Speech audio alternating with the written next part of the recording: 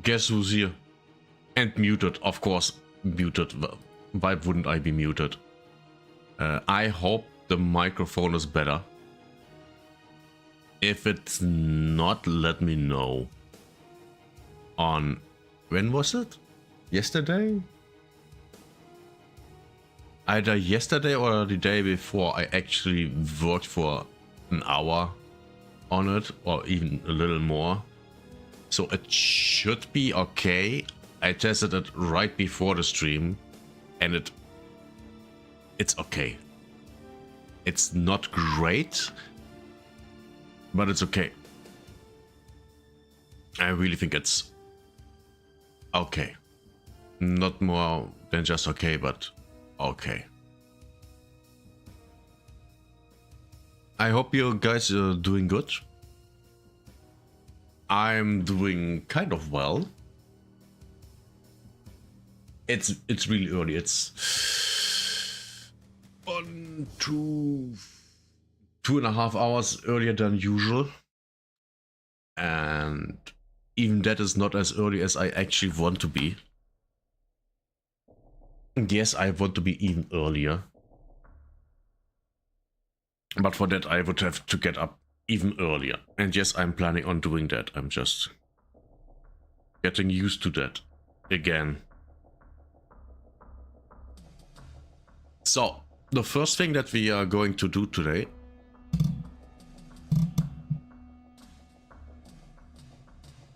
Jeffrey Epstein's Minecraft channel. Oh boy. This is going to be something, I think. And let's, you know,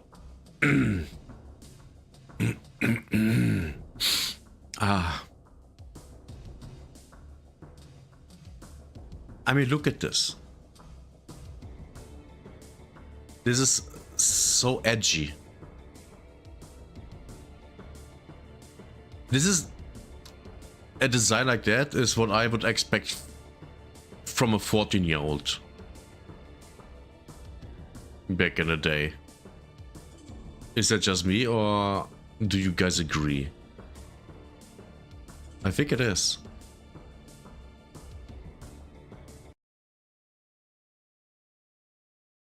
So let's start with video 1 from 10 years ago. To be fair, I have seen a little bit on Asmongold's channel when he discovered that Epstein had a Minecraft channel. And I expect this to be kind of weird. Kind of. Oh my god. Will we hear his voice? We might hear Epstein's voice. Oh my god. That would be interesting.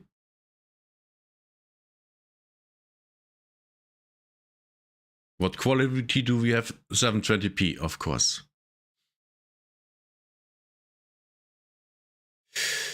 Epstein Minecraft video number 1. The outhouse.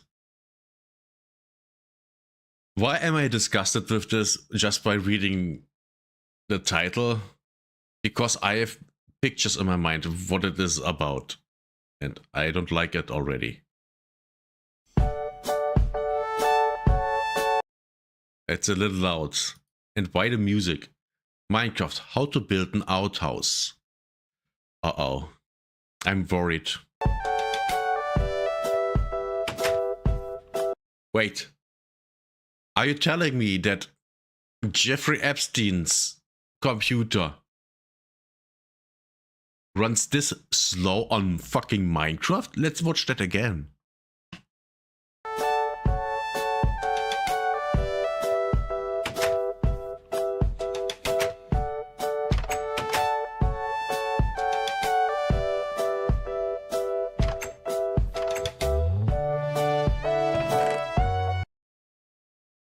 How does Jeffrey fucking Epstein, hundreds of millions of dollars net worth, as a computer that can't fucking run Minecraft with more than 5 FPS. Just asking questions.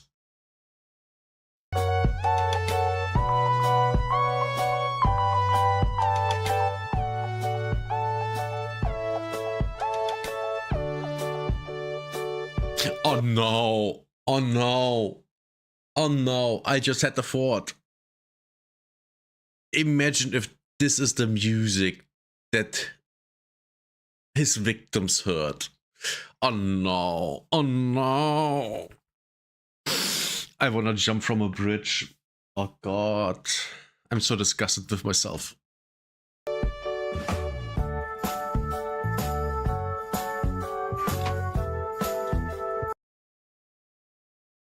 Guys,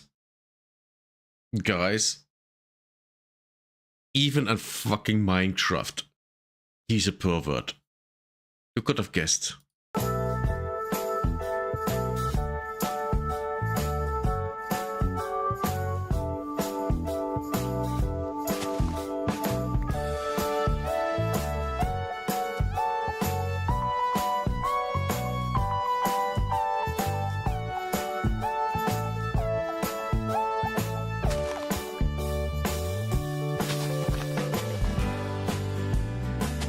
What is he doing?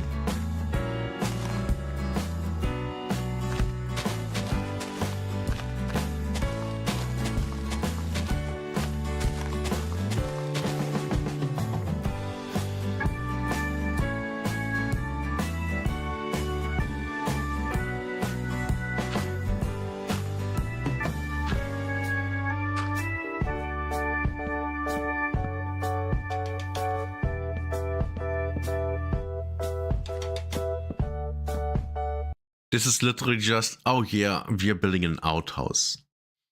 I'm still waiting for the really weird shit to come up. But this looks like it's really just... I don't even know. And also this is very obviously just, you know, creative mode with a flat world.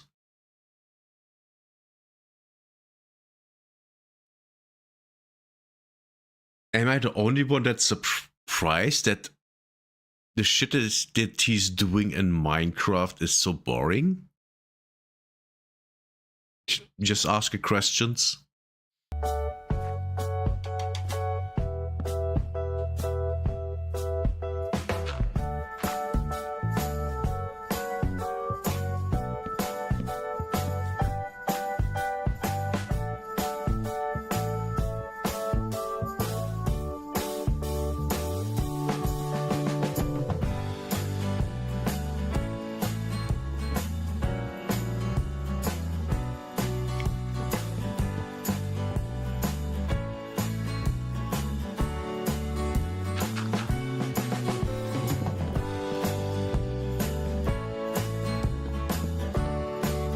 Okay, this is boring. Is there anything...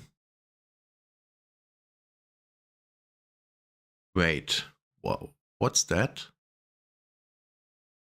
This is... At least the music is gone.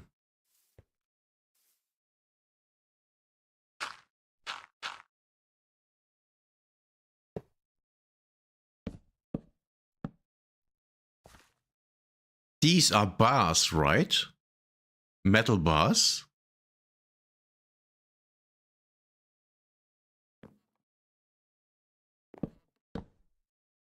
Are we at the point where the weird shit is going on?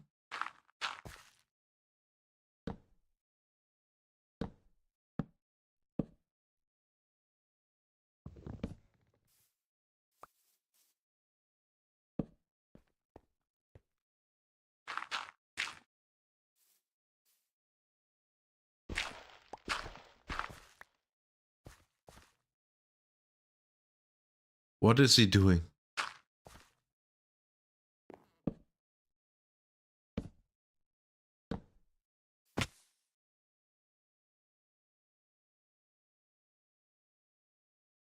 Wait, why are there... I hope he shows the inside. He does.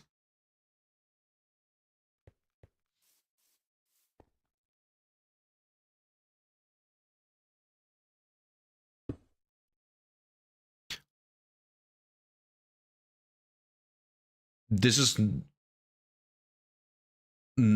What is... Why?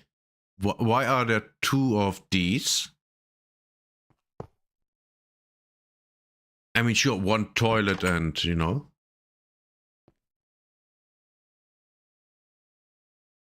Okay, that's a sink.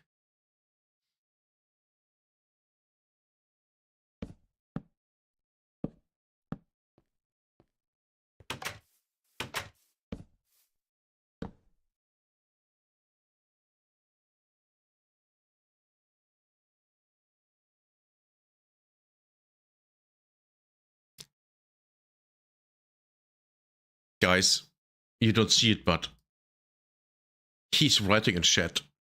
Water isn't necessary. Guys,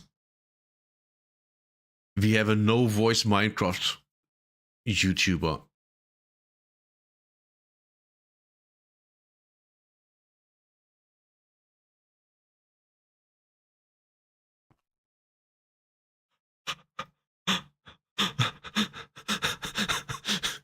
This is so dumb. Water isn't necessary. I just forgot it. This is so weird.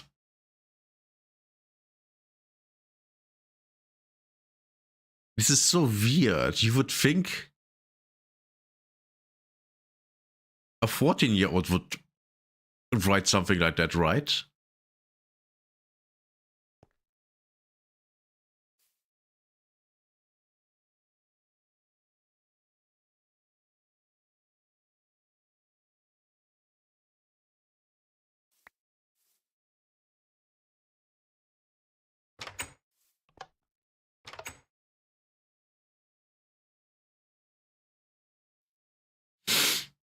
What's he doing?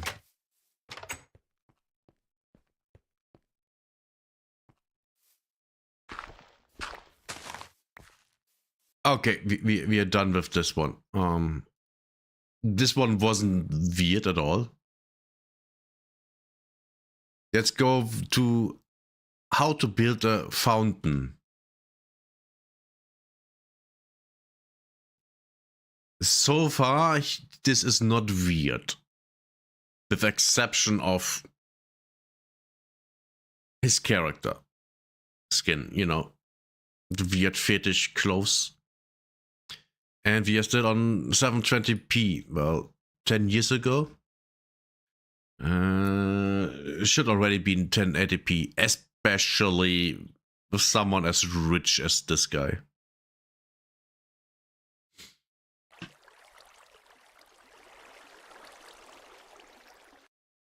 Grass is optional. One water. What?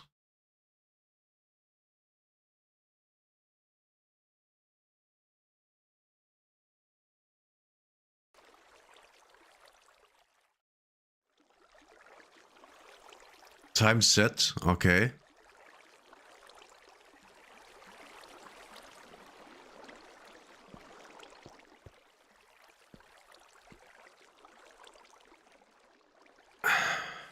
Weiß?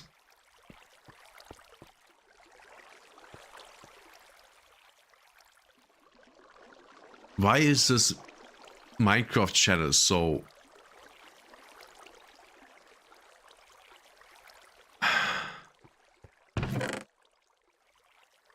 It's kind of weird.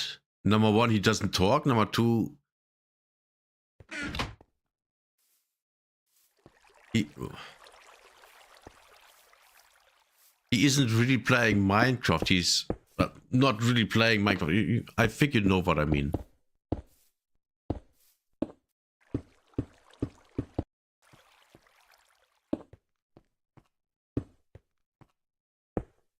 Oh, right, a fountain.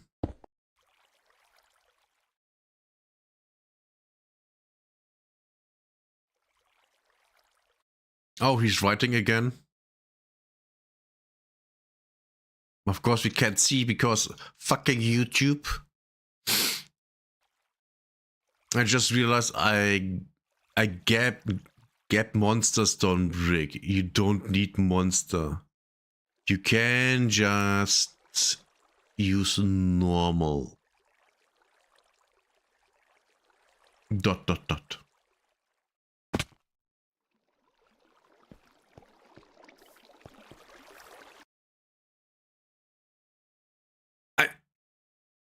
I really don't know what to think about this. This is weird. It feels weird.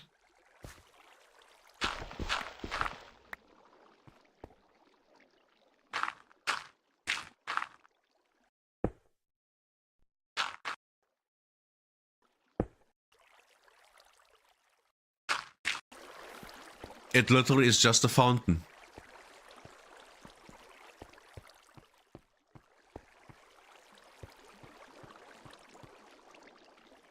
Nothing weird about this at all. Which is the weird thing. It's weird that there is nothing weird here.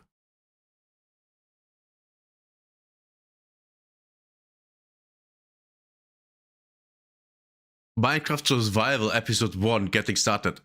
Episode 1. Episode 1, the only one. Oh boy. Still 720p. Word for all. Of course, the do I say it? Yes, I say it. Of course, the Jew switches on bonus chests. There, I said it.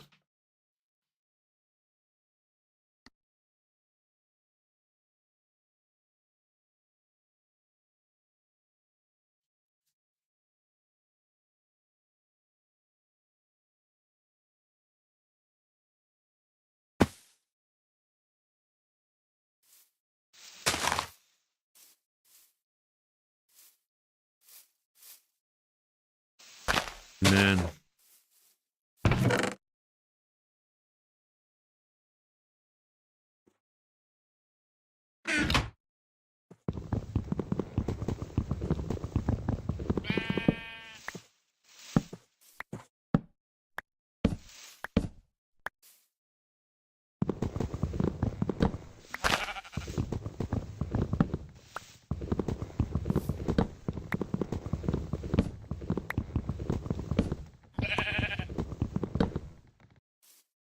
He's literally just a voiceless, pictureless Minecraft YouTuber.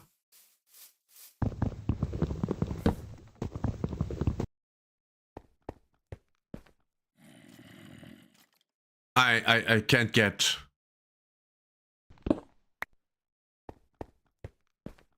I can't get over his fetish skin in Minecraft. This is... I can't get over this. This is so weird. And it's even weirder that this is the only weird thing on his Minecraft channel.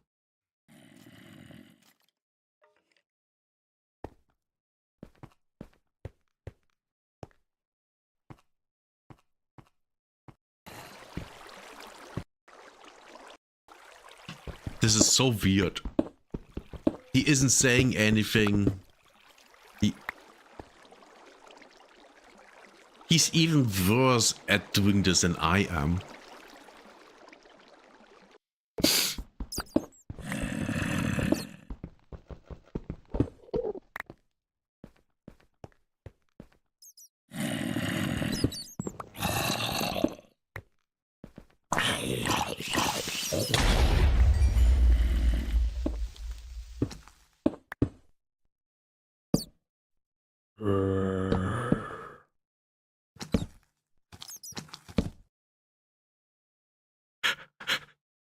Oh, the irony.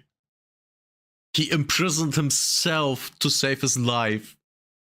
Oh my god, the irony of this. Oh, this is hitting so hard. Oh god, this is so funny. He put himself in a cell to save his own life from the zombie. Oh no.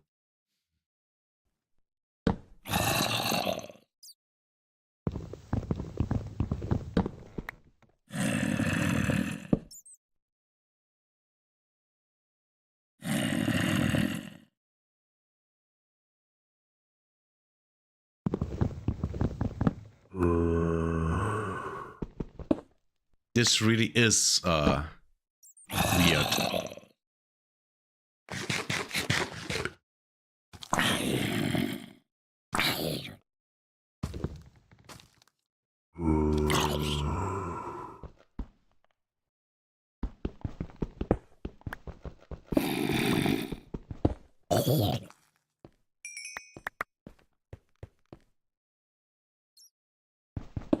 No, no, no, no, no. Oh, an Enderman.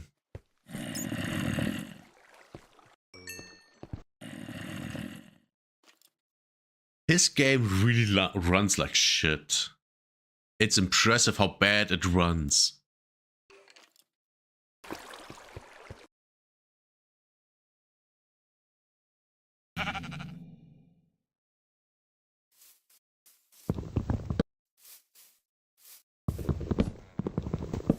Is that really everything that's going on here?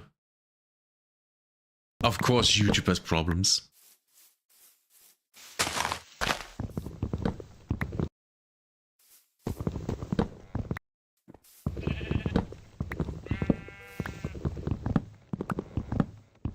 He's literally just playing the game, not saying anything, not writing anything in chat.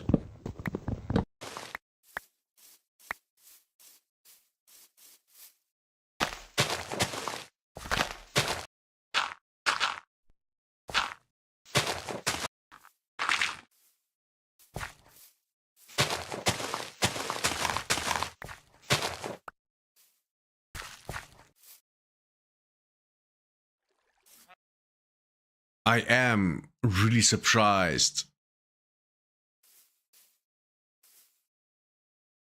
how not weird this is.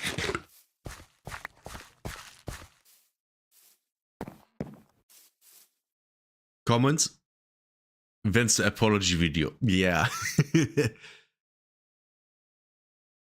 Wi-Fi on the island can't be this bad, bro. We know you aren't dead, bro. Drop the next episode. When's the next episode, Big E? Yo, Big E, release the baby villagers. Oh. Literally, the comments are better than his videos. Which is kind of surprising. I'm really surprised that there was nothing weird about these videos. With exception of his skin. If you take that out, there's nothing weird here. Which is, I think, the greatest surprise, that there's nothing weird.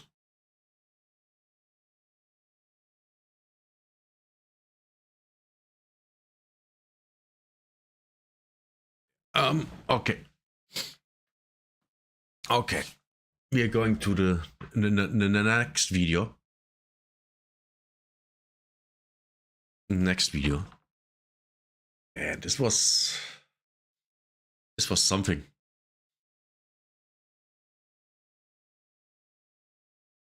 Where do we go? I completely disagree with this.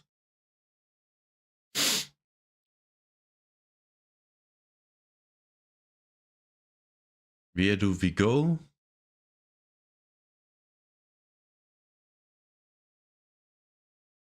We just released that video.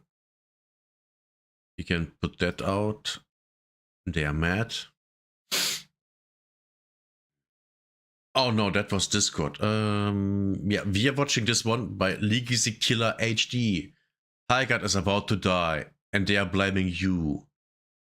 What a surprise. A retarded game devs blaming the customers for not playing their bad game. Who could have guessed that? Who could have guessed? It's just what they always do. What they are all and always do.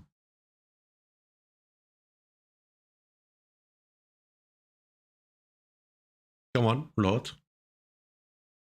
Welcome to Highguard. Well, ladies and gentlemen, it looks like many of you who deemed that Highguard was headed for a Concord-like conclusion, you might have been right. Of But the course. story of Highguard is just rather notable because this game never gets any of attention or any sort of spotlight without Jeff Keighley. If it launched, I guarantee it probably would have already shut down by now, or maybe they wouldn't have. Maybe they. When was this released? 1 day ago. They literally fired a bunch of people. They literally did. Would have never released it, honestly. Jeff Keighley gave it that final spotlight. He truly believed in the game. This has been confirmed by the developers. They approached him. He really wanted to endorse this game. And for the last couple of weeks before it was released, we did see Jeff Keighley like, look, 48 hours, I'm going to be accepting your apologies. He had a couple of other tweets like highlighting the fact that people were really enjoying the game from a review session, or a preview event, I mean. But look, Highguard did release, and this right here kind of summarizes the feelings that people have about this game, and it is that No, it's well, kind of, yes, but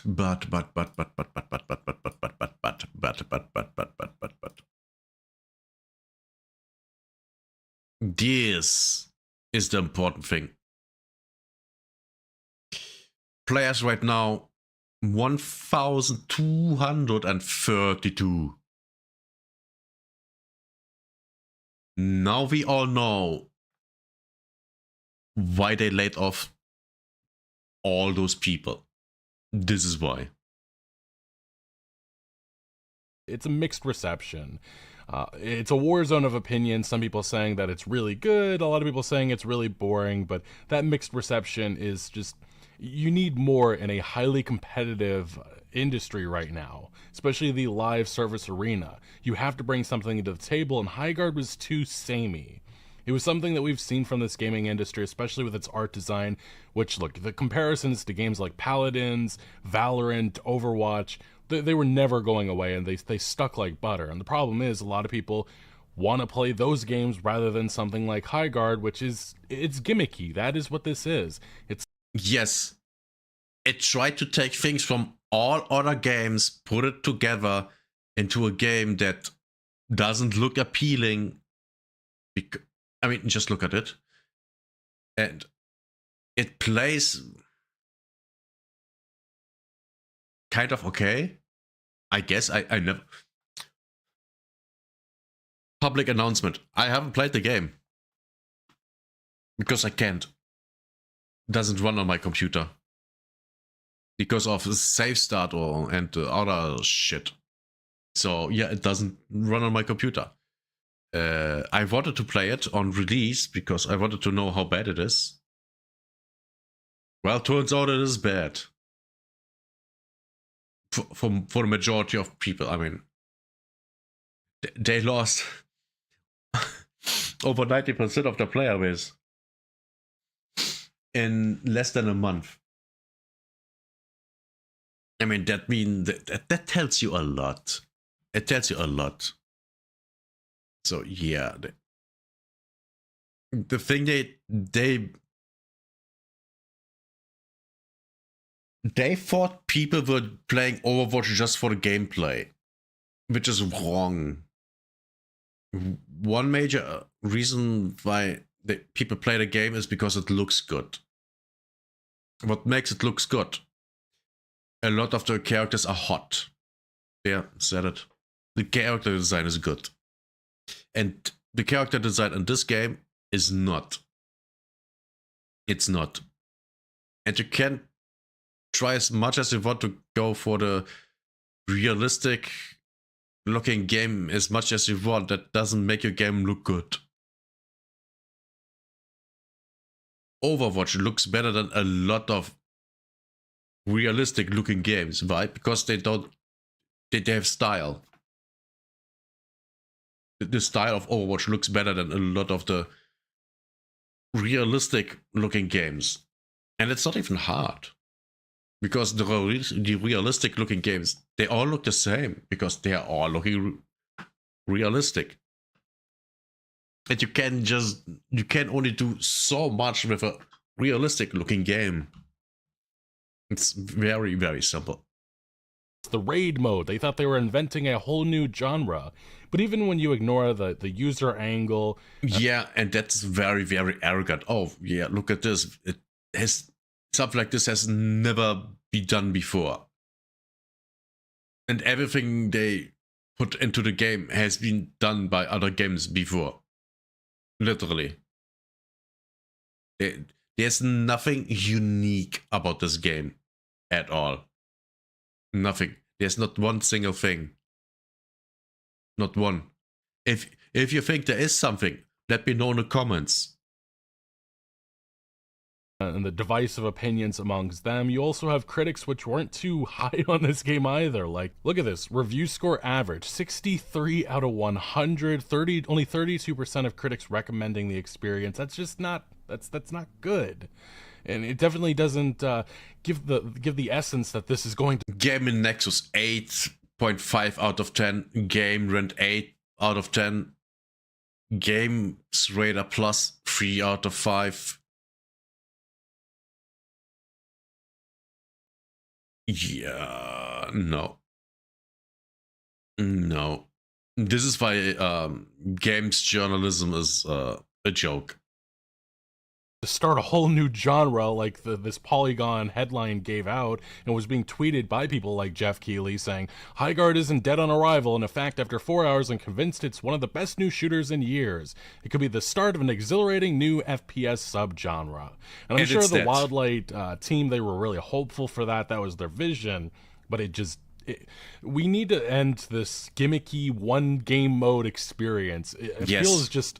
Like, everybody saw what happened with the Battle Royale genre years ago, and they think they can just invent a new genre just by having one game mode. Yes. Like, look, it has happened a couple times. The extraction shooter genre is kind of the big thing right now. I don't blame these devs for feeling that way, but I think all of the hallmarks of the concerns that people really had, they were there, and they should have seen that from the get-go. But clearly the executives were like, look, the people are going to make comparisons to Concord, but the gameplay is really going to separate itself. But it didn't enough, and it didn't win people over in the way that I think they had hoped.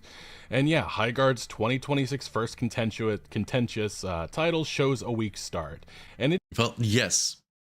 Sorry for that weak picture. It's 2026.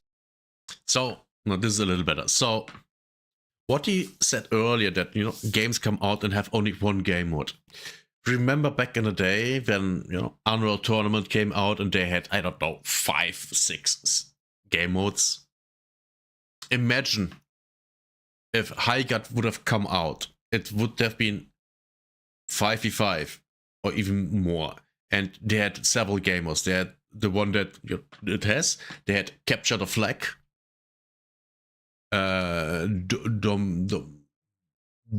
Domination. Team deathmatch could have worked way better than what we had right now. Imagine Arc Raiders. And they put new game modes on the existing maps. Just team deathmatch would work fine. Deathmatch would also work fine. Capture the Flag, guarantee you, could also work. What else? How about Domination? Would work perfectly. And especially if you give... No, you don't even need to give players new things to... new tools to use. They already have the tools, like putting up walls. We have that in the game. We have everything in the game that we need already. For additional game modes to exist that are literally PvP. Literally. You don't have to change the base game mode at all. You just add on top. You don't even need to change the maps. You just have to add game modes. You don't need to invent new ones either. Just invent game modes. You can make a put payload or something like that onto at least several maps, Stellar Montes, for example, would work perfectly there. What else? No, I think that's it. Yeah, if MBAC would do that with Arc Raiders, the game might even go further up than it already has been.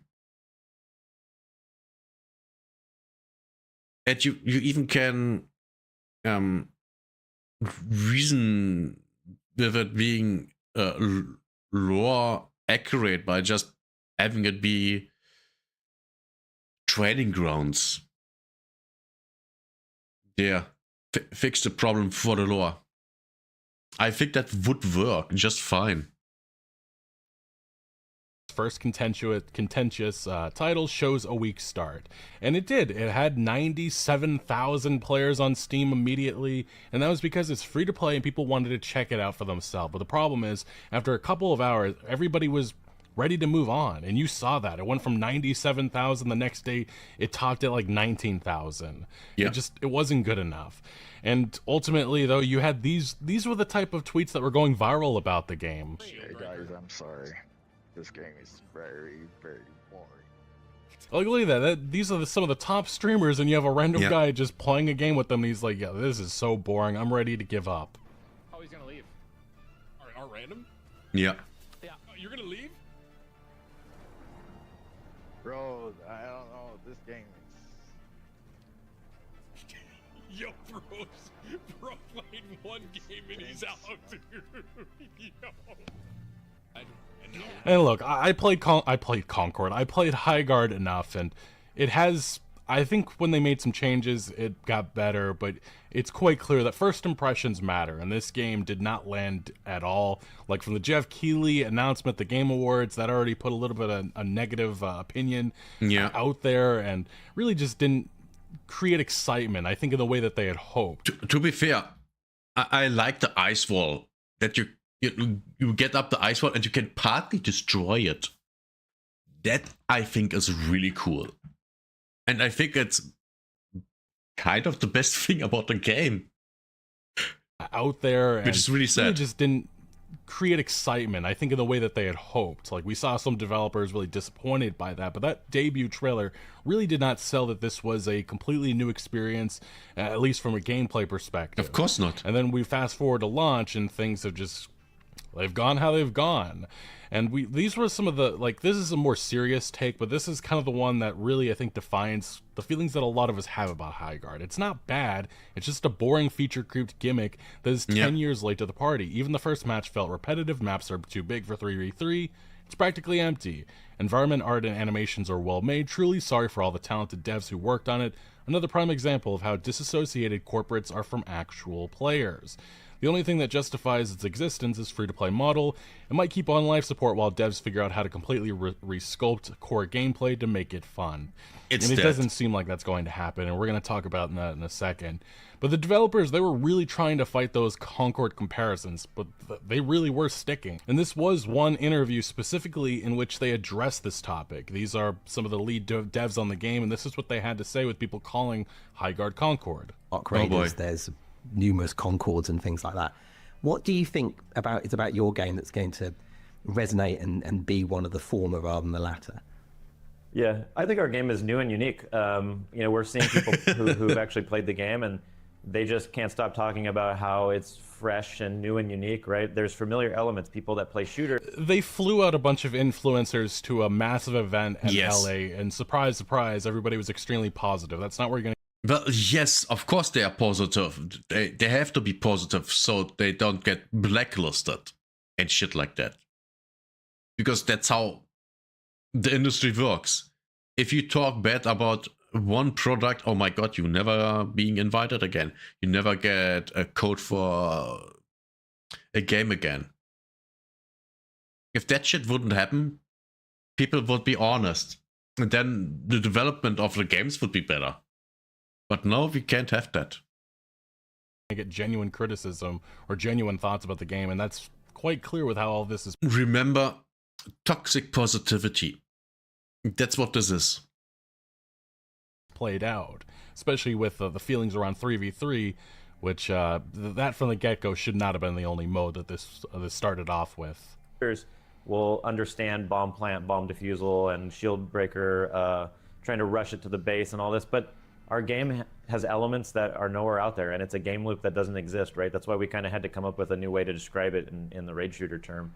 But look, we love making shooters. It's our expertise. We're doing our best to just put all of our passion in this, and we have a track record of making really great shooters. And most of us come from Apex. 60 plus people on this team were the launch team of Apex and Titanfall. Wow. Why is that team so big for a new studio that making their first game? Why? It makes zero sense that the team is so big. Especially when we look at the game they made. Why? The game is literally just what people back in the day would put together in their free time as a mod for an existing game.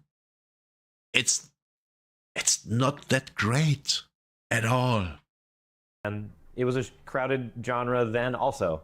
When we launched Apex, we were like the 50th Battle Royale game to come out. And I still don't like that comparison. We talked about this video beforehand, but I same. just hate the fact that they're comparing the gaming industry then, which was like 2019 versus 2026. It is highly competitive. Yeah. And especially in this live service arena, a lot of people already have the game that they're going to want to play. And every once in Yeah, for me, it's Arc Raiders. And even I barely play Arc Raiders. I play Arc Raiders on stream, and that's it. That's it. I'm not playing Arc Raiders for 100 hours per week. I'm not that kind of person anymore. I'm not addicted to gaming anymore. Which is also why I like Arc Raiders so much. You can do shit in the game without being fucking addicted. It's great. a while, we do have a breakout experience. But I definitely think that Highguard just did not do a good enough job, especially in its marketing, with trying to sell people that this was a different, at least gameplay loop. And ultimately, though, the Highguard team, they did flip the panic button by introducing 5v5. This was about a couple of days after launch, but I mean, if you look at the player base, it already went from 97,000 players within its first few hours just on Steam alone, down to, I think it was around 10,000. And this created a little bit of a bump. And I would assume on the... I showed earlier, they're at 1,200 now. Literally, right now, 1,200 people are playing the game. The game is dead. And that's why they fired a bunch of people. other platforms, it was probably similar, maybe a couple of thousand people, but ultimately, though, this is where Highguard is right now, and this isn't sustainable for a live service long term. That is very clear right now. Peaking at 3,800 players. And look, people were getting crapped on for saying that this was probably headed for a Concord-like conclusion, and definitely seems like that's exactly what's about to... that's exactly what is happening here. Yes. And yeah, some people really held firm on this, saying, look, it has a lower player base right now, but it can still grow with the coming updates. And the developers even said, we don't need player counts to be super huge in order to be successful. Highguard devs respond to posters declaring it dead on arrival. Internet's gonna internet. And specifically, the quote that was given out was from one of the lead devs. He says, honestly, we don't need player counts to be super huge in order to be successful. We're a small team, a 6-player match. Highguard's max player count at launch is not hard to find. Then why don't they say how many players they need to be successful? Isn't that interesting? They never say, they always say we don't need massive player amounts, but they also never say what player counts they need to be successful. Isn't that interesting? Just food for thoughts. Really hard. What we're really hoping for is a core group of fans that love us, that will allow us to grow. Being the internet hate machine sucks, but at the same time, I try to just focus on making the best game I can and getting the game into people's hands. At the end of the day, that's all that really matters. And yeah, and then to some of the criticism, people were giving internet's gonna internet. If you're Going to be good at live service, you have to listen to the note behind the note. Yeah, there are indications that there's fatigue, that they are confused, that they don't know these things. So it's on us to make sure we respond to that, and we're going to do that. And that was a couple of weeks ago. Here we stand, and it looks like Highguard is getting ready to be killed soon. It's just a question of when, really, at this point. And if you haven't heard the big news today... in a different video, I've said about a month that I give the game about a month before it's shut down, and that only because they didn't want to look like a Concord. Yeah, that's what I said, and I still stand for it. And it looks like I'm correct on that one. This is why I'm like, this almost sounds like an obituary with how I've been talking about Highguard. But yes, a designer claims most of Highguard's dev team have been laid off weeks after launch. Yeah. Specifically, this is a level designer, Alex Grainer. He took to LinkedIn saying, unfortunately, along with most of the team at Wildlight, I was laid off today. This one really stings, as there was a lot of unreleased content I was looking forward to that I and others designed for Highguard. However, I'm excited for my next adventure. And yes, he advertised. Maybe they should have released the content at the start of the game, you know, to give people things to do. But no, it had to be a bare minimum. What would I call that? Incompetence. It's that simple. They are incompetent. His experience, his talents for a new studio and a new opportunity. And another games journalist, Andy Robinson, did respond further, saying the LinkedIn level designer. Oh, fuck you! You are bad at what you are doing. Why were the levels so big? Horrible, bad design. New opportunity. And another games journalist, Andy Robinson, did respond further, saying the LinkedIn claim has now been reposted by multiple other Highguard developers. And furthermore, as a recording, we actually have more Wildlight devs that have spoken out, and they have confirmed that they have been let go. It does look like the entire team, or most of the team, is in fact no longer working on Highguard. This is the concept outsource manager at Wildlight. He posted he's open to work. The previous posting about the team on Highguard being laid off was reposted by the project manager, executive assistant, project manager, lead tech artist, audio director, VFX director, and then furthermore, another developer. When they are laying off the directors, oh, you know, the game is completely dead. Took, saying today he was one of the tech artists, saying I was laid off from Wildlight along with most of the staff. It was the best team I had ever worked with. Like I said, I think that this just really exposes the dangers of working in the live service arena, and also bringing something that looks pretty generic to the table. Because I don't care what people say, they can blame it on hate campaigns and whatever they've been saying, because it has been widespread on social media. But this could have been easily avoidable if the executives at the top were actually properly looking at what had transpired the last couple of years.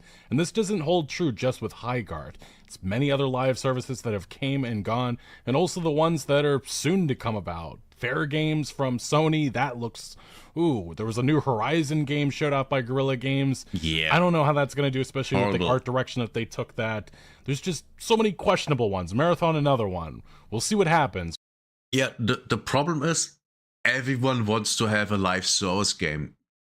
But what they very obviously don't realize is that there aren't enough people out there for all these live service games.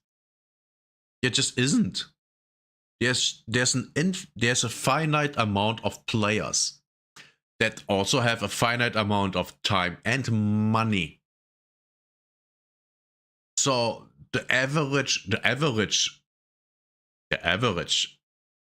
gamer has one live service game.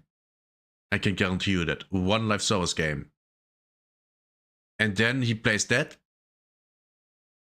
And then other games that aren't live service. Single player games or multiplayer games that aren't live service.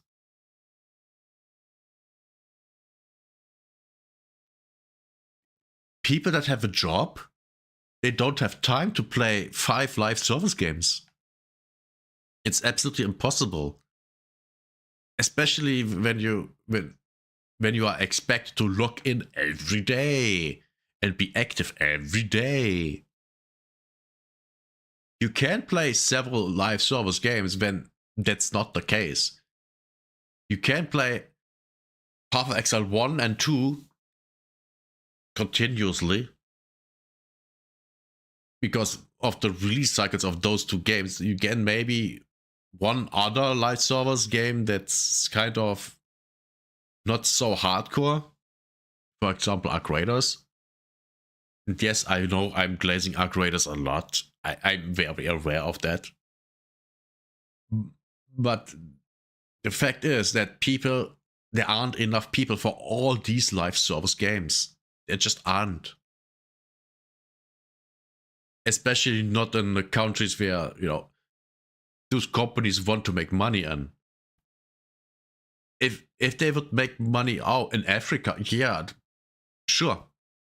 But Africa doesn't have the money to spend on all these live service games. It's just not feasible. And that's why all these live service games come out and then they completely fail because they number one can't compete with already existing games, and people also don't really have time for that. It's not hard to see that. But very, very risky. And as a recording, we of course finally have the official statement coming from Wildlight Entertainment, and they aren't confirming a shutdown, but feels like they're delaying the inevitable. They say, today we made an incredibly difficult decision to part ways with a number of our team members while keeping a core group of developers to continue innovating on and supporting the game, although we've already heard that it's most of the team that's gone. And I'm guessing that they're going to try and hope that the content that has been created, they can just iterate, I guess, on that and maybe a player base. It feels like they're delaying the inevitable. Of course. We're proud of the team talent and the product we've created together. We're also grateful players who gave the game a shot and those who continue to be a part of our community. I don't see how this doesn't get shut down. Maybe it doesn't get shut down in a week or so, but it's coming. It is. And they're just delaying the inevitable here. And I said that a couple times now, but there just doesn't seem to be a path for Highguard, especially now that they're firing most of their dev team. And I think the key point here that you really need to concentrate is the fact that it sounds like it is being shut down soon. Maybe in the next week or two, maybe in the coming days, maybe hours, honestly. This one really stings us. There was a lot of unreleased content. I was looking forward to it. And it definitely sounds like we're about to see a statement from them saying that they're shutting it down, everything. Yes. And it really does remind me of this take. This was from another game developer in this industry about a month ago. And I spotlighted this, but it's worth reminding everybody. Spicy and potentially offensive take, Highguard is doomed. Both from a customer and industry perspective, this project doesn't make sense. I met a lot of lovely people from Wildlight. They simply have no live operations plan. They have 61 developers with heart that are making the game. Wait. They have no live operations plan? How can you not have a live operations plan if you're making a live service game? How dumb is that? Oh my god, this here completely shows incompetence. Because you have to have that. You have to have a plan before you release the game. Oh my god, how can they not have that? Their dreams and no supporting studios for post-launch content and support. The world is as colorful as it is bereft. There's no investment in the conflict. The characters evince no backstory beyond I have a gun and I'm dropping in, and you're also fighting the baddies. That is probably going to be the worst call-out I've ever seen in that game. We got to go fight the baddies. Oh. Concord without... That's such... And Asmon Goat is absolutely right here. Such millennial speak. It's so horrible. It's so lame. It's so bad. It's so little cringe. It's disgusting. Without even hot sauce. The team needs to go back to the drawing board to find who the target audience is, what those assets and playstyles is for, and how they come to them humbly, not as an assumed W. Spicy take, but I think it really does hold true here. Now, for what it is worth, though, they did have massive plans for this game, and this is, I guess, going to be a lot of unreleased content, but this is what they were saying about the full year of post-launch support, which I honestly thought that they were going to be able to hit on. Really? Why? Why would you think that? Why? Everyone that's following the industry knows that this was going to go down very, very fast. Very fast. I mean, I gave it a month, and only because they didn't want to be Concord. Remember, Concord 10, I think 10 days, and then the servers were shut down. They are already above that. They're at 2 weeks now. And now finally they are laying off people. As expected. Our favorite things here and there. But I feel like we found a vision and stuck to it and created something that's genuinely new. We knew when we started we wanted to make a shooter, and we knew we wanted to make something that was live service. And so we've been planning for that for a very long time. In fact, we already have a year's worth of post-launch content already deep in development. There's a lot of live service fatigue right now, right? These games tend to hit you with a FOMO, which I think players have gotten wise to, for good reason. We're building a game that people want to come back to. So the way our post-launch plan is broken up is what we call Yeah, that didn't age well. episodes. So each episode will be roughly 2 months, broken into two And halves. yeah. We'll have a part 1 and a part 2. With launch, And yeah, this was That was the plan, and it's not coming true. the plan. They had a lot of content mapped out. As you can see, new wardens, new bases. This Gaming Bolt article points out that, yeah, new wardens, bases, mounts, and surprises. And it's the question of, will we see any of this content release, or is it really going to be like, sorry guys, this didn't work out, we're shutting it all down? Yeah. And if you look at the player base size right now of about, well, it looks like 2,200 here, I have to imagine if you add up the other platforms, it's probably less than 10,000, maybe even less than 5,000 if we're being honest here. That's a player count that is just not sustainable, especially for a studio of 60 to 100 developers in total. It's just... For a free-to-play game, where you have to make money with skins. And those skins don't even look good. Most of them don't look good. And yes, most of them. I think there was 1 or 2 that were kind of nice. But yeah, you don't sell enough skins to pay all your people. And it's not even paying the people. Just running the servers costs so much money. Oh my god. That money alone you don't make with the skins. It's impossible. It's not surprising. That's why when we hear a lot of criticism for this and a lot of the mockery, it wasn't necessarily like, oh my god, I can't wait for these devs to just be fired. It wasn't that. I think a lot of us genuinely feel sad for these guys, but we all saw the writing on the wall. And there was massive concern, at least from myself, with them pursuing this, and this is the conclusion that a lot of us expected. And yes, people with those perspectives they were simply getting terms thrown at them, saying like, oh my god, you're just a hater, you're just somebody looking for the downfall. No, we've seen this. This live service arena is brutal, and this happens time and time again. And look, the gaming industry is highly competitive, more so than it's ever been. And these stories of Highguard is nothing new. Like, Highguard, if it had not had that Jeff Keighley spotlight, it probably would have been shut down maybe even a week beforehand. Yes. I just don't think that this game really stood a chance. And while it did have a unique gameplay loop, it wasn't something that really... It didn't inspire a lot of interest, obviously, based on that player count and the fact that the players that did check it out did not even choose to return at all. And look, we have articles like this coming around, Aftermath really blaming yourself for why this game is headed where it's headed. Highguard is yet another... The internet is not decaying. The Western game developer market is decaying. It's developers that are the problem, not the players. Another symptom and victim of a rapidly decaying internet. And I genuinely think this is just a live service launching into an oversaturated genre at the worst time, as you have Marvel Rivals still being very popular, and then you have Overwatch exploding right now. Just look at this sentence. What was this generic looking multiplayer game that dared to occupy a slot reserved in viewers' minds for Half-Life 3 or Elder Scrolls 6? How arrogant do you have to be to write a sentence like that? people are waiting for both of these games in parts for decades. I, as a Half-Life fan, I'm waiting for Half-Life 3 for almost 20 years. Oh my god. Yeah, I mean, would you think that Highguard would ever had the opportunity to compete with any of these two games? No, of course not. These games, at least this game, will be massive. I don't know about this one because Bethesda, but Half-Life 3. If Half-Life 3 gets announced, I'm getting it. If it silently drops, I'm immediately buying it. I don't even ask questions because it's Half-Life 3.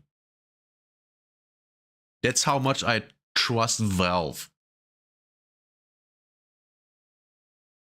But Highguard never had a chance. And it's not because, oh, the gamers are haters. No, it's because the game is mediocre. And the developers thought they had something very, very special, while it was not. It was not. It was mediocre. And people don't want mediocre games. As a live service game, especially. The time you spend in live service games is way too much for it to be mediocre at best. You can't do that. Stop wasting players' times.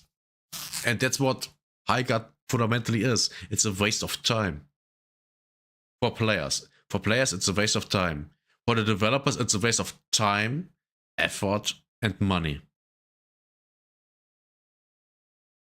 The worst possible timing, I think. And I said it a couple weeks ago. If they had delayed this out, maybe they would have stood a chance a little bit better if they could really rethink things. But even then, I think we all knew where this was headed.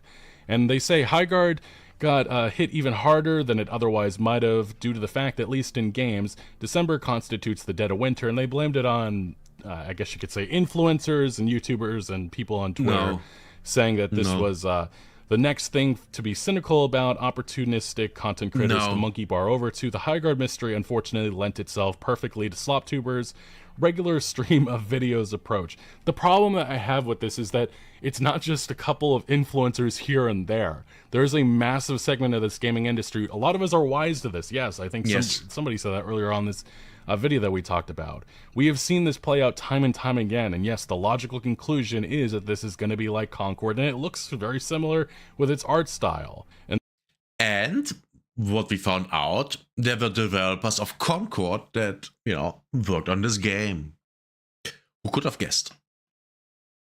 Then there was the Concord of it all. While comparisons were clumsy, come on, they were clumsy at best. Highguard does not have major published backing. For one, the facts of a situation do not matter in the modern social media landscape, and we also have to keep in mind that, again, we go for Arc Raiders. Arc Raiders has problems. Burnt Peanut quit the game because of cheaters. But the game still breaks records. They have sold over. I just saw a video. They had a new peak player count of over 1 million people on all platforms together at the same time. The game is just growing. And Nexon, the mother company of Embark, the company that owns Embark, they had their Q1 2026 investor meeting, and wow, they made so much money with Arc Raiders. It's incredible. They made over $200 million with Arc Raiders, and that's just Nexon. That's not Embark. So you can expect that overall Arc Raiders made I don't know, 300, 400 million so far. And the game keeps growing. It keeps growing.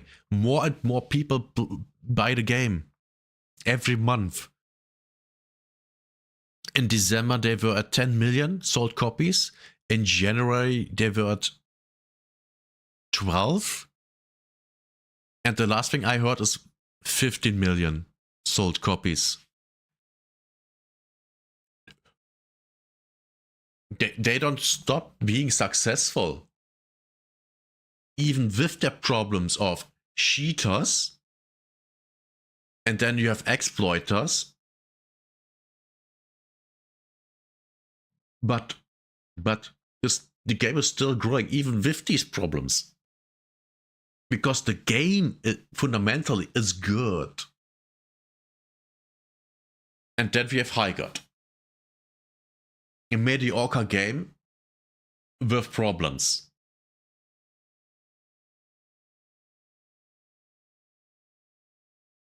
Do you see a difference? And on top of that, Highguard was for free, while Arc Raiders cost you $40 at least.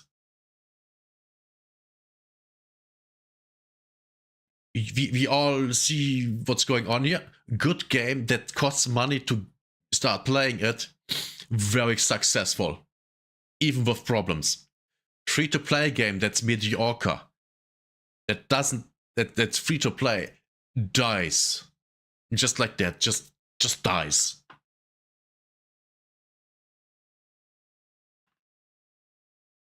The problem is not that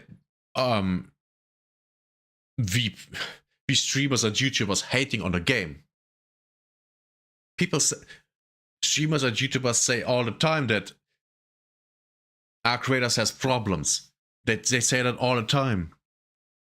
They say that they stop playing it because of the problems. But the people still buy the game and play it. Why? Because the game is good.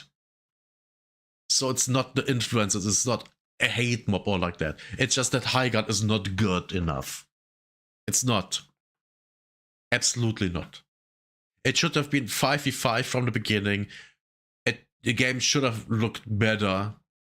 You should have made more interesting character designs. Cut the looting out of the game. And just give people good weapons from the beginning. The minigame for mining, cut that out. No one cares. It's annoying. And make the reinforcements for the walls actually do something. Implement more game modes like capture the flag, team deathmatch, domination. That all would work in their universe. Make the abilities of the different characters actually interesting and impactful. And yeah, that would have made the game way better. But you didn't do that. And that's why you all lost your fucking jobs. There. Rent over. The writer of this, on an internet ruled by cynics, clip farmers, and rage baiters, and built by those who seek to profit of them, Highguard never stood a chance of having a normal launch. It also would have never had this massive a launch if people weren't talking so much about the game. And then they blame it on right-wing slop tubers have repeatedly harnessed this energy to feed their endless culture wars, claiming that diversity is the reason these games... I've never heard that argument made with this experience especially. No, the diversity didn't play a role here. I can guarantee you, if there would be a studio in sub-Saharan Africa that makes a game about the guy that united the Zulu tribes, if you make a good game, I don't know, an action game out of that, that's good. No one would fucking care that you are playing a black dude in Africa uniting tribes of black people. No one would give a fuck as long as the game is good and the story is good. I would play that game because I think the story would be so fucking interesting. But why don't we get that? Because I don't know. It's not what you want to show of black people. I don't know. But then we get the stealing back African artifacts from evil white people game. Yeah. Don't give us interesting games. Give us shit. Great. Of course, people don't want to play shit. Never. More than that, they want them to fail. They approach the prospect with a sort of knives-out glee. All of it fits the narrative that even with the hundreds of thousands or millions of followers, they are a brave little guy speaking truth to power amid an industry of shill-happy journalists and agenda-pushing developers. That is definitely a take. Well, the developers are pushing agendas. So do you games journalists. I mean...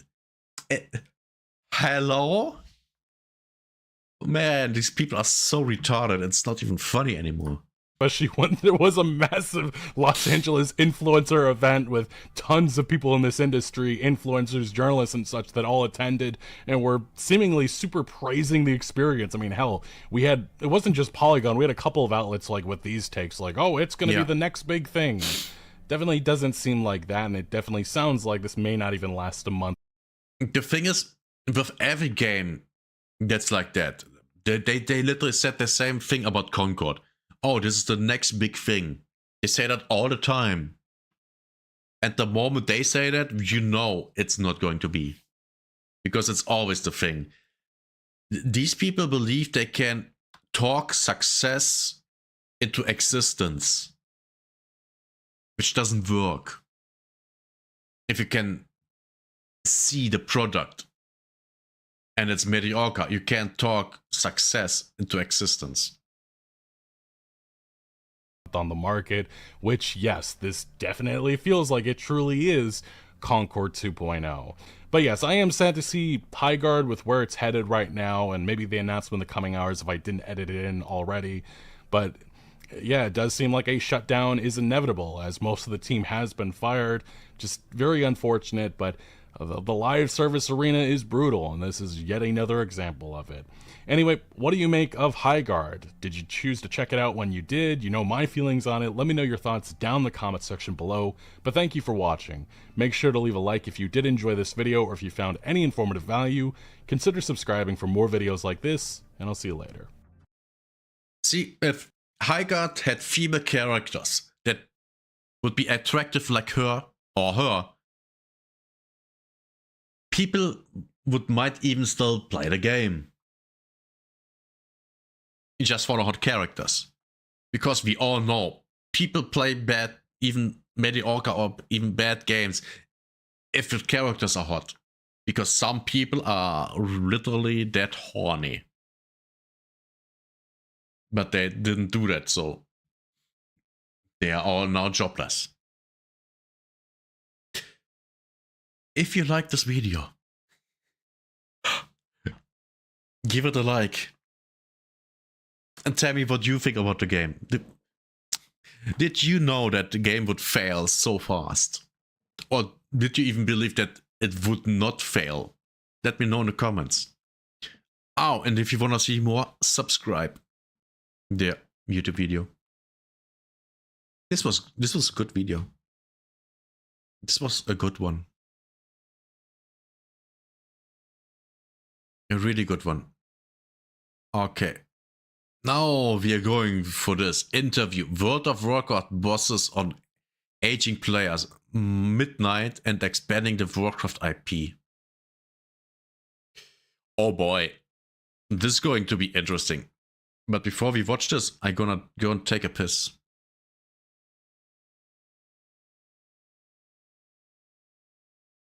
And I leave you with a little bit music. Ow. I'm back soon.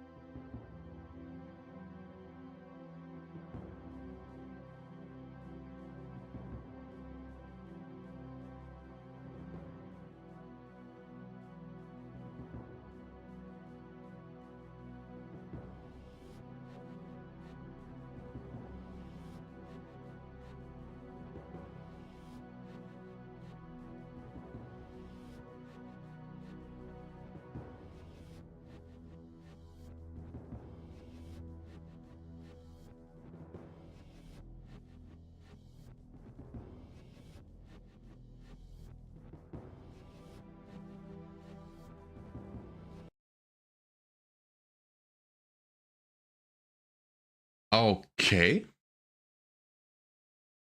Wait, what's going on here? Oh.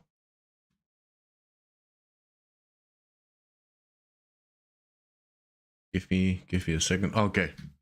We are ready. So, interview. World of Warcraft bosses on aging players in Midnight and expanding the Warcraft IP. Oh boy. I have a lot of worries here. A lot of. Warcraft itself is poised for growth. It's a fantastic IP. It's been underutilized, and I just... Oh, yeah, I agree. It's completely underutilized, and it's because of the developers. Completely, 100%. I agree with that. want to bring it to as many people as possible. We firmly believe that our best years are ahead of us. It's game design, but it's also social design, and it's trying to understand and think about how we meet a new generation where they are. Hello and welcome to the Game Business Show with me, Christopher Dring. Now, the iconic World of Warcraft remains the biggest MMO in the world. It's now well over 20 years old and is about to launch its latest expansion, Midnight, next month. Why am I reserving so early? Because I want to. That's why. I've not actually caught up with the World of Warcraft team for a very long time, and things have changed quite a bit since I last did. They now make expansions a lot faster. They've changed their dev structure to be more reactive. They launched World of Warcraft Classic, a bit like old school RuneScape. It's a very... Wow, yeah, they did that 10 years ago. Oh my god. WoW Classic is almost 10 years old.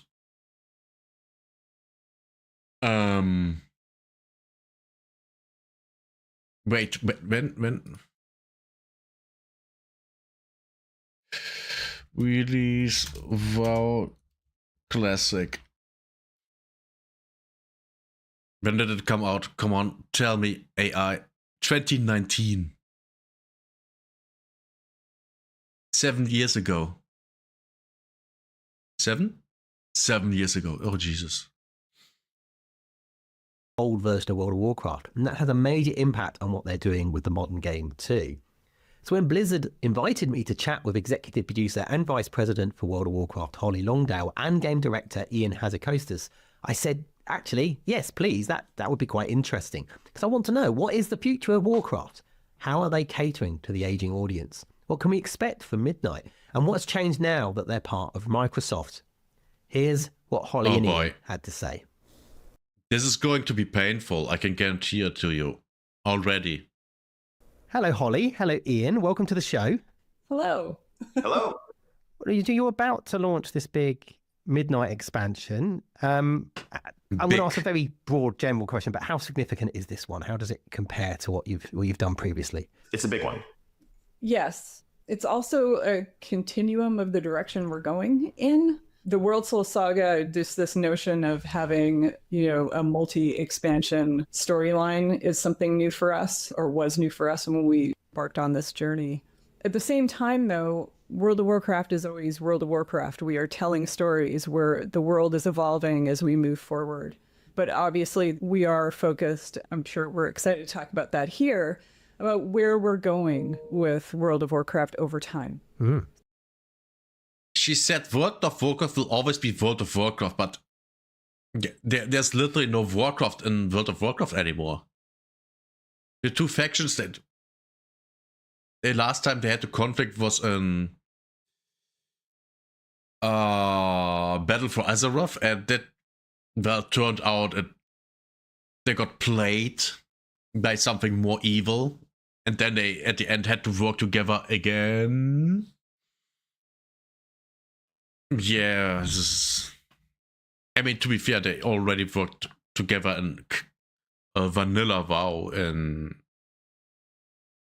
Zilitos to kill the Kirai. But yeah. Everything you're seeing is a result of listening and observing, and what the team is passionate about, what we see the players are passionate about, how we watch player behavior. Being mindful in terms of what makes it big, it's this ongoing process of watching player behavior, how gaming is changing, how our players are changing, as well as how they're staying the same, the things they will always want. But we're really excited about it. We want everybody to play World of Warcraft. We think it's beautiful. And that's the problem. If you make a game for everyone, it's for no one. It's literally like, oh my god. Oh my god, how do I explain that? It's basically, if you try to accommodate everyone, you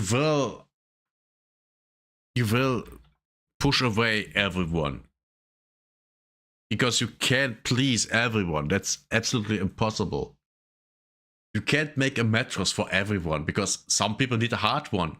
Some people need a soft one. Some people want a soft one. Some people want a hard one. What do? The middle way? Oh, it's not hard enough. It's not soft enough. And that's the same problem here. It's the same problem. Yeah, and I think with regard to Midnight, every World of Warcraft expansion is expanding our world. It's telling exciting new stories. It's offering a range of new experiences and challenges for players.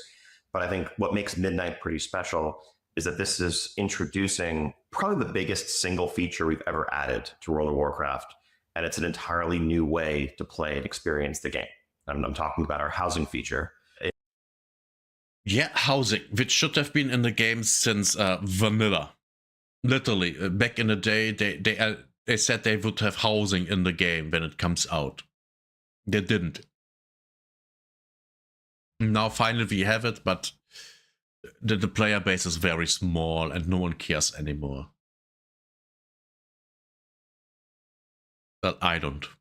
In the past, you were wandering this world of Azeroth. You were exploring. You were, slaying dragons and getting epic loot and making friends along the way. But how the good old times. Housing lets players own a piece of the world that they can customize and shape to be their home away from home, and a new avenue for expression and a new avenue for connection. And this is something that we're introducing with an eye towards it not just being a centerpiece of Midnight, but really World of Warcraft going forward. All of our future expansions, everything we do is going to be interwoven through this system. And Asmongold was right. Asmongold was right. In the future, they will spend at least half their resources for the housing, because that's where they will make most of their money now. Asmongold was right again. So it's exciting, a little bit terrifying, rolling it out and seeing millions of players jump in and begin to experience it. But it's probably one of the biggest changes I can think of in the game's history. To be fair, I wish I had a housing system in Arc Raiders. To be fair, absolutely fair. I wish I had that. Because I literally would like to make my space in Arc Raiders actually my space. I really would like that. Really, really, really would like that. Absolutely, 100%. Like The Sims, really, and Animal Crossing, and a bit cozy gameplay. Is that a reflection of how your audience is changing? Or has it always been like that? I think for us, it's acknowledging the audience that has been there. They've been asking for this for 20 plus years. And when I talked about... Well, you said you would have it when the game launched back in 2020, I think 4. It's literally Blizzard said that we will have housing. But you then never had. About observing player behavior. We know about our players. While we have a full range of ages, we know that people across the industry, gamers that is, they don't have a lot of time anymore necessarily. And we want to make sure we're respecting the ways they play. And things like housing allow you to come in, achieve something without pressure. And we see this more and more across the industry and even across our own players when we watch them play. So you're aware of this, Chris. When you first launch an expansion, we have a whole segment of players that come in and play through the campaign, and then they're happy. They got the story and they're happy. Sure. And then they get into a more casual space. Well, we want them to be able to come in and play, which is another reason why we created the live team. So it's about player retention. Of course it's about player retention. Of course. But is anyone surprised it's about player retention? No, it's not. No one is. To be more reactive and have patches every 8 weeks or so, because they just want to be able to come in and experience something short term within an hour, half hour. So we want to be cognizant of that, as well as, frankly, we wanted it to, while it's coming out now, Ian can speak to this in clearer terms, but there's been a number of people working on this for years and years because of their passion around it. So yeah, I think it's a feature that's been speculated about by players and asked for by some players, honestly, since WoW's earliest days. Do I have to say it again? You said before WoW even came out that there would be player housing. That's what Blizzard said. He just never made it. I've been on the team for coming up on 18 years at this point, and it's something that was being discussed internally as a potential idea for as long as I've been on the team. But it always felt a bit too big. It always felt just out of reach, because fitting a feature of this scope into a single expansion, just the development cycles didn't work out. So what we ultimately ended up doing was devoting multiple expansions worth of development time to make it everything it needs to be in order to meet players' expectations and exceed them. And I think, so far it's been really exciting seeing people jump in. So what he's saying here fundamentally is they have spent more time and effort on housing than on the past, 3 expansions. Now we know why they were not so great.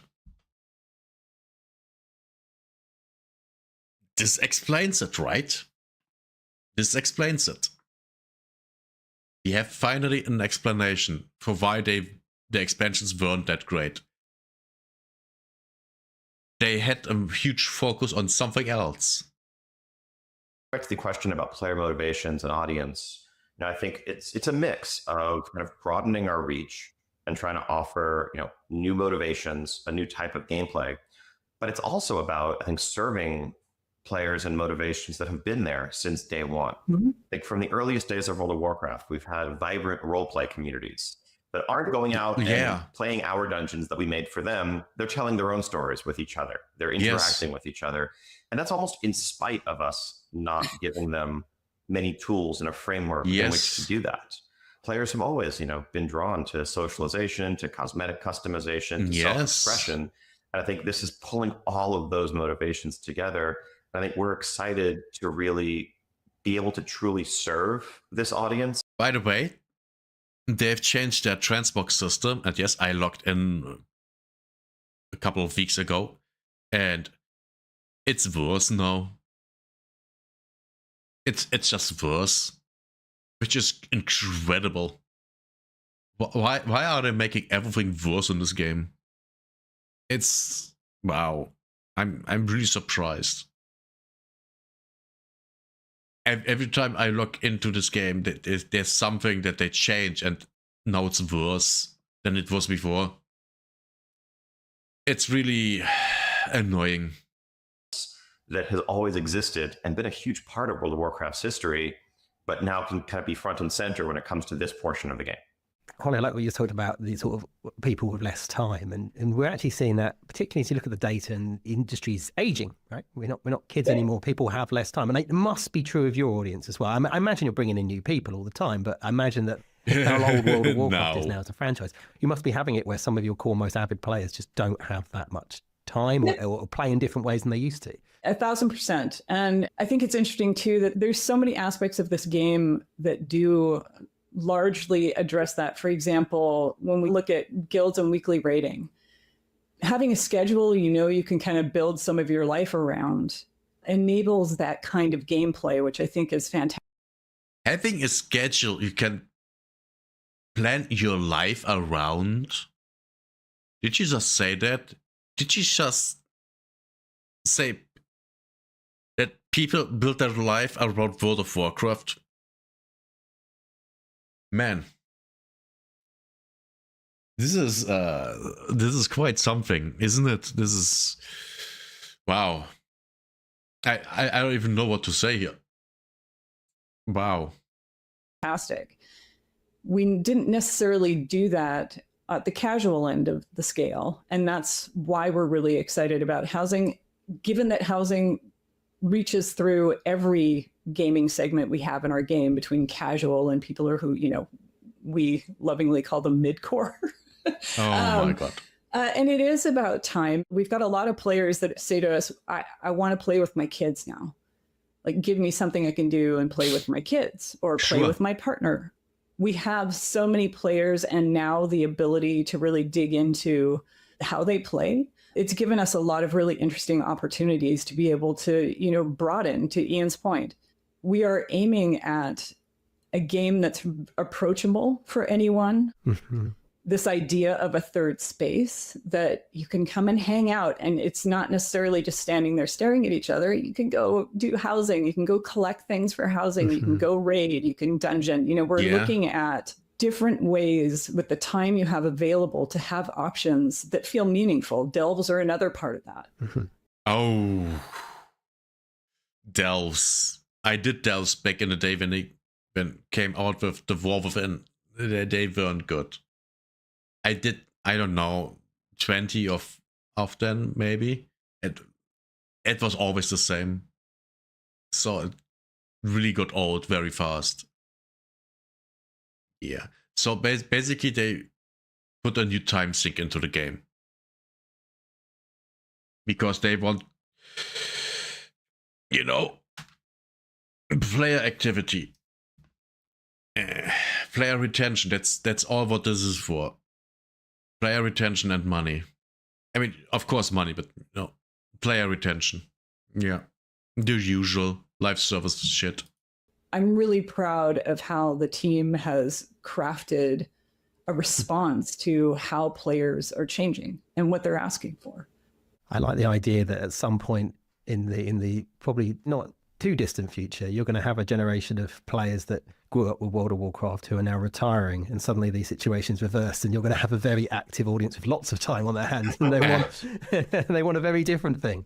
Yeah, and I think we also too, like in our meandering. If Warcraft is around for that long, and aspirations, we look at other games that have, a lot of younger players, and they're going to grow up. Mm-hmm. And why can't we be there to meet them, as fans? So we're thinking pretty broadly, but not so broadly that we're scattered. Once we make a decision, we are very committed to it. I think housing, to Ian's point, is an expression of that, one of the biggest fears when we're talking about is like, we can't launch it if it isn't great. Because that's not who we are nor who we want to be. But we do want to be creative about how we deliver for the variety of players that do love WoW, and those we hope will love it in the future. I think breadth really is the key there. It's less about change in the sense of moving away from something and becoming something different, and more about, being broader and more approachable in our offerings and meeting people where they are. I think we already do have, retired folks playing World of Warcraft. Yes. Sure. Young students who may have all the time in the world to dive into World of Warcraft. I think, 20 years ago, there was the sense that from a lot of people, the game might be something that appealed to them, but they thought, they're like, I don't have the time for this. World of Warcraft is a game that's going to be all consuming. And if you can't, spend dozens of hours a week, there's no point. That is not what we are anymore. It's not what we've been for a long time, but we still have that depth for those who want it. It is a game that can be experienced in bite-sized chunks. If you only have 20 minutes to play, you can accomplish something and move your character forward. I don't believe that for a second. If you have an entire weekend or a vacation or whatever, and you want to go deep, that's there as well. And so I think, that's kind of been our approach to make sure that we are growing up with our players, but also remaining approachable and exciting for new generations and for everything in between. How has the objective to sort of deliver faster expansions? I know that's been going on a while now, but how has that been going? Have you learned anything unexpected from that? I'm not sure I'd say unexpected. We've learned a lot. It's very challenging. It is a trillion piece puzzle, and I think just organizationally, the team changed a lot so we could bring focus. So we have actual teams dedicated to each expansion and dedicated to live, and we have a team dedicated to housing. We are a pretty large scale team, but when you look at the pieces of the teams that create the product, they're sort of average size. But for our ability to be able to... What does that mean? What does that mean? Diablo 4 has a team size of 9,000 people. What does that mean, average sized here? What does that mean? Are we talking 100 people per segment of World of Warcraft? 200, 300, 1,000? We don't know. Give us numbers. Speed up expansions a bit. It hasn't been easy, but my goodness, how they've taken the challenge. We always go through this on this team, and I couldn't love them more for it. We scope things so that they're reasonable and doable, and they always do more than we expect. Sometimes, most of the time they tell Ian. But a lot of the time they're like, hey, I added this thing, because that's the level of passion that is required, not the time, the passion. They find ways to do things without too many compromises to themselves. They're just so creative and innovative and passionate about what they deliver to players to always give them that 20% more somehow. So I think in what we've done, I think as we go through it, Ian, we forget that we're shaving time off for the good of the players. Yeah.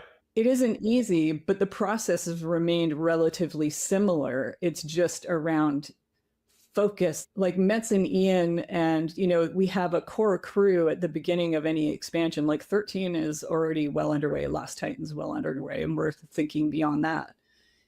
It requires that kind of focus and planning in order to make this real, so that people do have the time and the agency to create what they want to create within. So if I were to say we learned anything, it's really how to be sharp and be clear with a pretty large team about what we're doing, what we hope they can do as we move forward. A lot more communication. Yeah.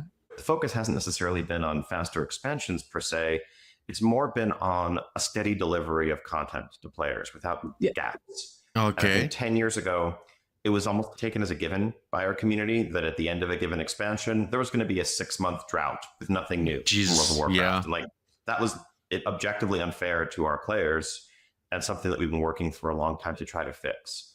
I think from my perspective, the one biggest change, along with just very rigorous planning and pre-planning, I think has been investing in our leaders. I think at times in the past, we've tried to grow the team, thinking, all right, let's bring more people on to deliver more content with fewer gaps. But there were still, when we tried this years ago, we still ran into the same bottlenecks in terms of approval, of creative direction, of game direction, of decision making. And I think our focus in the last few years has really been on building empowered, strong, creative leaders, people who understand the spirit of World of Warcraft and can make decisions and keep things moving forward, so that we can work on multiple things in parallel and keep content flowing into our players' hands. I think for those who've been following World of Warcraft press for a long time, past leaders have talked about the goal for faster expansions, I think, as long as I can remember. Before I even worked at the company, there were people talking about annual expansions, like in the Burning Crusade or after the Lich King era. But I think what that always ran into was, again, these bottlenecks where, because everyone was focused on one thing and making it great, the next one along the line withered and was delayed. And I think what, we are, as we release Midnight in a few weeks, this will be the fastest expansion we've ever made. It's crazy. In terms of the shortest gap between expansions we've ever. Right. I think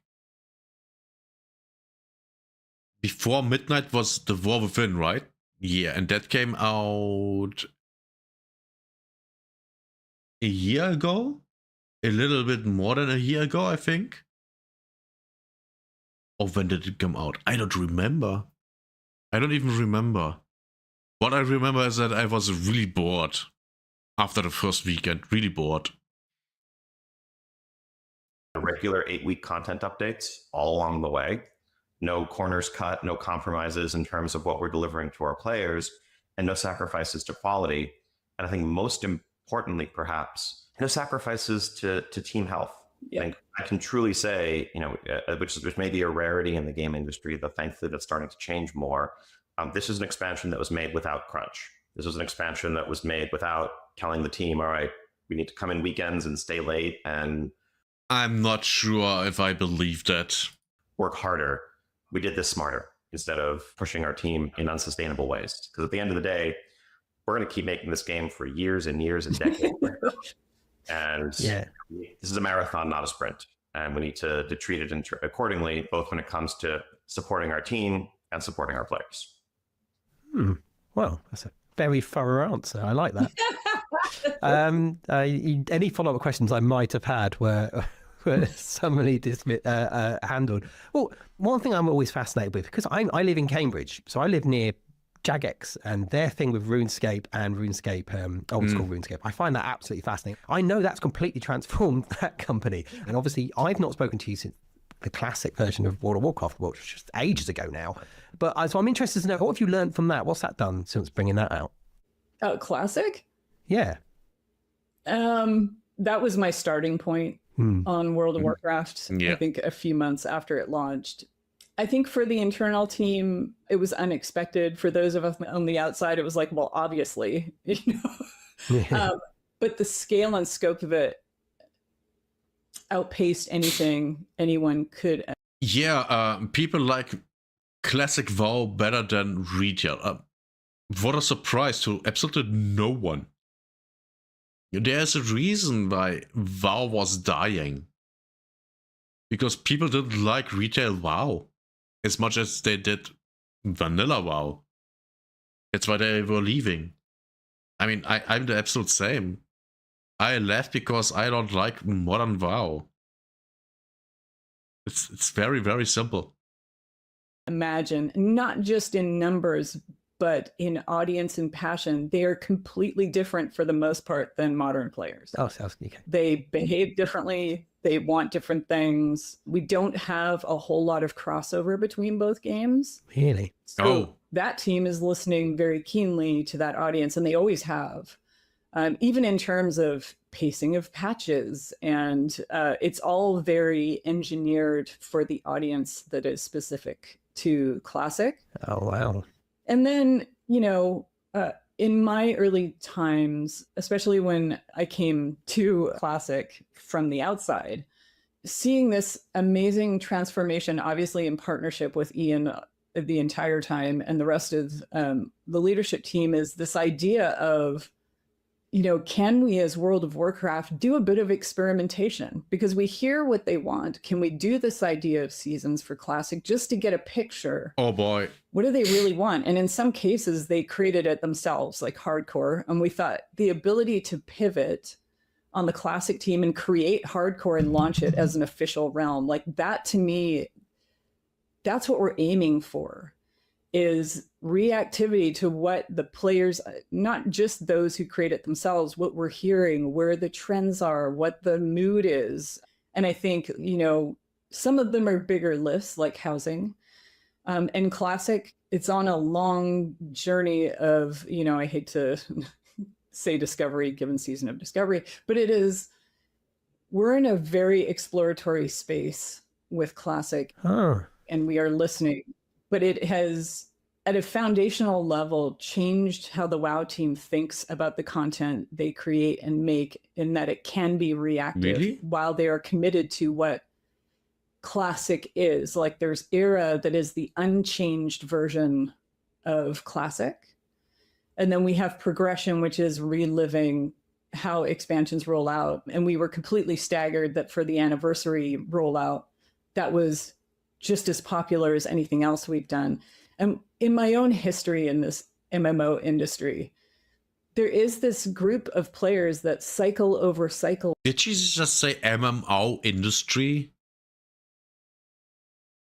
Because there is no MMO industry. It's just MMOs are just live service games.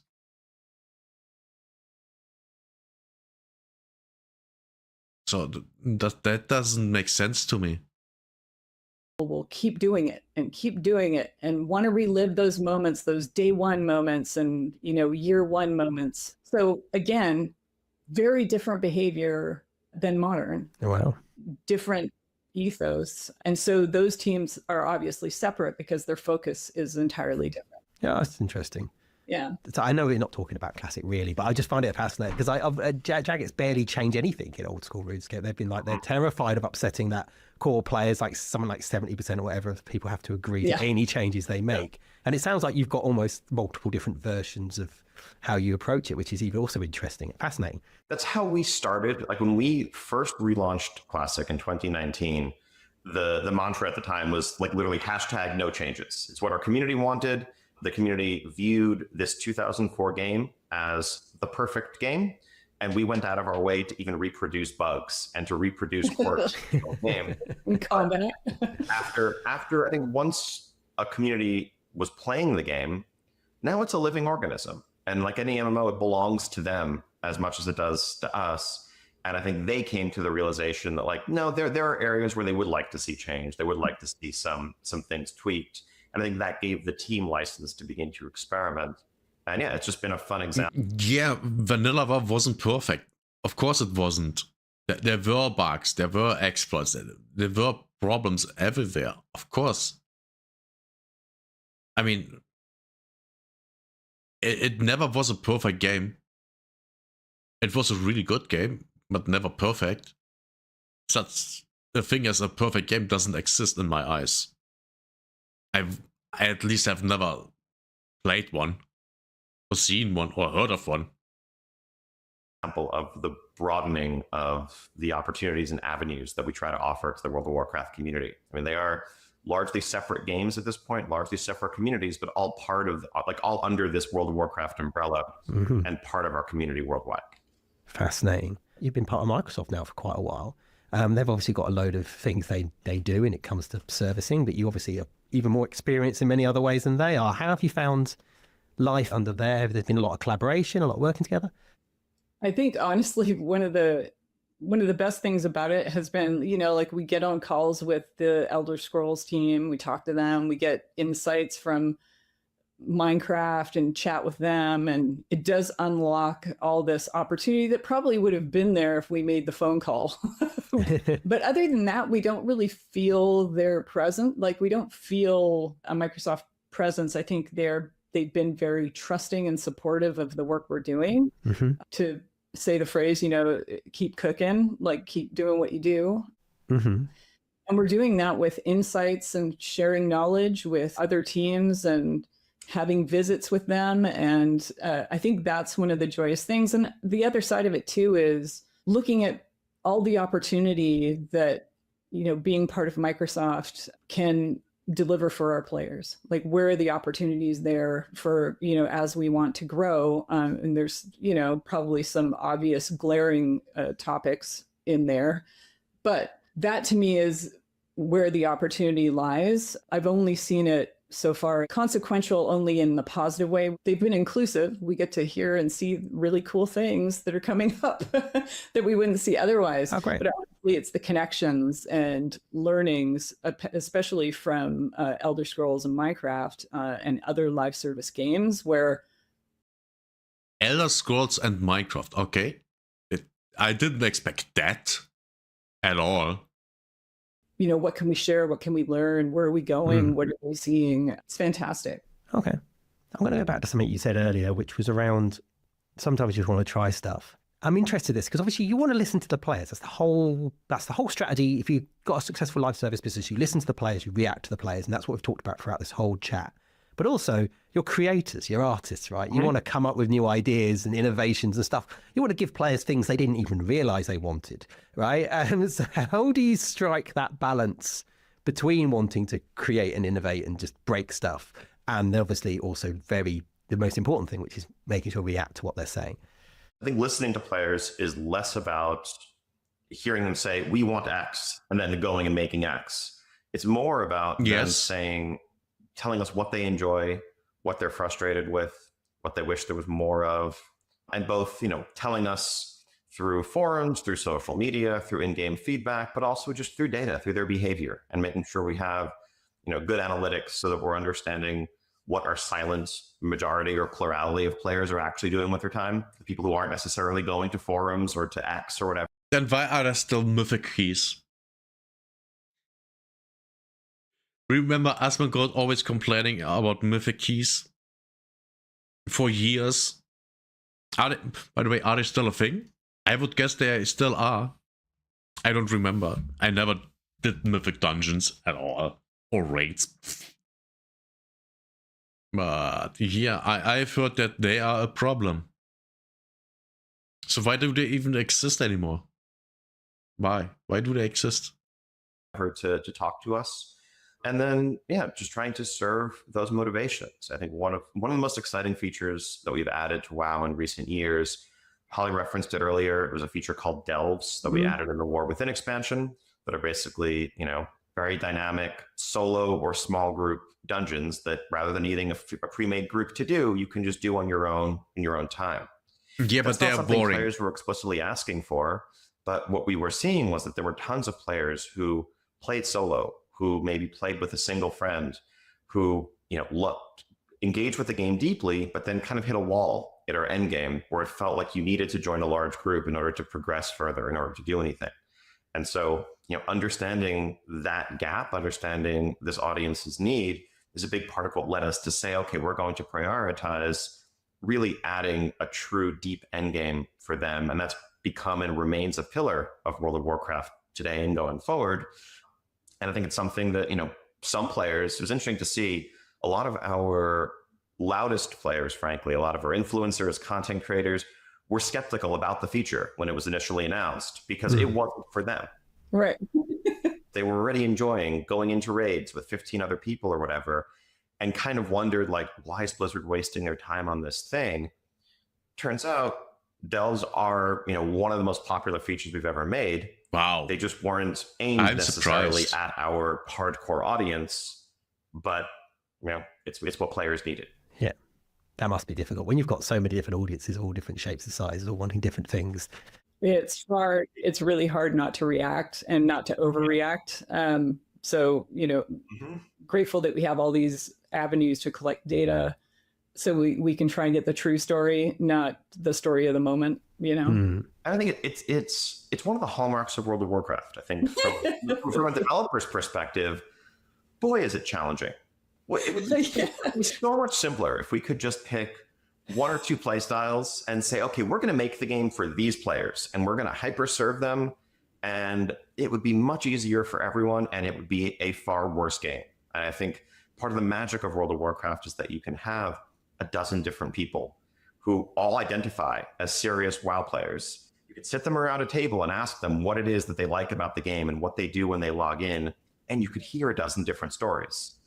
But all of those people cohabit the same interconnection. And no one will be saying they do ERP because they don't want to be embarrassed.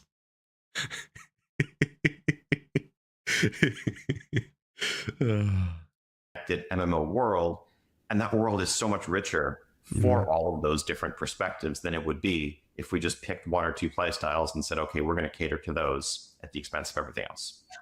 And I just wanted to say, when you were asking about, how do we make sure we, as creators, are doing what we think players want? And, we have all this information at our backs, but really, even when we talk about the inception of an expansion, if we take Last Titan, for example, it's sitting in a room and it's like, we're gamers. We love WoW. What do we want to see? What do we want this game to do? And we go through what's going to make us sit up and notice, not just our player base, but what are we super passionate about? And you get incredible ideas that are innovations grounded in, a passion for the game. Really? Where we see the world can evolve a little bit for players. So there is absolutely room. I'm really proud of the team and the fact that we go in informed. So these aren't whims. They're based on a foundation of solving a problem, which our team is incredibly good at. This is really good. This is really fascinating. I want to press X for doubt here.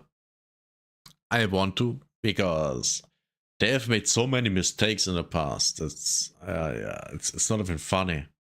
In chat, getting insight into how you're working and the team and all of that. But I'm interested to know then, and obviously I'm not asking for a detailed roadmap here, but I often say, what's the 5-year plan? What's the 10-year plan? I guess if you can have a 10-year plan in video games, I don't know if that's remotely possible. But like, what's the long-term vision of where you'd like to end up? I mean, I think here comes the part where they said they wish they never called it Warcraft. Top line, we want everybody to be able to play WoW. I will say this for myself. Why do you want everyone to be able to play it? Why? I mean, what does that even mean, able? You mean from a physical standpoint? Or everyone to enjoy it? Because if you make it for everyone to enjoy it, you will fail. You will fail. Absolutely. If you try to please everyone, you please no one. I think Warcraft itself is poised for growth. It's a fantastic IP. I think, in my humble opinion, it was a great IP. Been underutilized, and I just want to bring it to as many people as possible.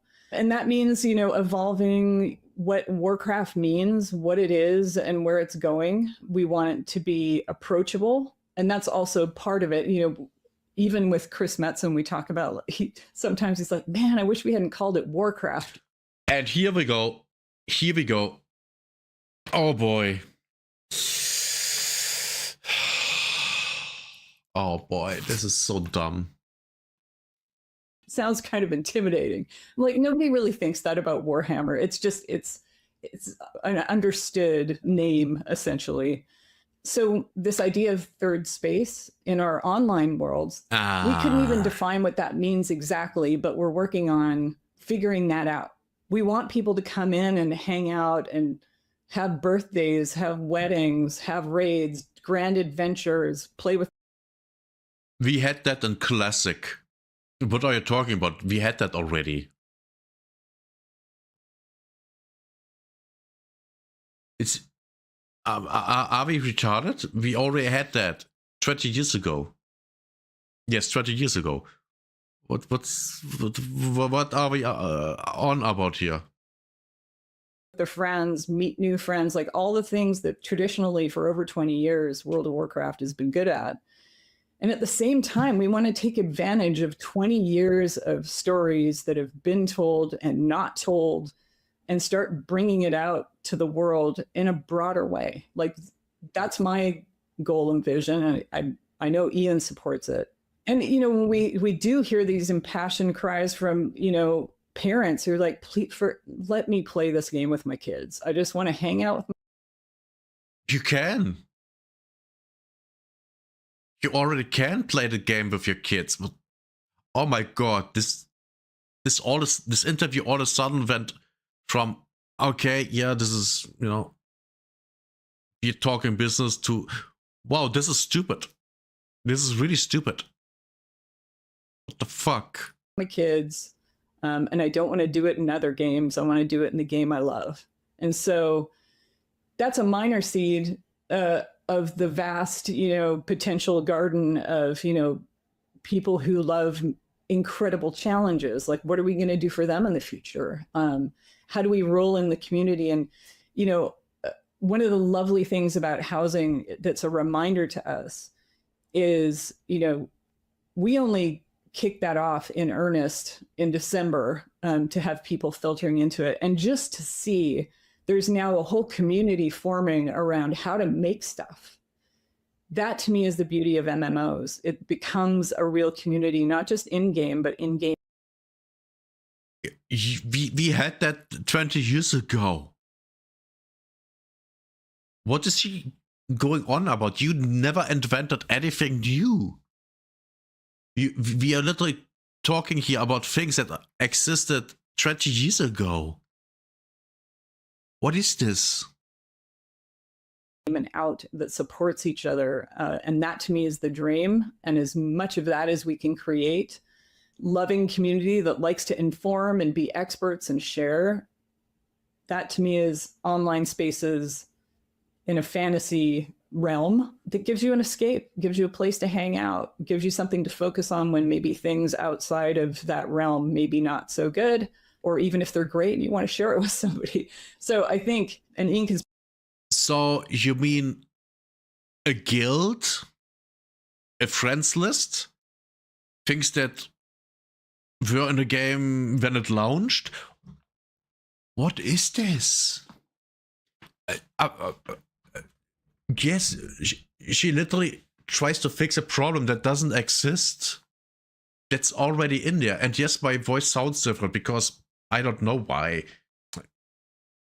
I guess Microsoft fucked something up with my microphone and then I had to readjust settings and shit like that. Back to the video. This is completely stupid. She literally, they literally try to make things for stuff that I'm confused. What do you want to do? Do you want to create Guild Plus? What do you want to do? And the thing that people want to play with their children, or we give them an option to, they just play with their children. I mean, if I had children and I wanted to play World of Warcraft with them, I just would. I would most likely fire up Classic instead of, you know, Retail, because Retail, ugh. But I just would play with them. I would just create a character with them, several characters. I create a character, create characters for them, with them, and then we would just play. It's like more deeper and stuffy. Okay. And what are we going on here about? What is she talking about? I don't understand what she is talking about. Speak to too. That to me is, broadly speaking, every decision we make has that kind of thread in it. And where are we going? How do we get to this space where everyone is welcome? You know, tying into how they play and the activities they want to do and who they want to do it with, and even who they don't want to. The whole team is excited about this idea of, we want to preserve what World of Warcraft is and what people expect. We're never going to stop doing the things we know people love. But at the same time, I think we have a bigger vision simply than an MMORPG. In my... What? Oh no. Is this their attempt of a metaverse? Please don't. Please don't. Please no metaverse. Oh, please, please, please, please, please no. No, no, no, no, no, no, no. And why do you want World of Warcraft to be more than an MMO? Why? Why? Stop being stupid. Stop making things for people that don't exist. Well, Ian, do you have anything to add to that, or is that robustly answered? I mean, I think, yeah, we firmly believe that our best years are ahead of us. It's game design, but it's also social design, and it's trying to understand and think about, you know, how we meet a new generation where they are. And yeah, that's going to mean thinking outside. A new generation. If you want young people to play your game, make a game cool. And let me tell you, World of Warcraft isn't cool anymore. The young people don't give a fuck about World of Warcraft. Because it's an old game that's an over 20-year-old game. Their parents and maybe even grandparents played. They don't care. Especially teenagers don't. The box in some places compared to what our game has traditionally been. But we're excited to keep taking big swings and to dream big and to do what we can to make that a reality. Brilliant. I'm conscious of the time, and I know that you're building up to the launch of the expansion. Now you're doing stuff in game and having sort of getting people. So you're right in the midst of it. So I'll let you get back to it. But thank you so much, Ian. Thank you so much, Holly, for joining us. It's a fascinating to see Worldcraft. And I do honestly believe that in like 20 years' time, we're going to get a load of retired people just flooding back in. I'm looking forward to my generation getting. I mean, a bunch of them still play, but some of them don't have as much time anymore. So. Oh, we can hang out. You can join our guild. Oh no, I wouldn't. Yeah, looking for WoW parties in the old in the retirement homes. It'll happen. I believe it. I believe it will happen. Thank you so much. I don't. Could be a thing, by the way. Oh, yeah. Well, there's somebody linked me to an esports team of people, pensioner esports teams. I think it's great. That's going to happen. It's happening. I'm in. We're still in the early days of video games. Yeah, totally. Thank you, Ollie. Thank you, Ian. I really enjoyed that. Thank you. It's been a pleasure. Thank you so much. Appreciate it. That's it for this week's episode of the Game Business Show. Thank you to Holly and Ian for joining me. I actually. Yeah, I think this was. I'm not even sure. I'm not even sure what to say. I'm more confused than anything else. What are their plans for World of Warcraft? Where I'm from, Germany, yes. Everything you said is exactly the opposite of what the average actual gamer wants, especially out of WoW. You have lost the plot. Yes, absolutely. That feel when the HR department takes over. Yep. This really sounds like WoW is going to get the Star Wars treatment it already had. You in the Warlords of Draenor cinematic. Someone's watching us, Mongols. Wish we didn't call it Warcraft. It sounds kinda intimidating. Yeah, holy fucking shit. Yes, absolutely. How many times are these idiots going to shoot themselves in foot? We are listening. Who's in charge? Helen Keller? Yeah. It's World of Warcraft, people. What the fuck are you doing? That's also my fault. We have truly lost them, yeah. When HR runs a company, holy shit, yeah. Wish they would go back into the dark fantasy. Oh god, yes. Fun fact, Bobby Kotick is in the Epstein files. Yes. And he actually protected Warcraft from these people. Wasn't there like a magazine that covered early days of WoW, and basically there was a photo of all devs just pretending to fight one another, at least one of them with sword and hand, creating together choreographies for battle or something like that. Yeah. I remember seeing reading about World of Warcraft, and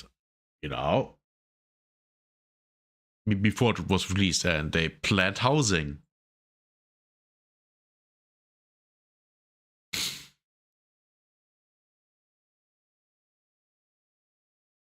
Fucking hell, they talk about it like it's actual daycare and not an IP built on race wars. It's over. Yes. Ma'am, this is a wargaming table, not a family therapy session. Yeah. Yeah, this was something. It really was something. And not in a good way.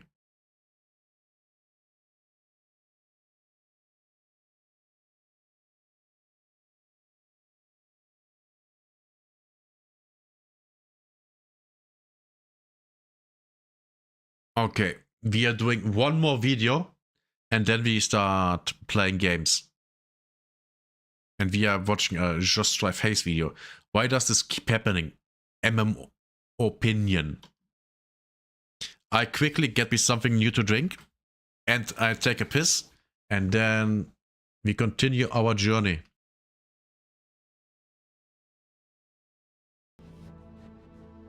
Here's some music. Your brightness button... What? Your brightness button up turns... What? What? Jesse, what?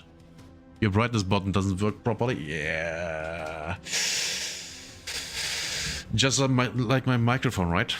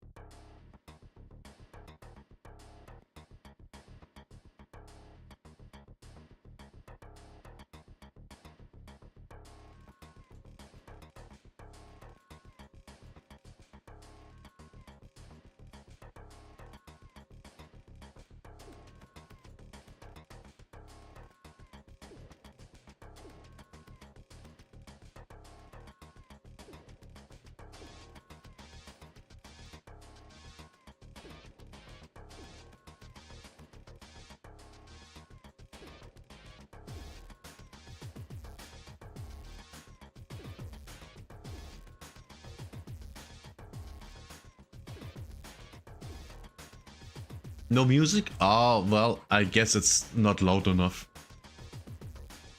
That would explain it.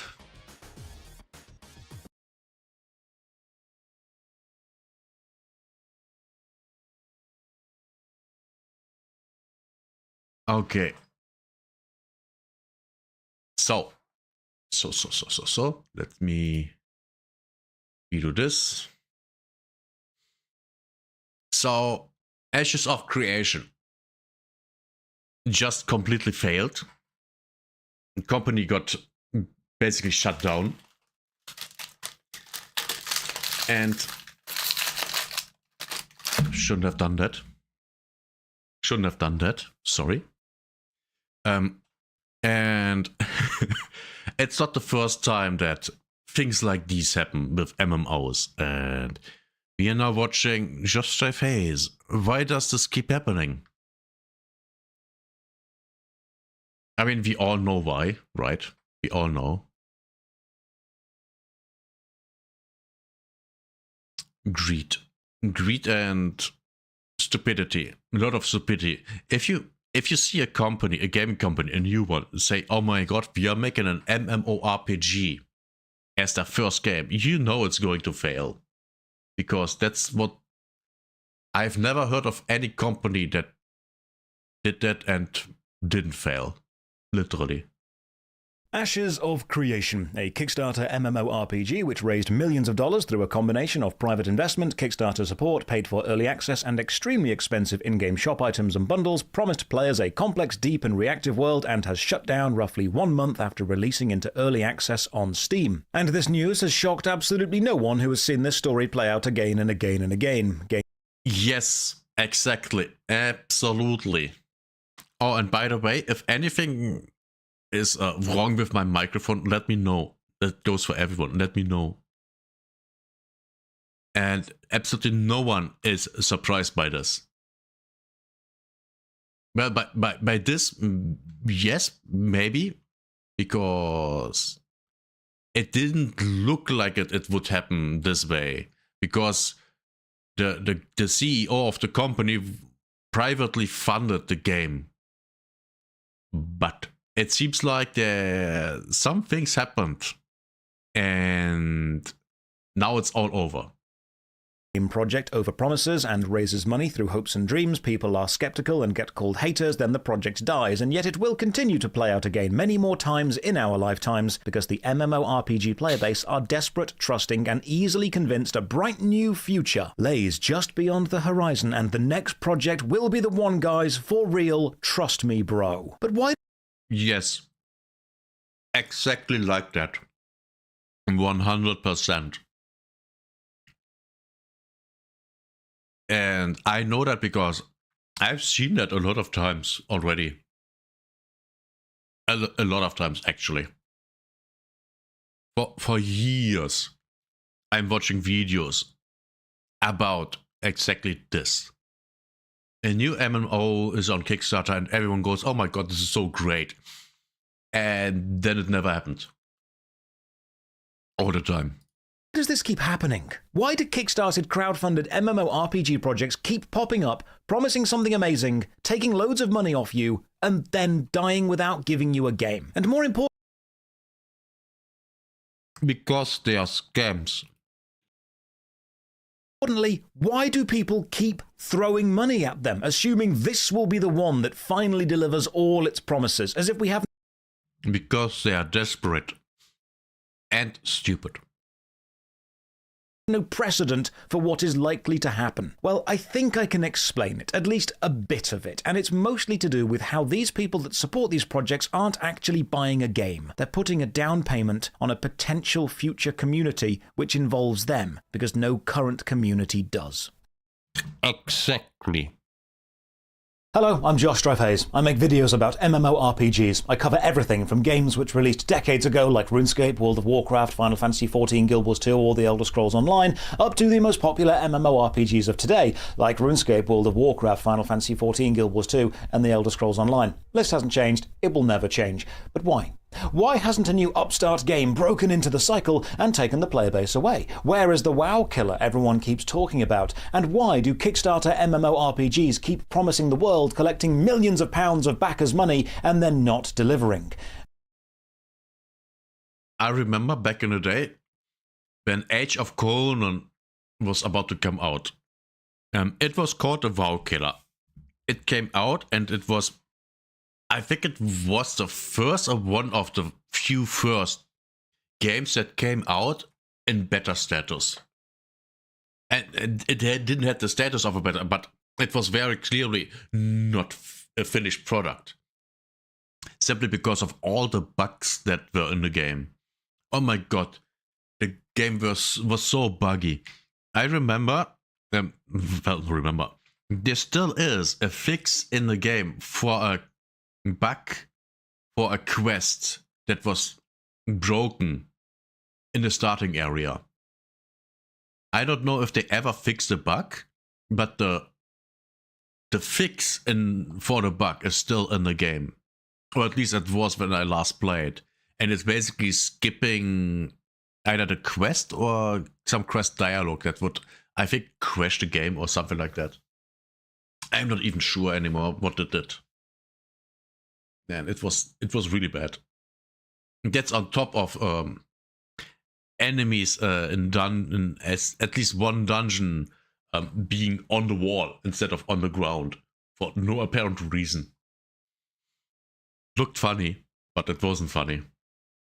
And why will they keep doing this forever? To understand why this Ashes of Creation thing happened, and why it will happen again, we need to look at the state of the genre as a whole, the general player base, the hardcore, terminally online people who keep saying they want a new MMORPG and why they want that, and then why it seems accepted that giving millions of pounds to a project which isn't playable is fine, but if an actual existing game asked for the same things, they'd be raked over the coals. So let's look at that. As usual, a massive thank you to all the supporters on Patreon and Twitch who keep this channel alive. More information on how you can support at the end. For now, let's begin. And let's begin with something really direct. I don't really care about Ashes of Creation. I made a video 4 years ago called Don't Believe the Hype, where I was heavily critical of the game project back then as well. I've no interest in it because I knew it was going through the same motions I've seen others go through before. I'm not saying I knew all along or I told you so. I think I saw that video. Oh, yes, I saw it. I saw it, definitely. And 4 years ago, Jesus, I'm so old. 4 years ago, I was 38. Oh, God. I'm saying that I'm hedging my bets based on the evidence we have. And when I heard it shut down because the director, Stephen Shariff, was removed and the board of directors were making changes he couldn't agree with, I wasn't particularly upset. I did find it odd that Stephen has repeatedly said they don't have investors they answer to, and then the board of directors, according to the incorporation documents, was him. But actually, no, the company was sold a few months ago, and now they do because it was sold to private equity. And remember, the original Kickstarter had the clause, if the game doesn't release, they'll refund everyone, which sounds great. And then just over a month ago, they're getting released on Steam, meaning this clause is now legally covered. Awfully convenient that. It's almost like it was planned specifically to do that, but I'm sure it's just a coincidence. Look, this is a complex thing. Yeah. I don't have visibility behind the scenes. For any actual sources, I'd suggest you go and watch Kira TV's video on the whole mess. He's been following this way longer than I have and has a far deeper understanding than I do. He makes videos with patience and integrity. I don't care about... Totally agree. Reacted to a bunch of his videos on my channel. And yeah, he's really good at what he is doing. He's really good. Ashes of Creation specifically. But what I do care about is why do people keep giving projects like this money? Why is it a cycle? Why have we seen MMORPGs pop up, promise the world, take money, and then die again and again? Why do people point out the risks with these projects, the issues, the red flags, and yet the supporters rabidly defend their project, often bullying or harassing people who speak out against it? Why are people so emotionally invested in something which doesn't actually exist? To understand how we've got here, and why we will be here again and again no matter what we do, I need to say something people may not like, but allow me to explain. MMORPGs aren't good games. At least not from a game design point of view where maximizing the fun at a moment-to-moment level is the priority. I say this as someone... Let's look at it. World of Warcraft. I mean, Modern WoW definitely is not well designed. At least not for an average player. Vanilla WoW. It had some problems. Definitely, absolutely. Without a doubt. Yeah. Age of Conan, yeah, that game had a lot of problems. Mostly technically.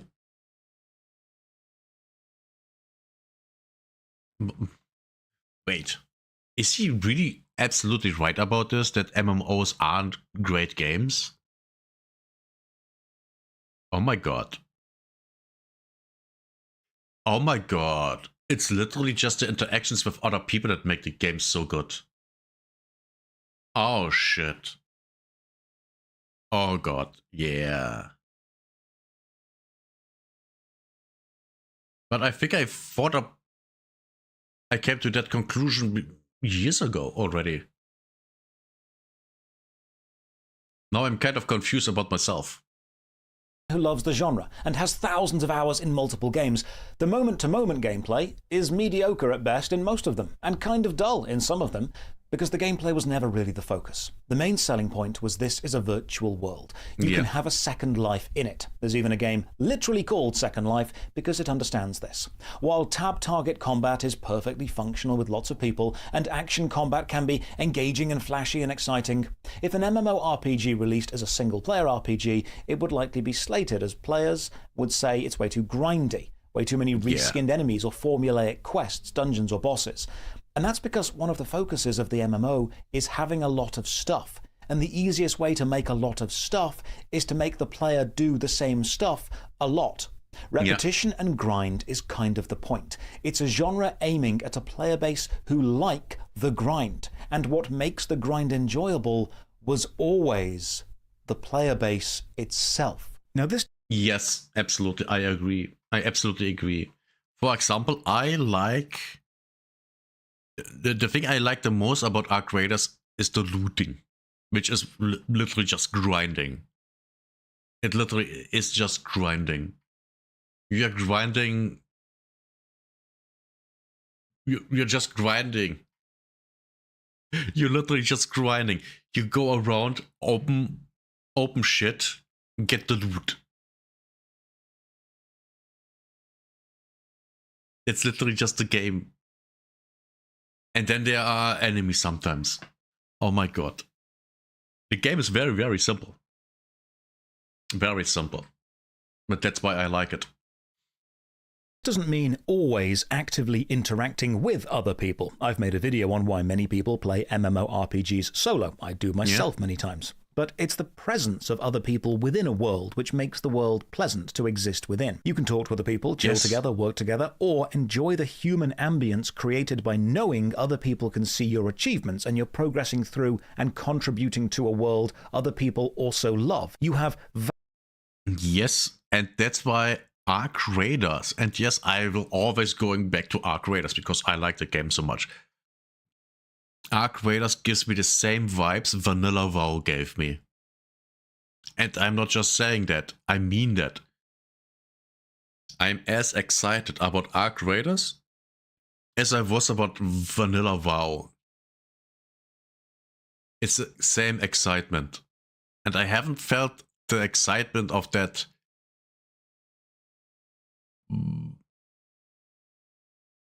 maybe I felt the same excitement in Age of Conan. But I don't remember that. I don't remember it that well.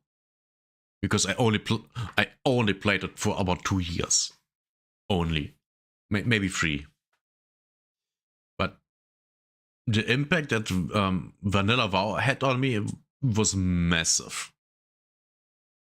And Arc Raiders is turning out to be at least somewhat at the same height of impact for me, which kind of is weird because it's there's a time difference of 20 years. And I wouldn't have thought that I would ever feel like this again. I mean, I was in my early 20s back then and I'm now in my early 40s. So this is kind of weird, right? Value and connection, even if not actively explored. Which means the biggest strength of the MMORPG genre was the community around it. Now, playing games with other people online used to be a novel thing, and MMOs really tapped into this as their central focus, their core design. Play with other people. And as the years have moved on, that's not novel anymore. And now the MMORPG genre is trying to compete in a mechanical way against other games like MOBAs or Battle Royales, which was never really the point. The MMORPG was never trying to be the most technically advanced game, it was trying to be a digital third space, a social hangout with mechanics attached. I see MMORPG... And that's where they were shining. It literally was. Especially on role-playing servers. And WoW role-playing servers were amazing. And that's where I always played, because I was a role player. I liked doing it. Now in Classic WoW, I did not, because I already played on role-playing servers, so I wanted to do the PvE shit. And that worked out well too. It was fun. Especially in TBC Classic. Man, I loved playing my Draenei Shaman. It was so cool. Being top in damage, beautiful. Beautiful. RPGs as old-fashioned chat rooms with a game attached. And it's that community that played them, which people keep coming back for. You can endure a mediocre game just like a mediocre job because the people around you make it fun. In fact, whenever I ask someone why they stopped playing any specific MMORPG, it's very rarely because of a technical or mechanical reason. It's often because their mates stopped playing. The community dried up. The social aspect slowed down. Indeed, the MMORPG genre has had the same few games dominate it for decades, not because they are the best designed video games, but because they are the best designed communities. It's a symbiotic connection. The MMORPG game creates the community, and the community supports the game. Remove one, you often lose the other. Now, we have to understand, the vast majority of people who engage in a thing, be that a game, a sport, a music, a hobby, anything really, they don't engage with it beyond the thing itself. They are casual fans, and that's totally okay. People may listen to a band and enjoy the music, but anything further, such as knowing all the band members' names, their earlier works, which brand of equipment they use, that kind of doesn't matter to a casual enjoyer. That's more of a hardcore fan thing. People can enjoy an actor without knowing anything about the actor's personal life, and people can enjoy a video game without engaging with the forums or subreddit or real-life meetups of that game. And this means the people who log into an MMORPG, enjoy it, and log out are the casual fans. They aren't posting on forums or watching Twitch streamers or complaining about patch notes on YouTube videos. That's reserved for the more enfranchised hardcore. So when people tell me every MMORPG player is unhappy with the genre... So literally, I have always been a hardcore player since when? Basically, since the internet, I would guess. Since I had internet. And I played multiplayer games, So for 20 years, not that I wasn't hardcore before, I played a lot of video games. A lot. But there was, no media to consume outside of playing the game.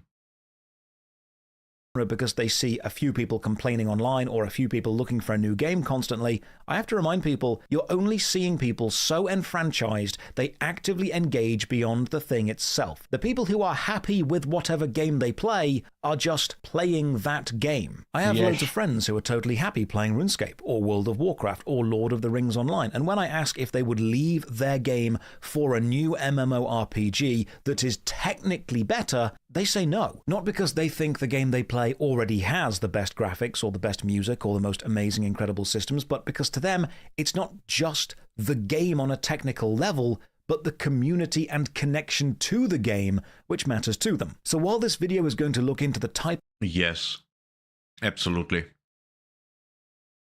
And to be absolutely fair here, watching this video makes me want to play vanilla Classic WoW again. And I shouldn't. I really shouldn't. of people who give money to ambitious MMORPG projects, please understand we're talking about a subset of people within a subset of players within a subset genre. So we have a genre of game which often lives or dies on its community, with the people who are happy and comfortable in whatever their community is just enjoying being there. This means, from my experience of talking to many MMO players, the people constantly pining for a new MMO to come along and change things, the players most desperate to jump into something new, are often the players who aren't part of an established community in any other game. They don't feel they have a stable or solid guild or clanmates, sometimes even consistent online friends. They're often players who are trying to play MMO games without the support of also being in the community of those games, which means they have to judge the games not as a social hangout, but as a mechanical experience, and that's always been a weaker aspect.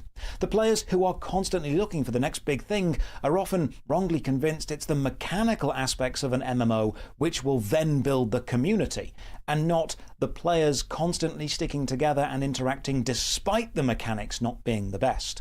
This means a new MMO won't capture players by just promising new mechanics, because the happy players are content playing whatever their game is, but promising a new community to be a part of. That's a human need. That's a very attractive marketing angle. That's why we see a systemic focus on highlighting all the ways these new games will have interconnected communities, and how you as a player will matter.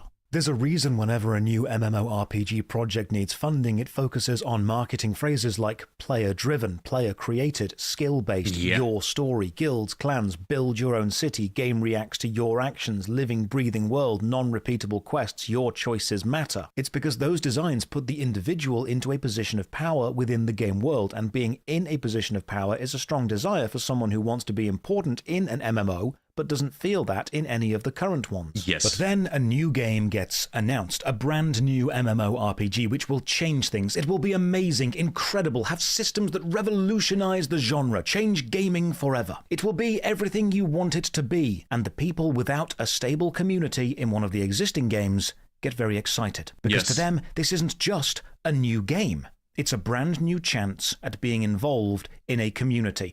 Yes, absolutely. 100% agree with him. 100% absolutely. And I think I had an epiphany. That's why I changed MMOs. Because I had no community in the old one, so I changed to a new one. And to be fair, I did find communities in the new games, depending on what game it was. In Age of Conan, I easily found one. I don't know how fast, I don't remember, but I literally had 2 different raid groups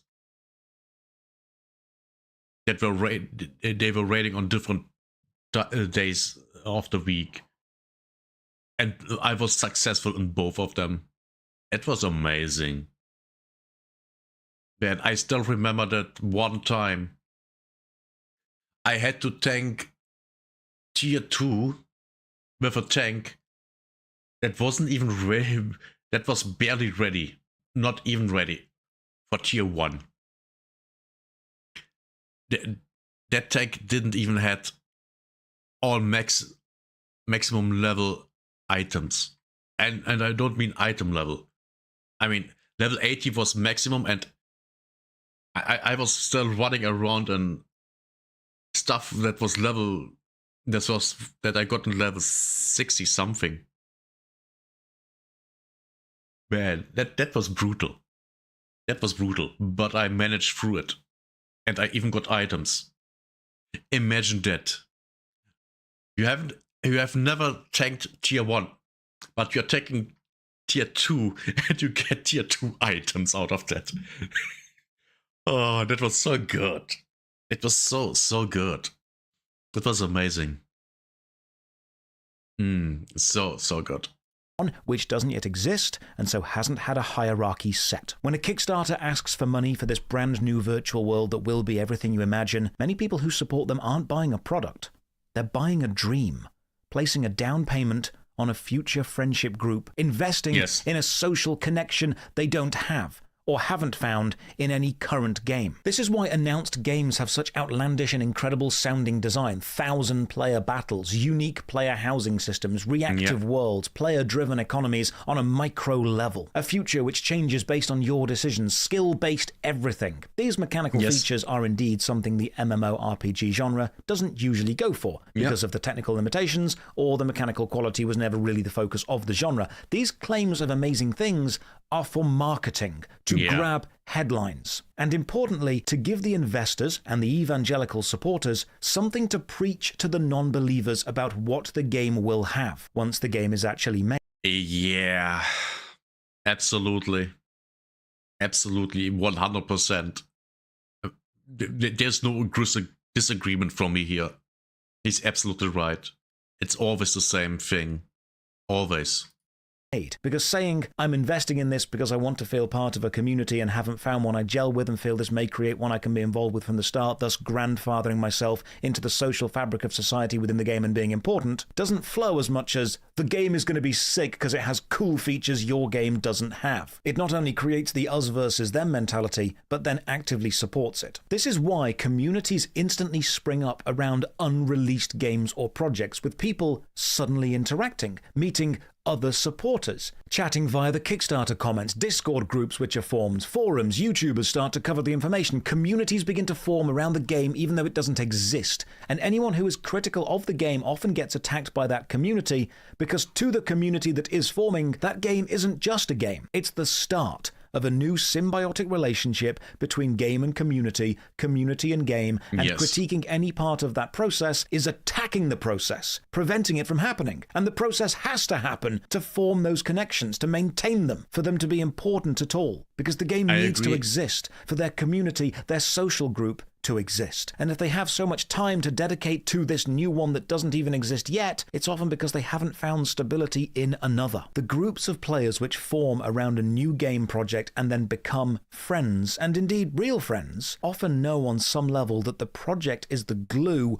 holding the community together. And if the project fails, the friendships will fail and fall away too. Think about how many times you've had work friends, then when you leave a job, you never see them again. It's the same principle, but with a game. Connection has value, and the people who support these projects do make connections and do value them even though the game doesn't exist. And you're not wrong for valuing them. They are important things. So why does this affect the MMORPG genre and player base so much? Disproportionately so. Why are MMORPG projects seeking millions in funding often more successful than, say, a smaller single-player game seeking far less? Well, if I would guess that it's the social aspect.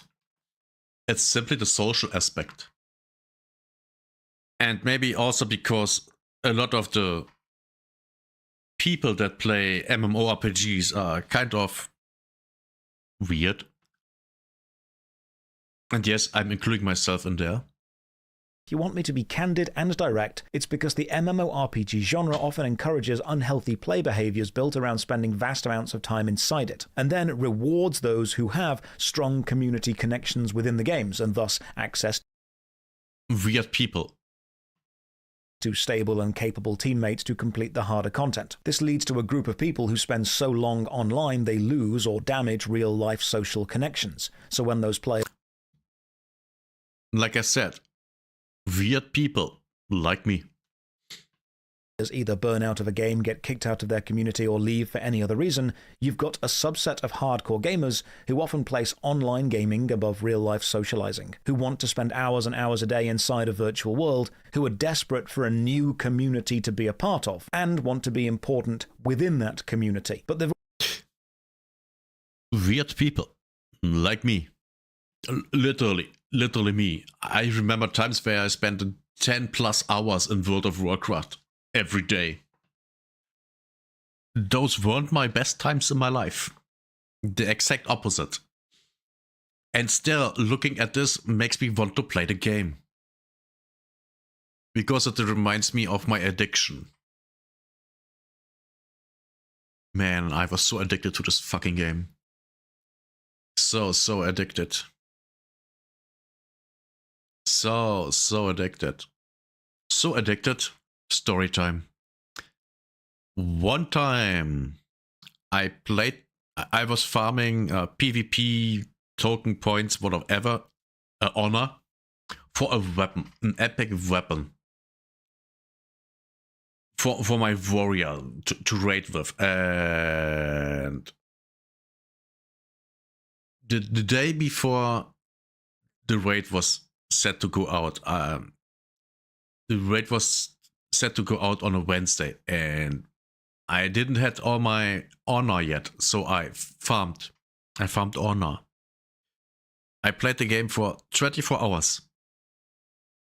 I did get the honor, but there was a reset. The honor that I got didn't count in the second half of my streaming. No, my playing. The last 6 hours didn't count.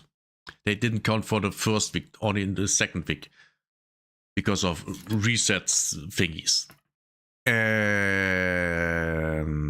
yeah, that's when I got hemorrhoids. Oh my god. Turns out sitting for 24 hours on your fat ass is not healthy for you. I could have guessed.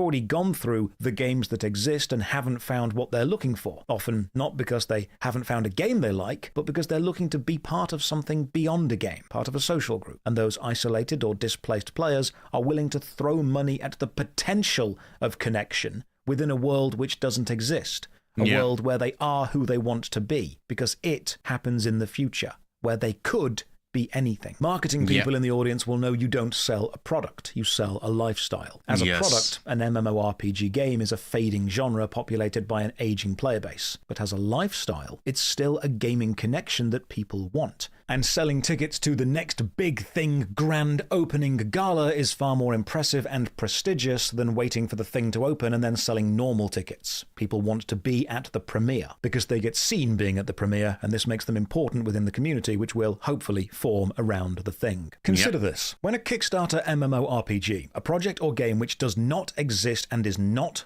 playable, gives people the opportunity to pay hundreds or even thousands of pounds to support it, people do. And people then defend doing so. Maybe they believe in the project. But more often, I've found it's because those people are buying the future fantasy of social involvement and a community they fit in. They are buying the potential of a dream. Now imagine if an existing MMORPG offered shop options of future things for hundreds or thousands of pounds, or things which may want. It would be criticized heavily. Heavily. Yeah, it would be. Absolutely. 100%. One day exist. The communities would hate that. They'd call it greedy, a scam. They'd say, why are you asking for money for a product which doesn't exist within a game which does? And then consider the absurdity of this. Why are people more comfortable giving millions of pounds to a project which may possibly exist than giving the same amount of money to a project which actively currently does exist? It's because they aren't buying access to the game. They are buying the dream, and a dream. Do you see this? Becca only weapon skins. That's horrible. Becca only armor skin. Oh, well, those are basically just early access things for everyone. Not early access. Pre-purchase things that every game does these days. Yeah.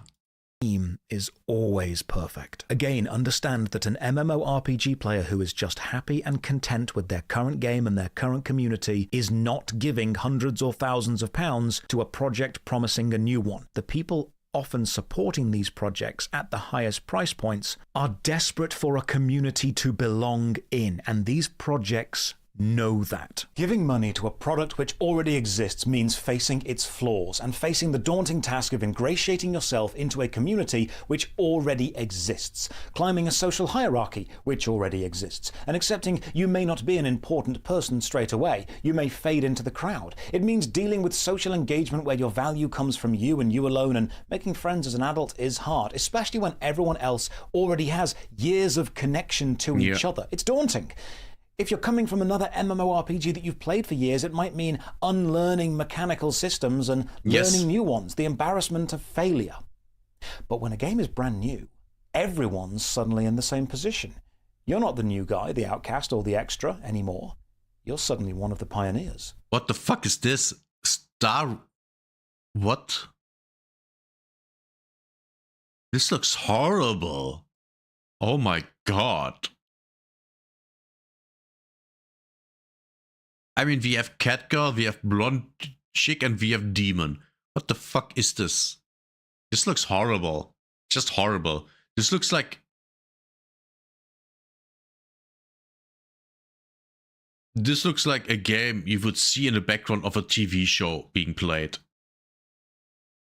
Hey, Ellie. The founders. You're in at the ground floor.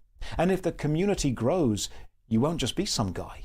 You'll be one of the originals. It does look as That is a very attractive concept for people who don't currently have a community. But a new MMO, a brand new community, that's a new start. Everyone wants to connect. That's a fresh chance at being a someone, a chance at belonging.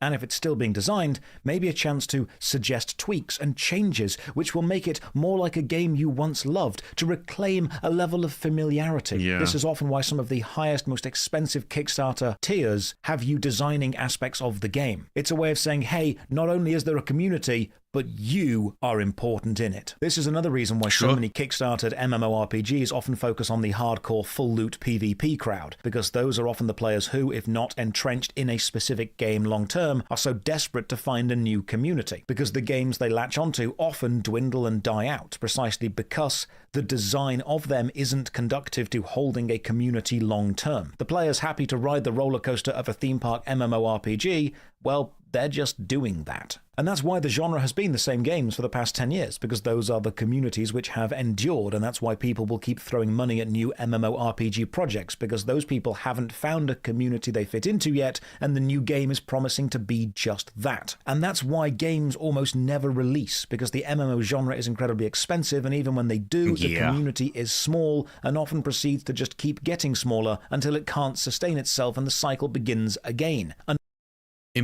Remember, just running the servers costs you millions per month. Millions. It's so expensive. It's wow. It's really wow.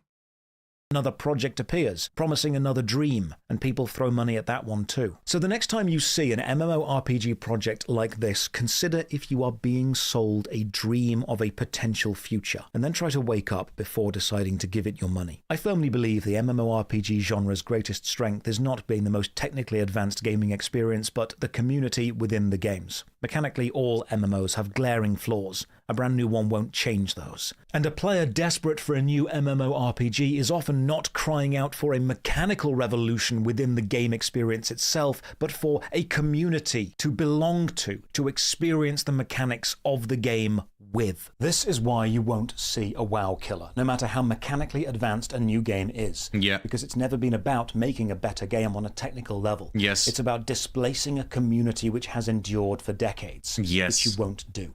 It's why City of Heroes was revived. It's why old school RuneScape exists. It's why EverQuest is more popular than EverQuest 2. The communities of those games endured. And if you as an MMORPG player are waiting for the next big thing, maybe understand that it might not actually be a new game you're waiting for. It might just be a new community within a game that exists right now. We would love to play that game with you and help you feel involved, connected, and wanted. Maybe in the future a new MMO will release and succeed. But until then, you don't need to give your money to people selling you a dream. Yeah. And there are communities in games awake and playing right now who would love to have you. Go and find a community and have fun in a game which exists. Make those connections in the present instead of paying for a future which you may not get. Cheers for watching. Another massive thank you to all the supporters on Patreon and Twitch who help this channel stay alive. You can support from only £1 a month. Check the video description for links to the Patreon, Twitch, Twitter, Insta, and our Discord, a community you are welcome to join. Tough video? Not really. It's... He is right about literally everything he said. Literally everything. But the worst thing about this video is that it makes me want to play World of Warcraft Classic again.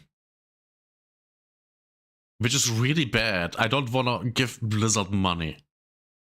But damn, looking at this makes me so want to play the game. So much. Oh god. I want to play this game so much.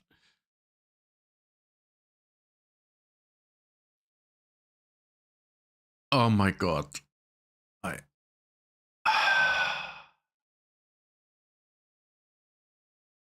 You never played it? Good for you. I did. I played this game for almost 20 years. And Vanilla WoW, or Classic now, is in my eyes the best version of the game. Until, for me, to the Burning Crusade. I really liked that too. Wrath of the Lich King, I hated. I always hated. That's where I stopped playing the game. Well, actually before it came out. And then I switched to Age of Conan Hyborian Adventures, which I played for 2 or 3 years. And I had a lot of fun there. A lot of fun. Man.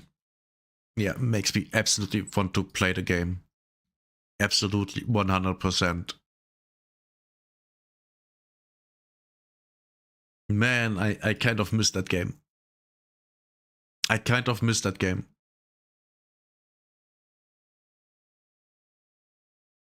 Man, now I'm sad. I'm sad.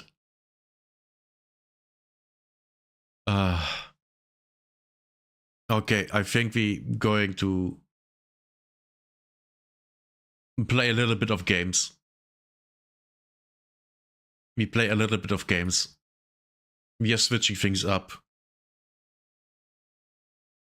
We are now going to Arc Raiders. We play that for about 2 hours and then we are good for today. I'm already streaming for over 3 hours.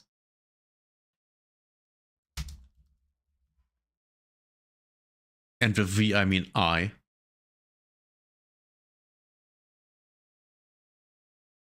Come on. Get in the foreground, thank you. Which also means I'm going to start streaming on my second YouTube channel. Yes, a second YouTube channel. Of course, a second YouTube channel. One for the reacts, one for the playing games. That's how things go.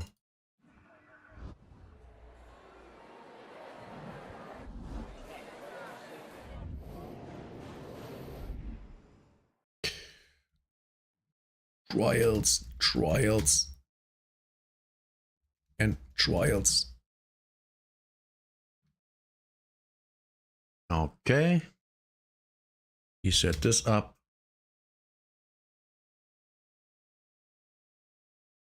Goes there. Now I need. Give me a second. We go there. We go there. Boom. Do we take that? We take that.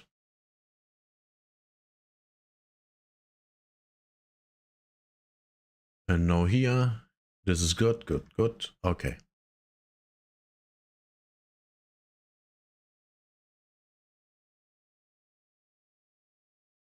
You have seen Arc Raiders a bunch, but never played. Is it like Rust or DayZ? No. It's maybe kind of like DayZ, but no zombies. Imagine the zombies being, well, machines. I think that's where we can go with here. Machines. Also flying machines. A lot of flying machines. Okay. I go and take a piss quickly. Ow. And then we will stream for 2 more hours. Maybe 3. And thanks for the follow, Ellie. And yeah. That's the day then. You gotta go? Okay, bye Ellie. Have a nice one.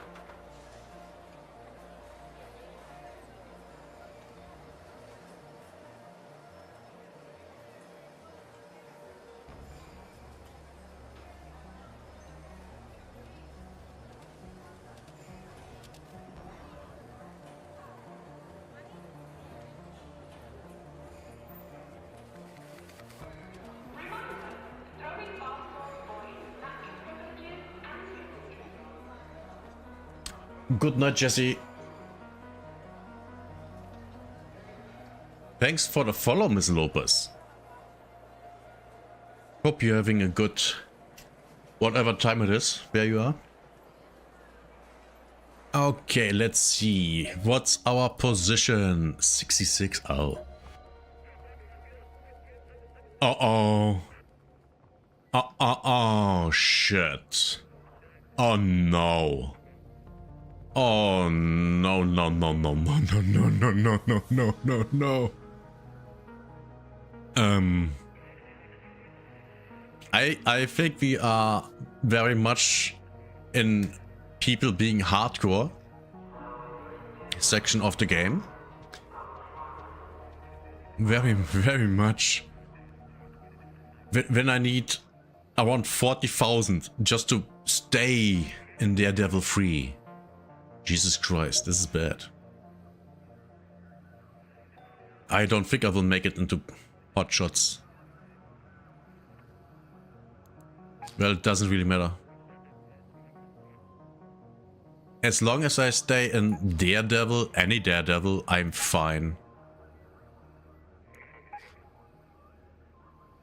It will give me the Alpino outfit, which isn't really that great. Let's see, where is it, the Alpino? It's this one. Look at it. It's not really that great.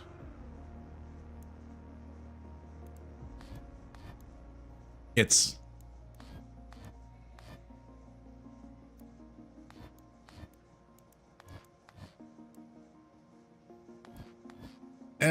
it's whatever. It's not that great. Wait, what's that?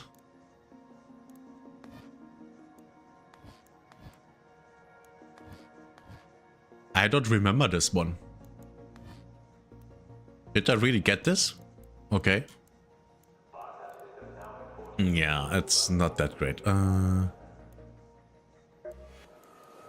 We would need a nitrate. Great, there's a nitrate. Oh, the birds, the birds.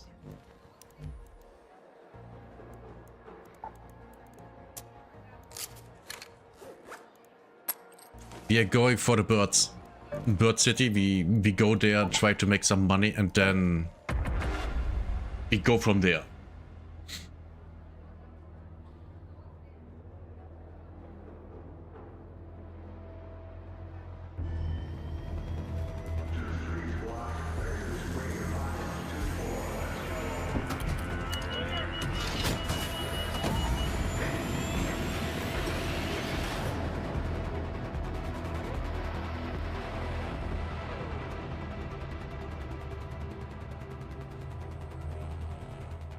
Come on, a lot faster. Dun dun dun dun dun dun.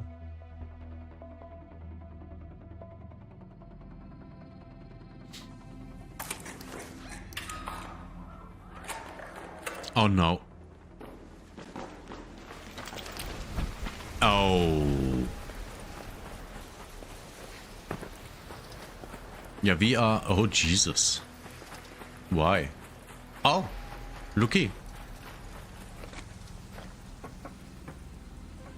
Please be unlooted.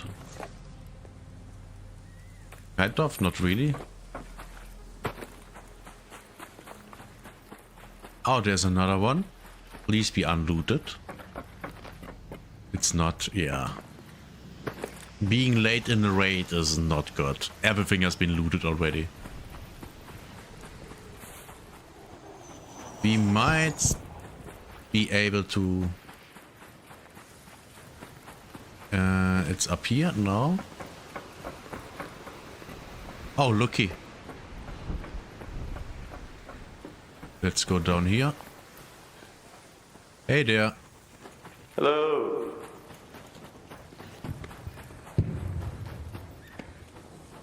He's going the same way. We are going up there.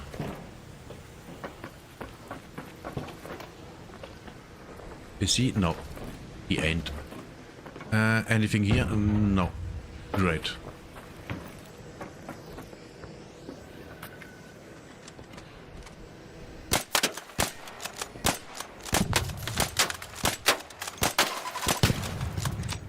Okay, we got that. We do get over there just for... just to make sure.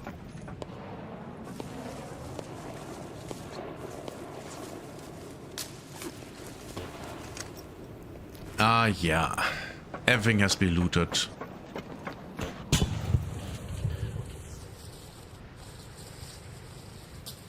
It's not here yet.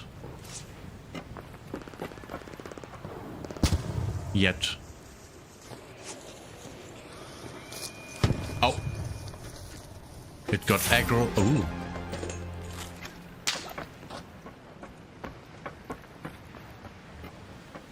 Was that a shot at me? Might have been.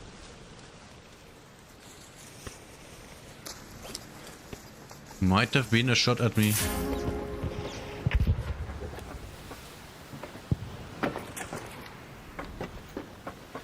Might, but doesn't mean it is. You always have to be careful. Sometimes you get shot on sight, sometimes no one does anything.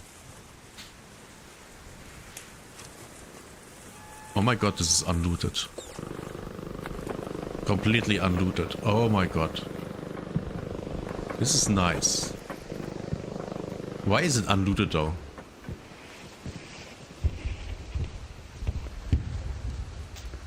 Anything good? I would say so.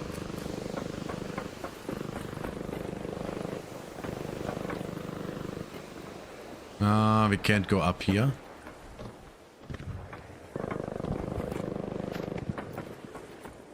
Nice weapon catch. We take this. Oh yeah. Nice. Got a new gun.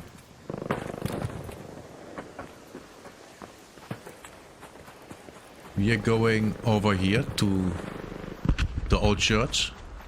Up there. Almost no one loots this area because there's literally nothing here. Unless you are doing the birds. If you do the birds, it's great. Told you. Told you. This is great.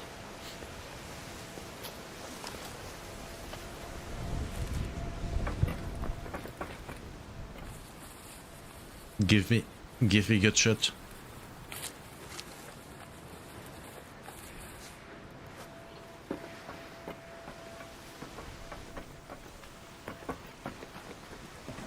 Oh. Oh. So we can get up here. Good to know.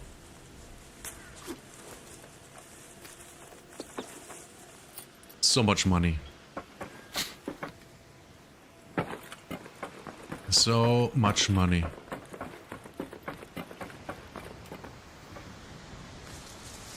So much money. It's great. I love it. Oh my god, yes. Ooh, I love you. I love you so much.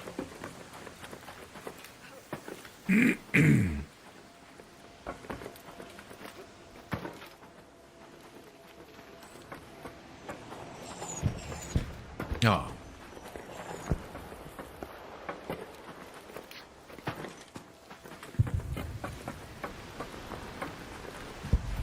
Oh, it didn't jump. Great.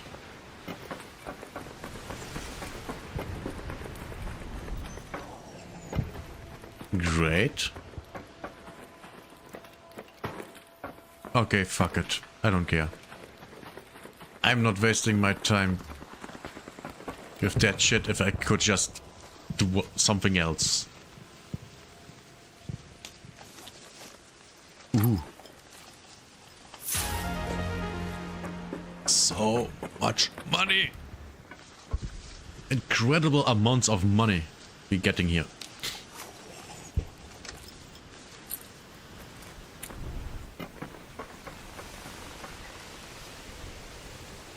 Man, a part of me wants to do the reset. A part of me doesn't want to do the reset with the project, you know? After seeing how irrelevant the resets actually are, I kind of don't care.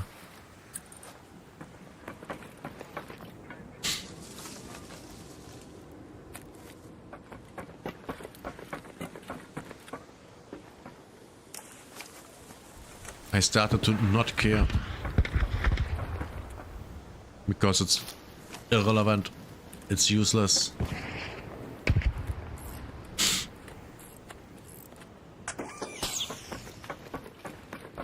Let's look into those. Maybe there's something in there.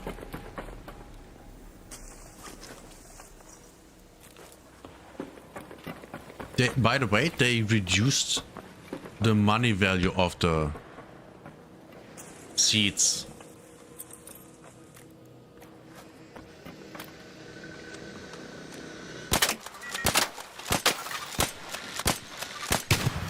I think before it was 10k for 100, and now it's way less. I think they halved it, or it's even less than that.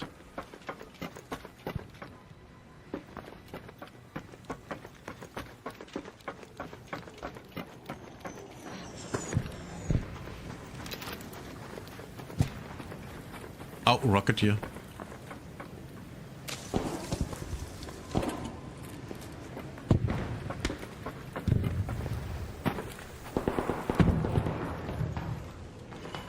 Yeah, that's definitely PvP. At least it sounds like it to me. What's that? Rubber parts, don't care. What's here? Metal parts. Yeah, let's take the metal parts. We need them for ammunition and shit anyways. Ooh.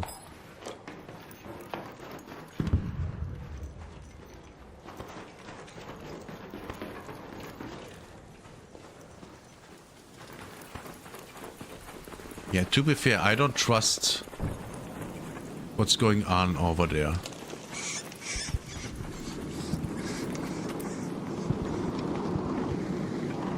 I absolutely don't trust.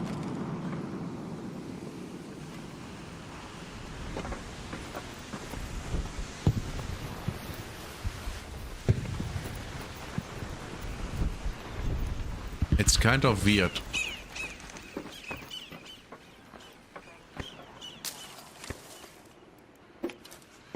I think we will take... What the fuck is that? Oh.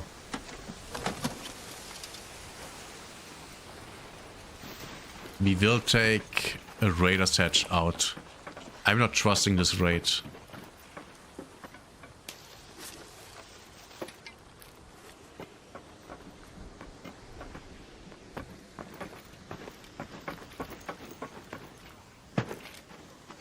I really don't.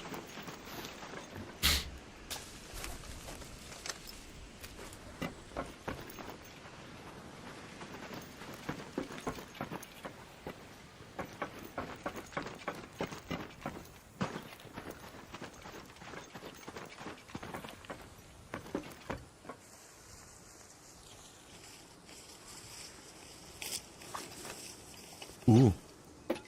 Okay, they seem to be unlooted.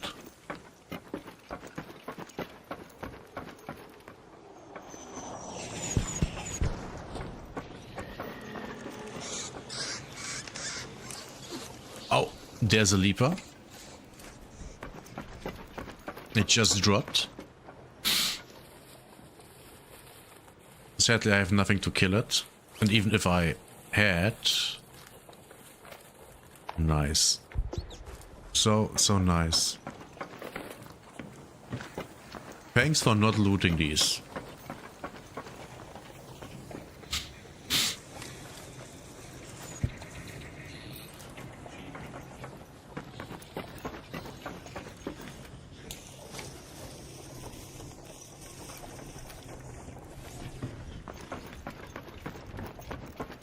Yeah, we are good here. We are very, very good. Okay, now we are fucking off. Head home at the Old Town Hatch. That's the plan.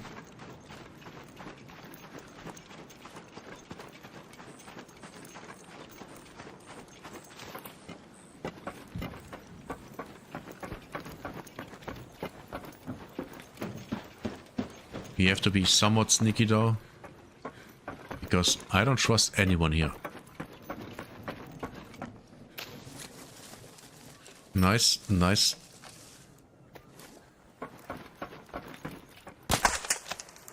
Great, wrong button.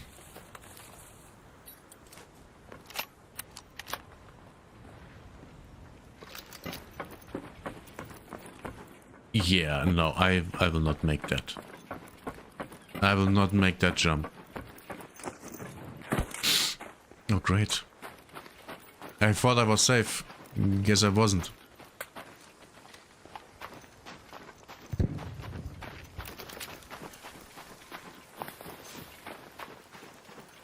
Almost there. Oh, the Rocketeer is fighting. Not good for me.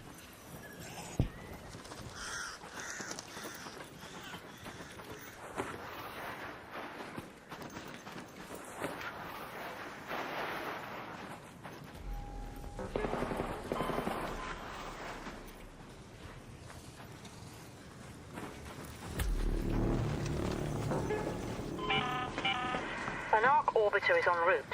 The safe window is closing. 10 minutes to get out of there. I repeat, 10 minutes. Good. First raid of the day. Successful. Very, very nice.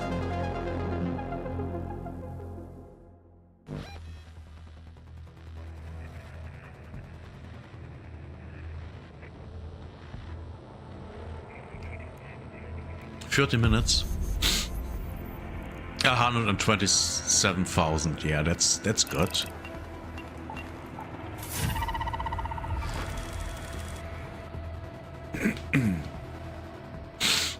Good rate. I mean, not good, but it's fine. A fine rate. Oh, I have to go there. Let's put that down a little. We sell this,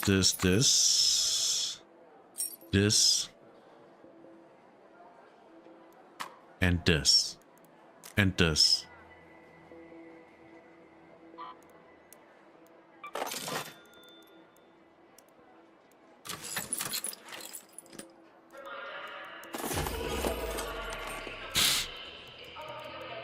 Guess we have too much of these.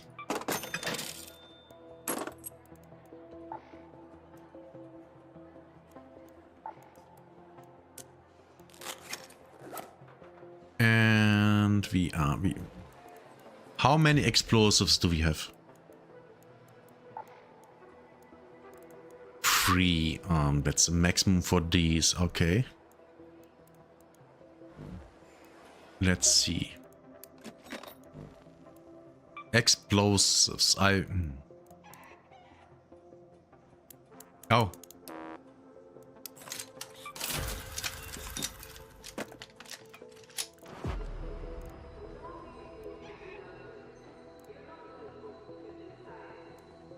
Explosive mine. 40 damage. 40 is not a lot.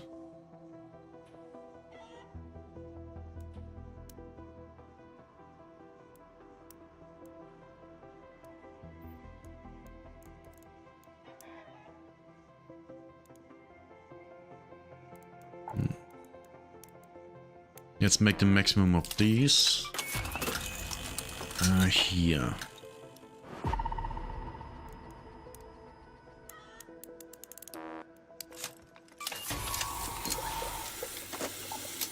Okay, we can make more.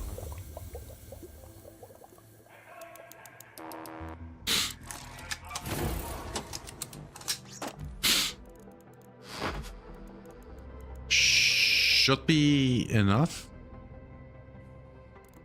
for my plans, I guess. We go here, nitrate, and we explode them all.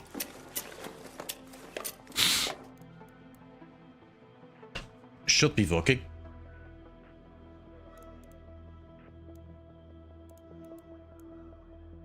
You take another 5 of those.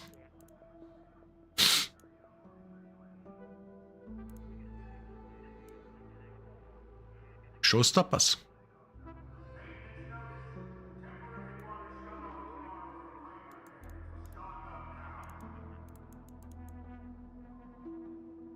We should be good. We go here, nitrate. Let's try this.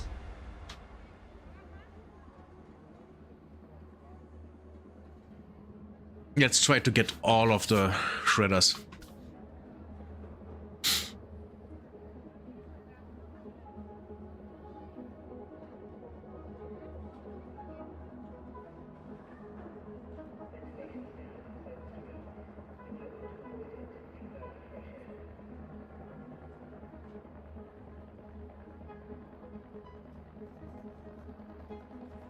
I think they dive a 3.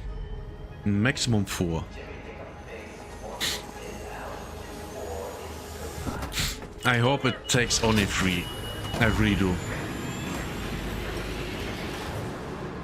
Otherwise it would be bad. Oh, I forgot something. Of course, I forgot.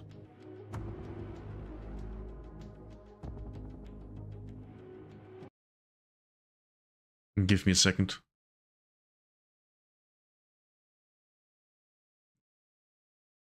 Come on, load faster, YouTube. Oh, you piece of shit. I hate YouTube. YouTube is such a shitty website.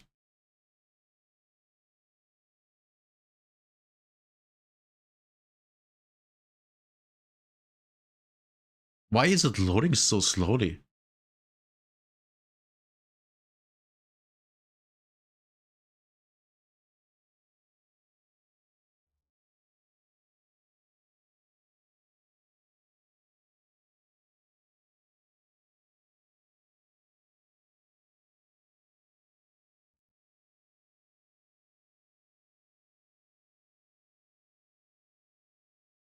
Piece of shit website.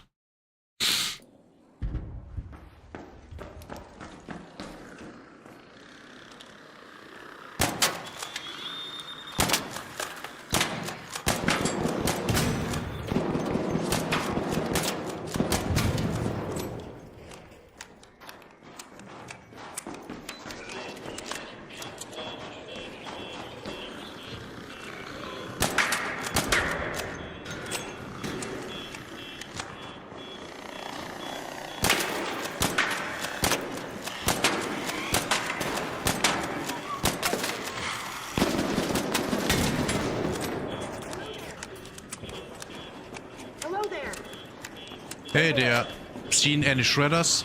Hey there. Guess not here. Guess not here.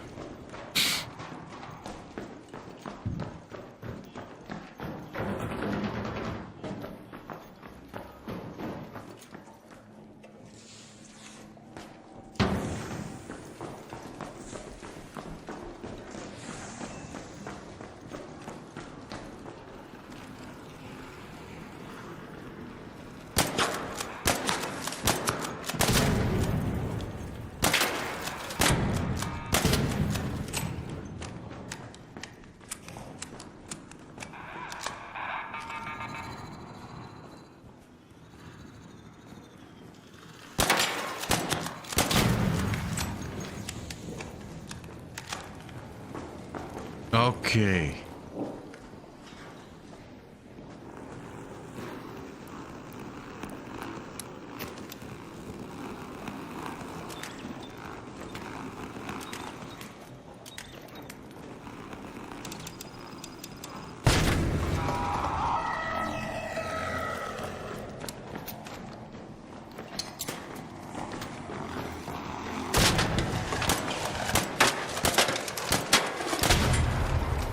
That's one down.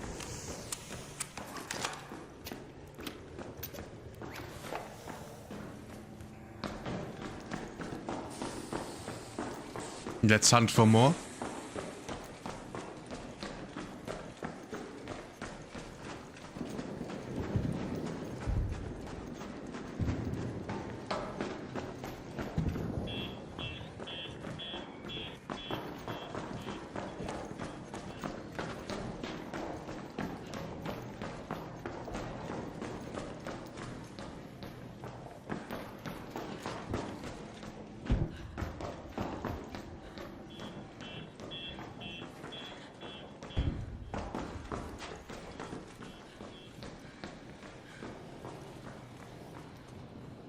Don't hear anyone.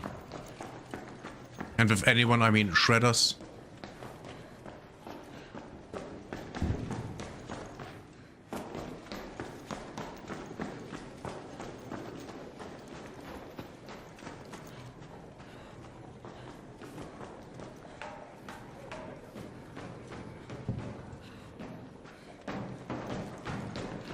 A hatch, okay.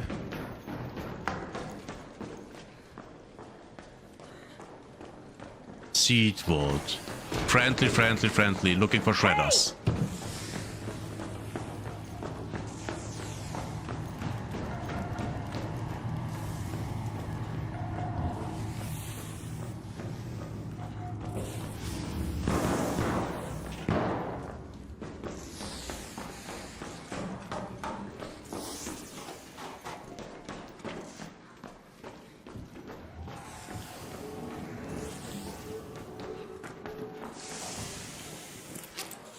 I think... Yeah, there are shredders close by. There should be. Wait. No hatches? Oh, great. Perfect.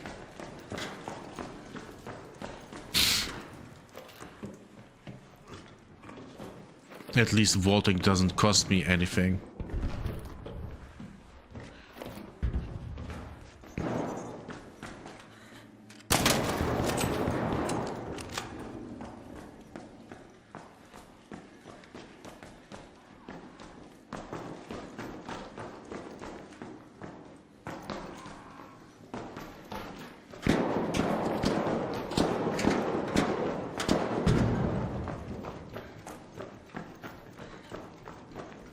I'm in the wrong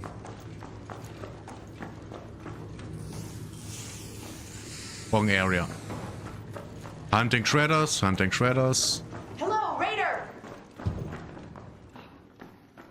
Not here.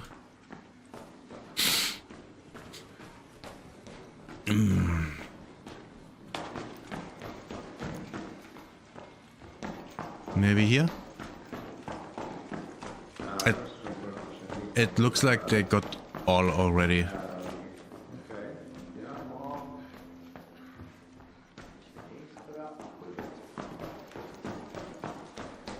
Looks bad for me. Looks really bad for me. Yeah, shredders are dead.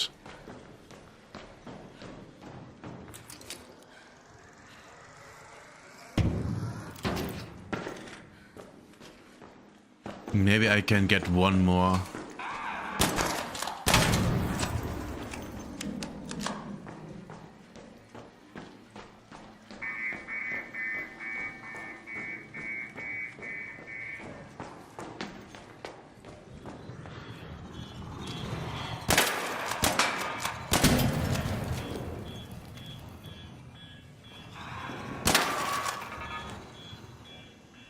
Where is it?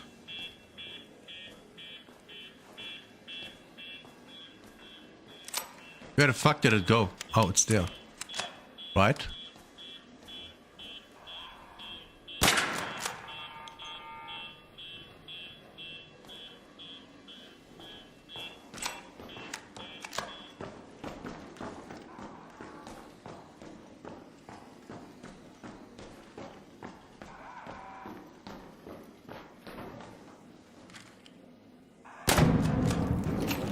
Oh, great.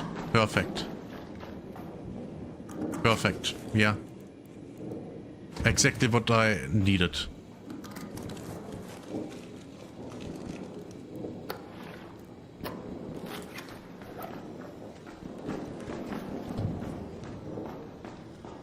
Looking for shredders. Oh, looky.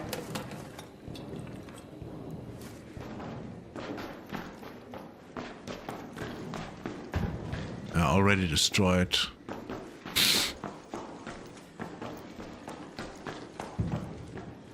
This is bad.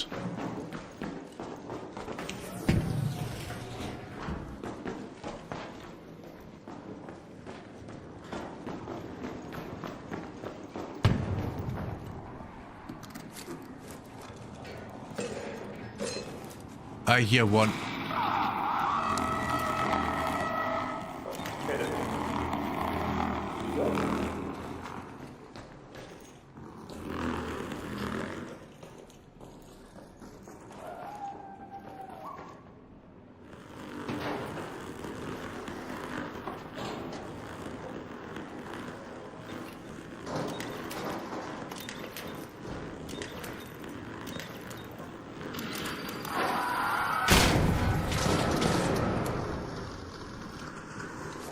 Okay.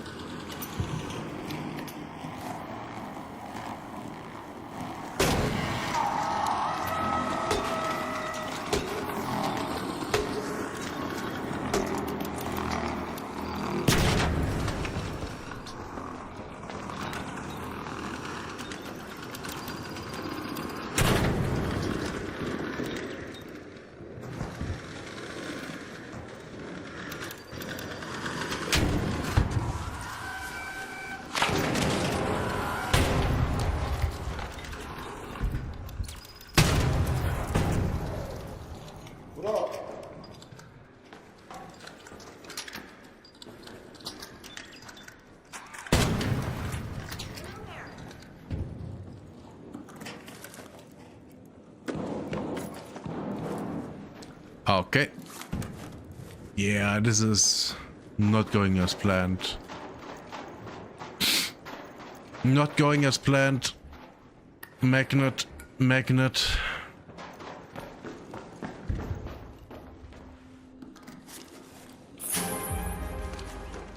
We got something. Ooh. Stella Montes Archives. I don't even know where that is. The archives, that is.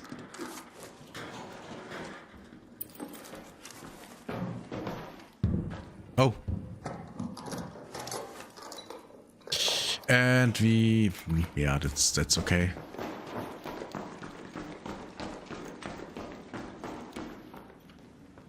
What do we get here? It's okay.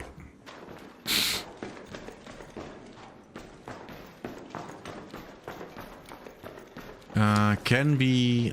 No, we are done. Okay, time to exit. Where's the exit? That's closed. That's still open. Head home at the seed vault air shaft. Yeah, we are going there.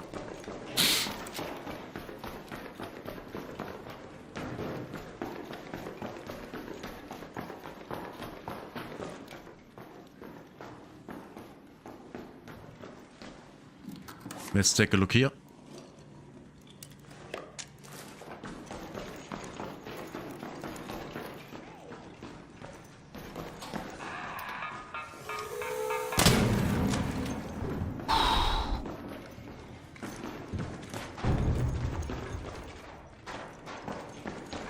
Can I go down here? I can.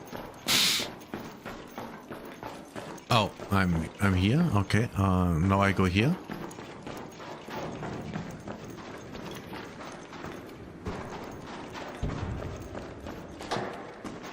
Can I get down from... No. Do I have to go upstairs? It looks like it.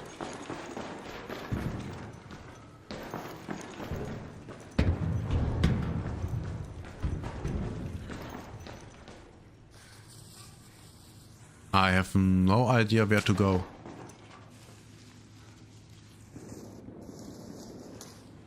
Literally. No, oh, of course. Let's try this, of course.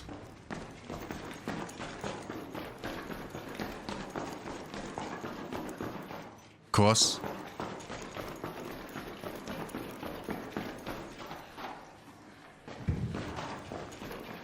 Is this a way down? It's a way down.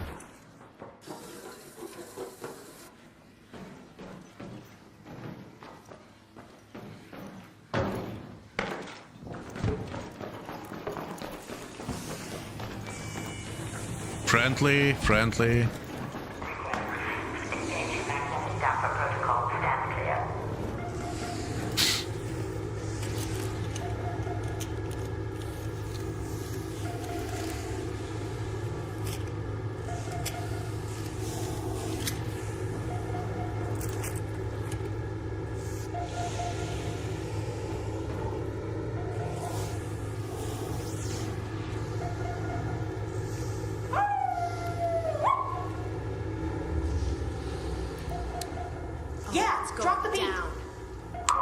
Friendly lobby, mostly.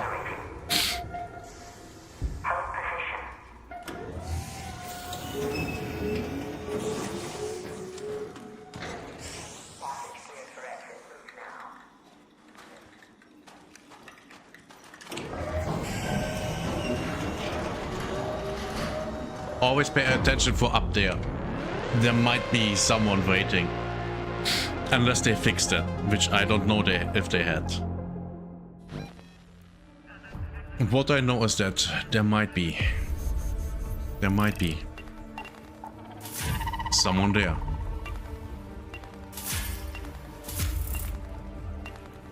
Oh great, now I get the Venator. Okay. Ooh, nice, Torrente.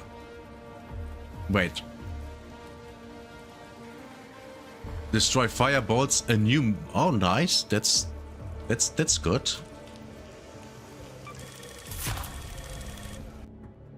Okay, let's see. Wait. Do I not have...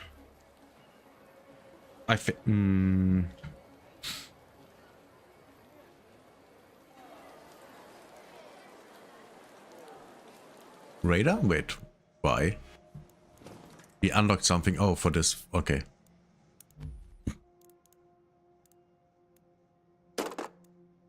Medium.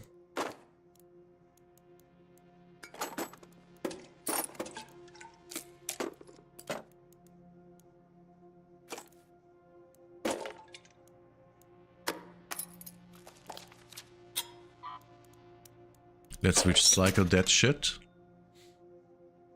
And now think. The problem is that we don't really have the resources to...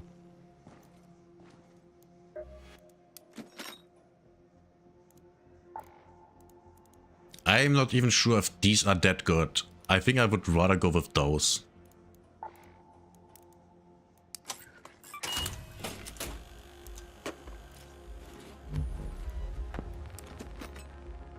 Not enough space, like always.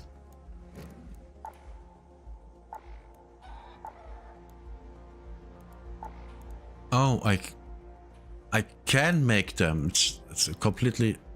It's a utility station, okay. They stack up to 3. Okay, then we go with 3. We definitely take those with us.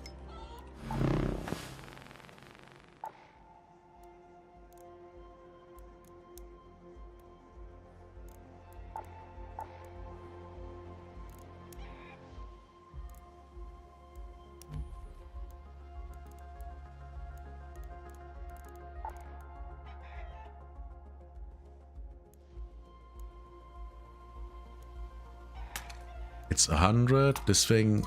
Oh, let's recycle that one. Well, actually, let's sell it. Let's sell this.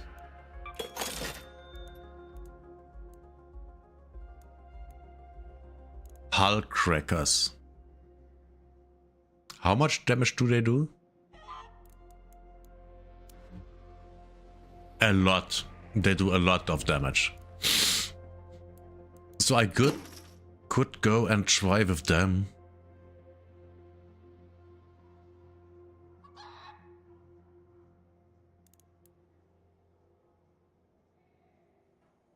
Is it even... It's over, okay. So we have to do something else. Let's see.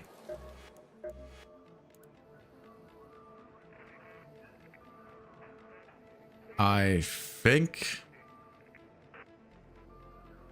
we go for more of these.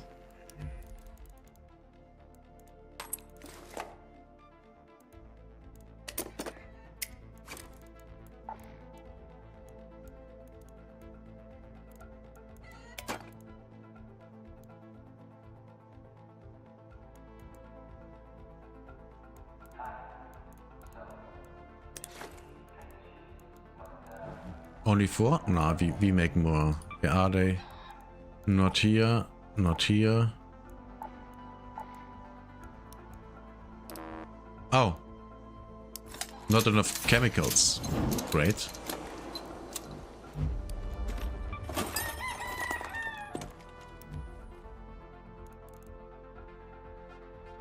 Should be enough. Wait, we don't need that. We are full? We are full. Well, via added. Bridge City Hospital key.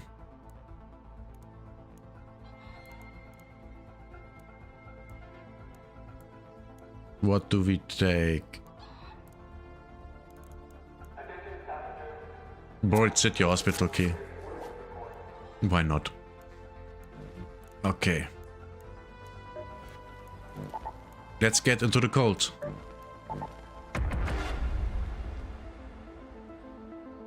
The icy cold.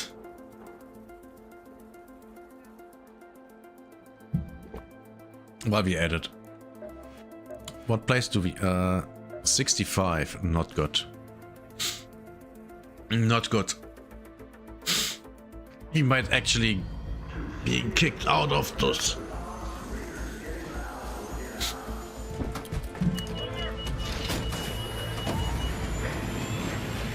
This is not good. I hope I get a good spawn. I've seen a video where they said if you take a key within, you spawn further away. Let's see.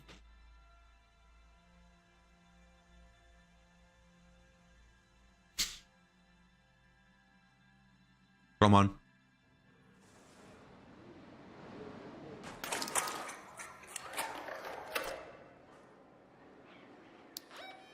I did not get spawned further away.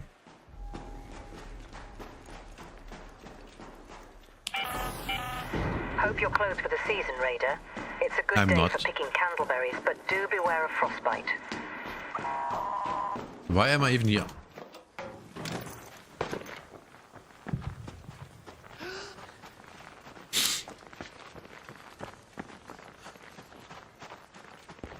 Right, over there is a bunch of fireballs.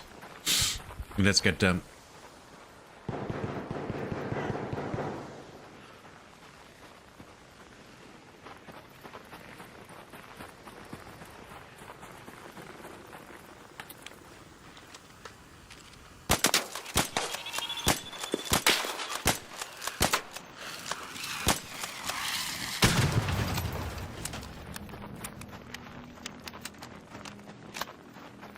Okay. Anything here? I can't see.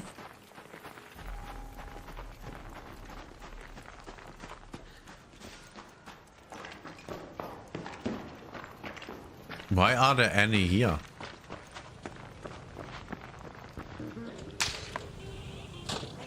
A fireball by the hospital. Am I being shot at?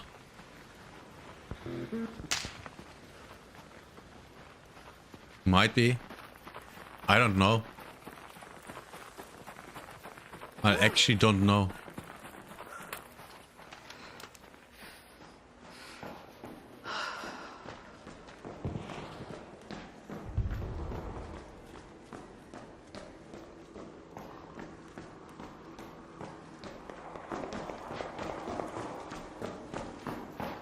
What's that? Oh, tape. Okay, time to go up.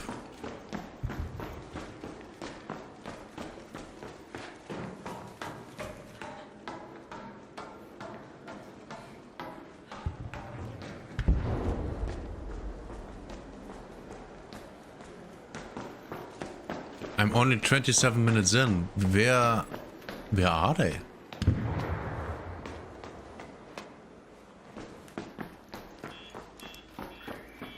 Why was there nothing? That's unusual.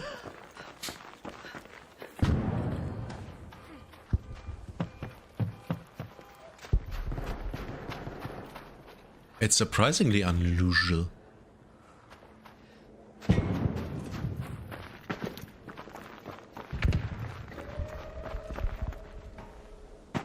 Yeah, if this continues, I'm fucked.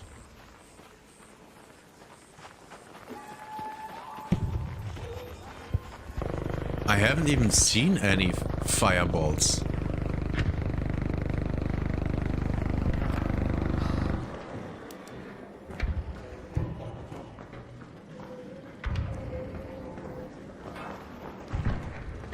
Yeah, they're all dead.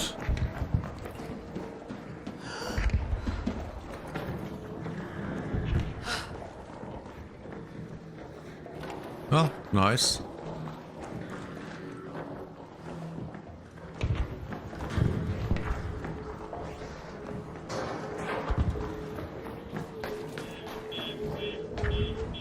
Ah, come on. No fireballs.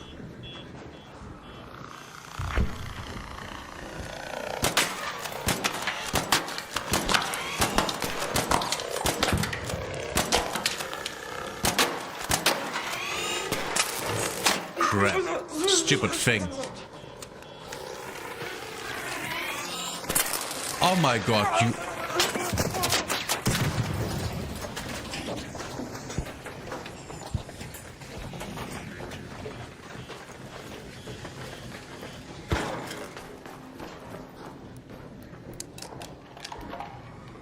I hate this game.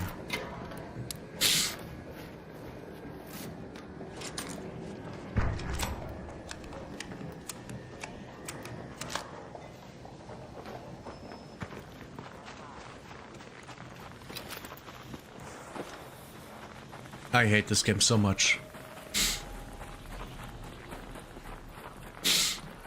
Okay, let's try going down here.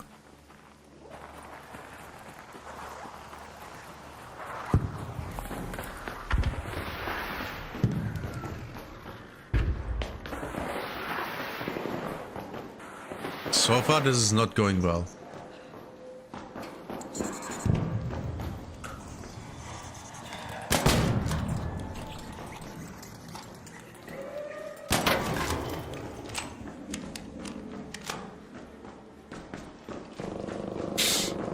On the other side.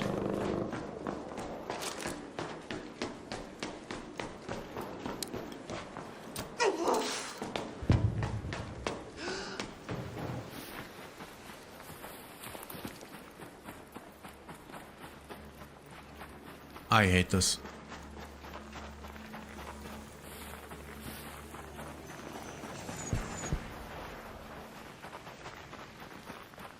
I really don't like this.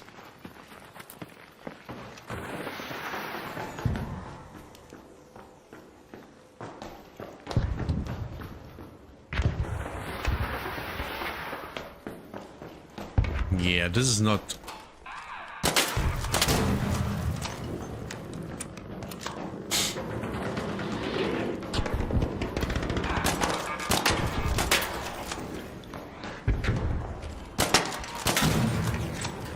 Okay. Got two.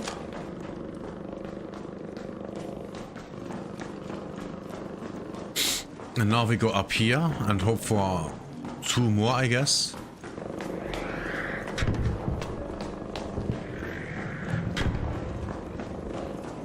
So far there are none, which is bad.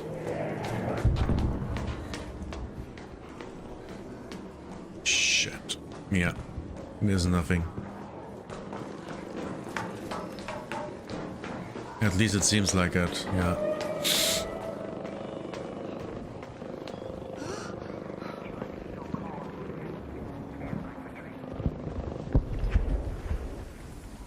Maybe in one of the buildings.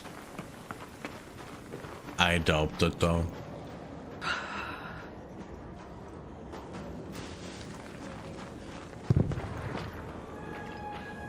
Looky.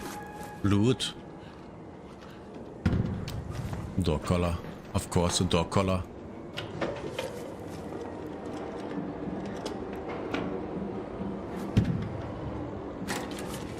Give me something. That's okay.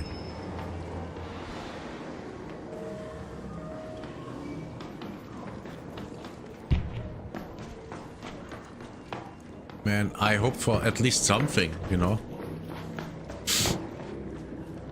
But absolute nothing is not good.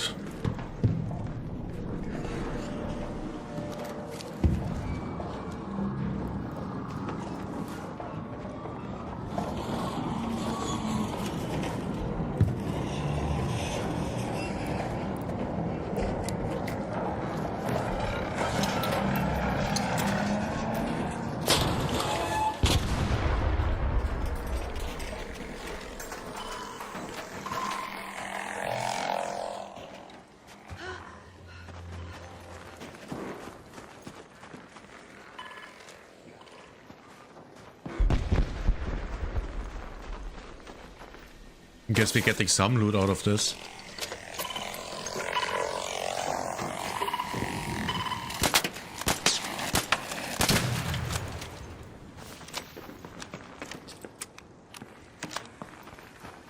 I need this one more, I think.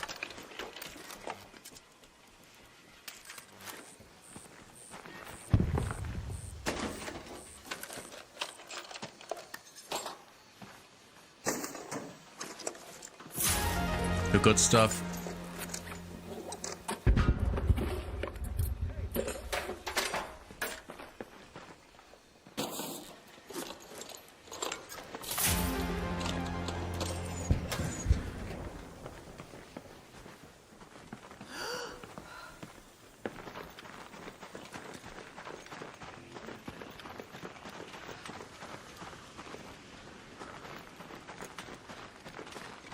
Are there any here? No, of course not.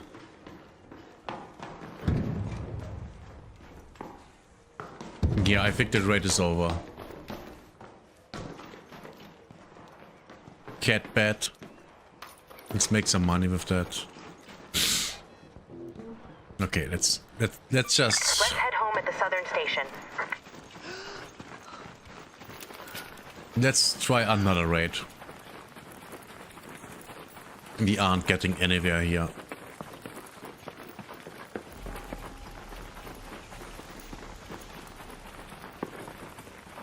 This raid completely sucks. Hello.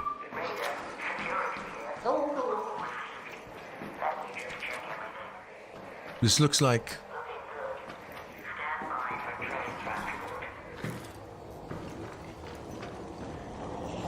Looked weird.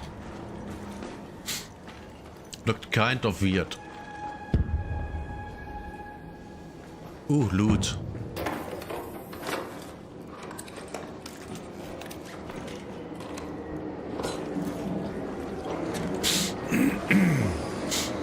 I'm absolutely not worried that he will shoot me, because he could have already.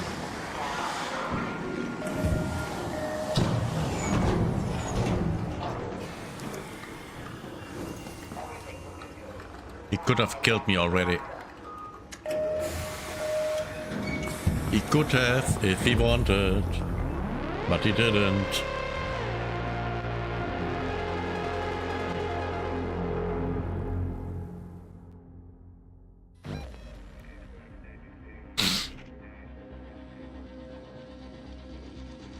"11 minutes.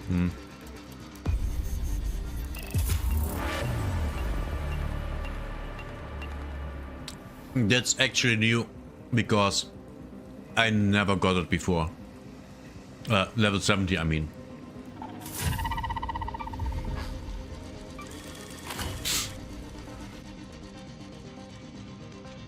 Another 50 coins.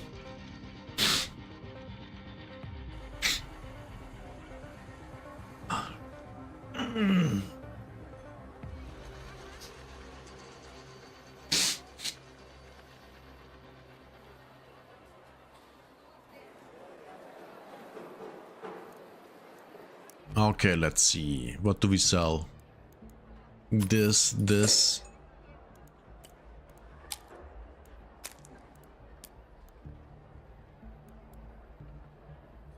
I think that's good, yeah. 7k. Oh, and we sell this one.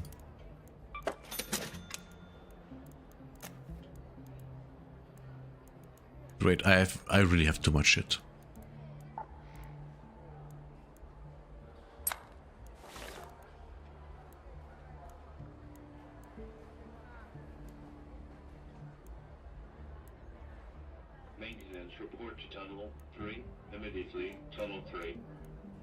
Bettina.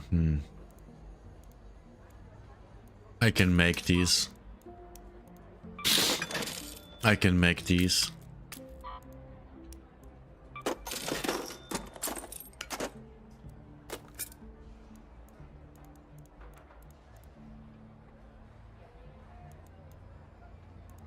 Don't we need wasp drivers for this? Yeah.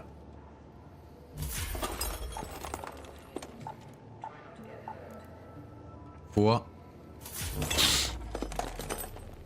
Good, good. Man, I wish I knew how much money I have.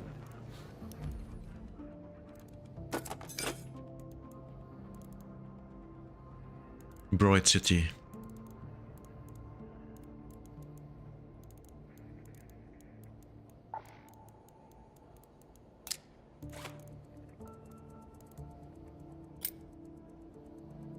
Just in case.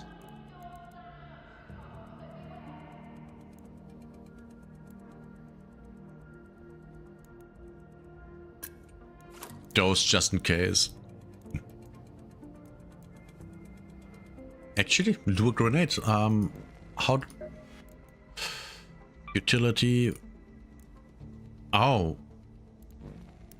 Yeah, I'd rather. Can I recycle them? I sell these. I take lure grenades.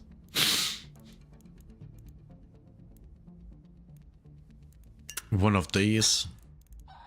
Just in case. Okay, now we go back and try that again. Oh my god, cold snap in 3 hours down here. Okay. Man, I love the cold snap. I love it. And the best thing is, even if I don't get a cold snap, there are other map thingies that I can go in and I get it 2 times, which is awesome.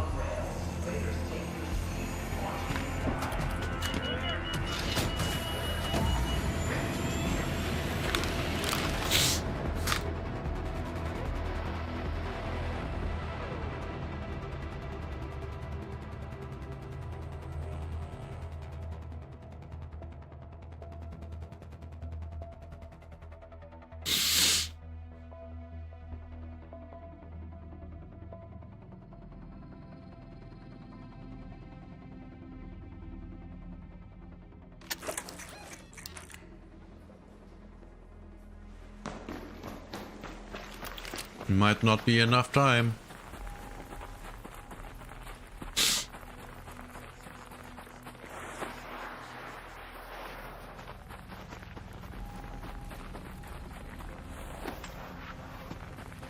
Come on, run. Ooh, there's an observer.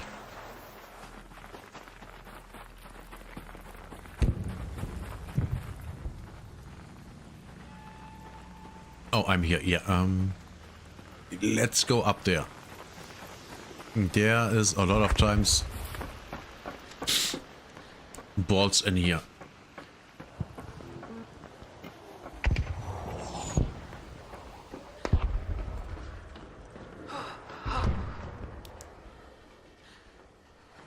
Shit. They already have been taken.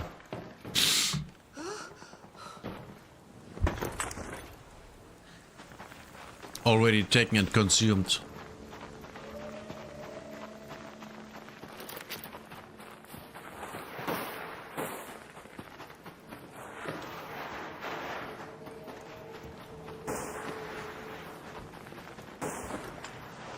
Oh.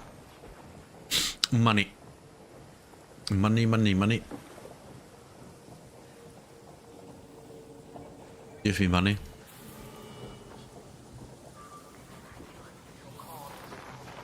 Dude is already leaving. There was a radar flare.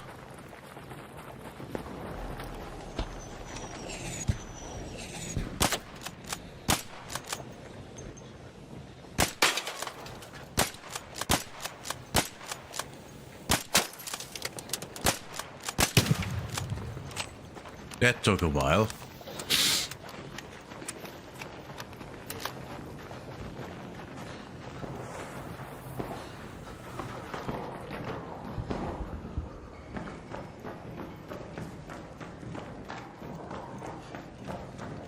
Looking for balls.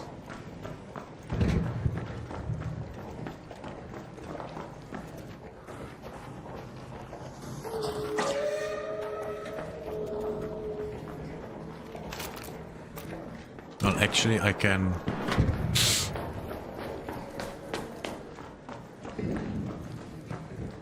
Already destroyed.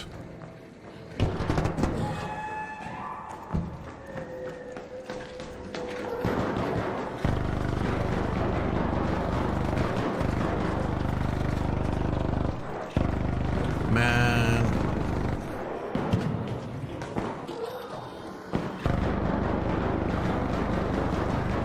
What the fuck? Oh.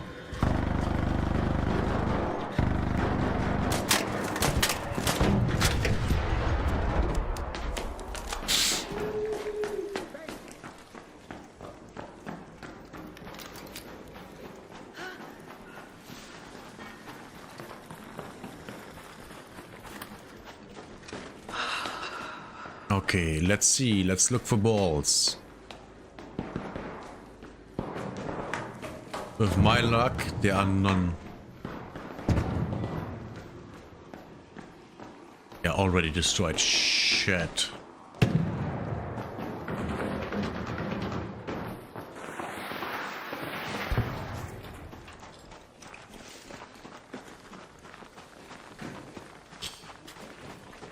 Yeah.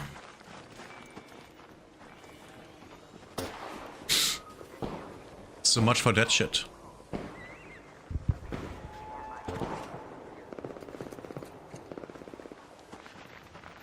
Let's go into hospital then.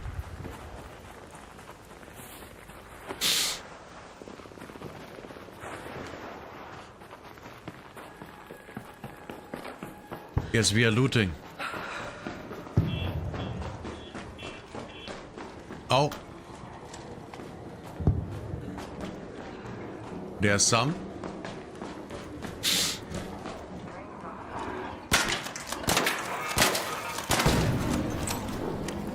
We got one.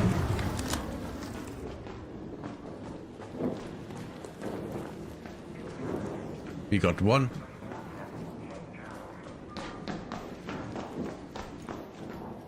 Looted.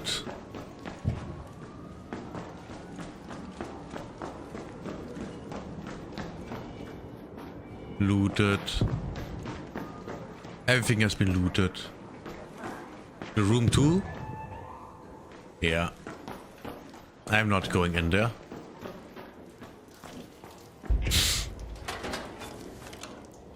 I'm not dumb enough to fall for that.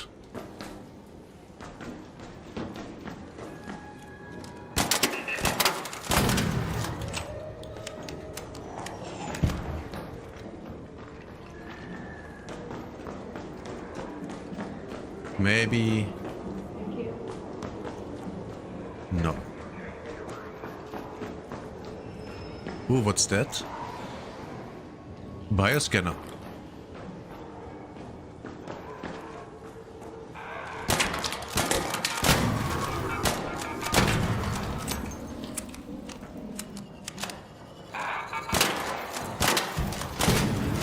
Nice, we got 3.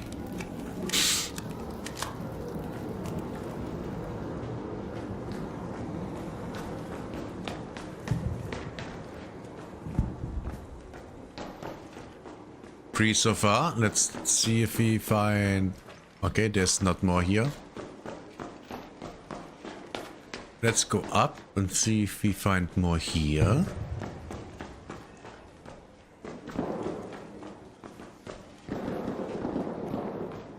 Durable cloth, nice.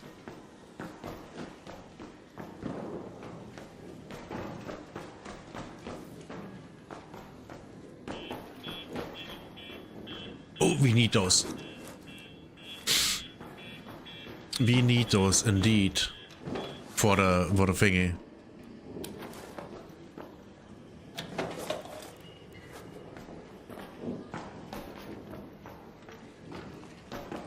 I think I never was up here before. At least for looting purposes.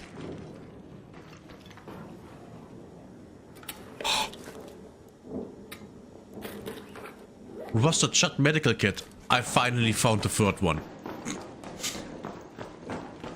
Finally. It just took me 2 months to get free.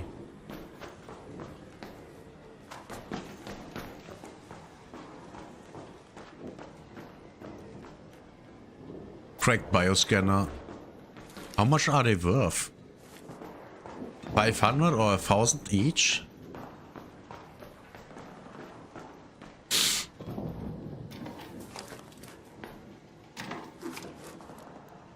Yeah, we need these. We need these. Oh, we definitely need these.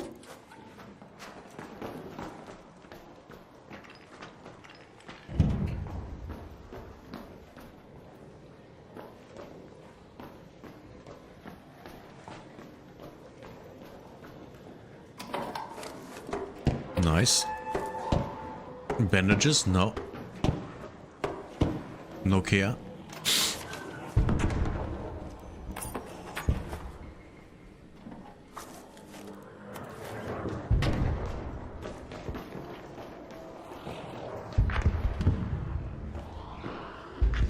I didn't know about this one.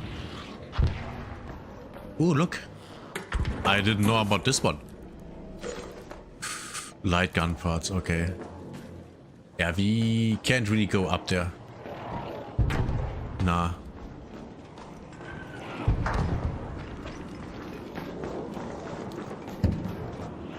Oh, look.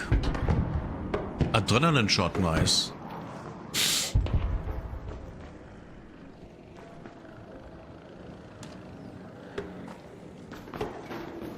Okay, let's go one down.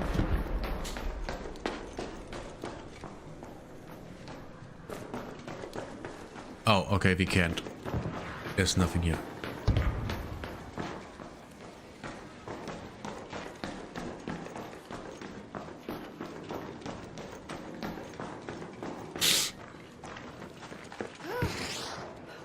Oh, the Rocketeer is firing. Ah, that's not good.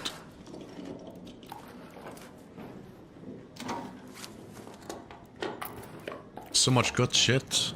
I mean, not, you know, I don't need to loot these things for anything else but just money.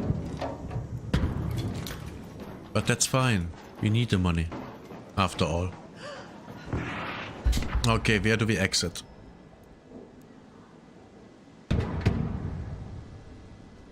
I think we go there. Go to that metro.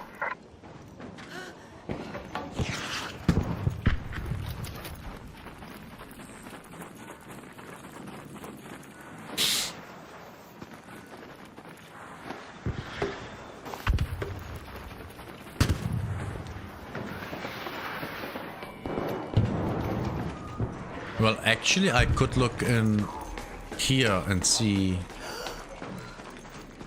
if there are boards alive.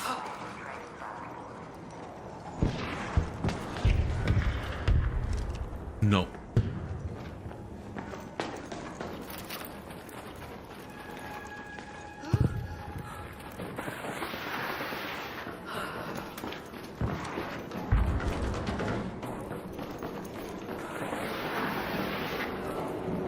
Friendly. Friendly.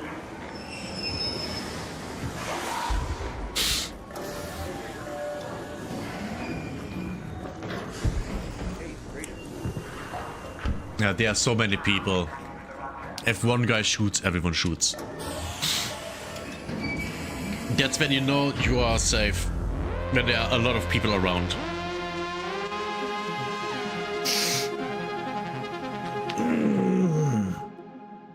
Oh Jesus, I have to piss again.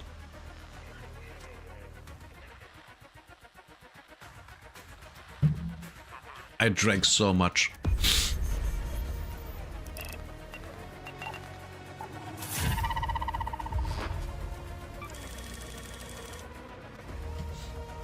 Oh.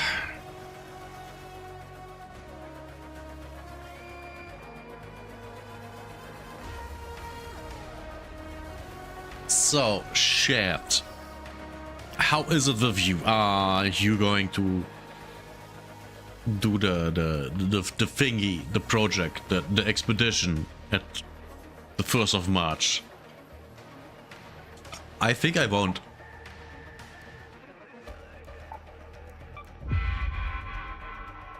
Because why the fuck would I? There's literally zero reason for me to do that.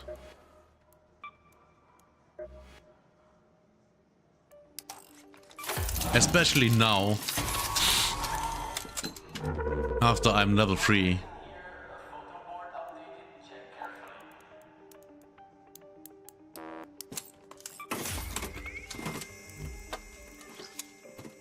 Right, we go radar here.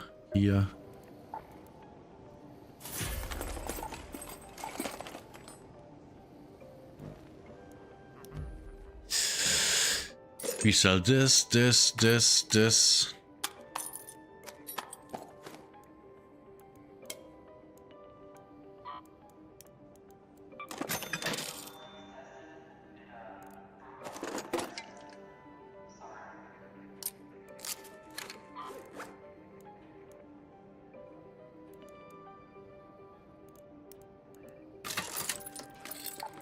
we have more? Nope.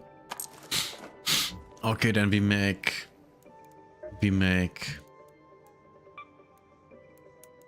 one of these.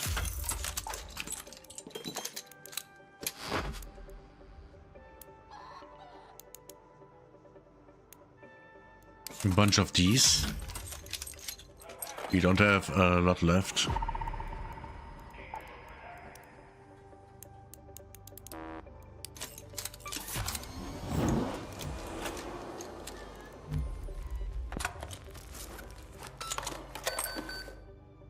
A 160 ammunition.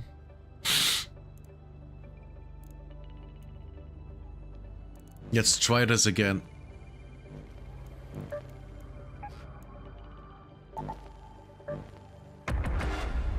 Let's try this again. And hope for the best.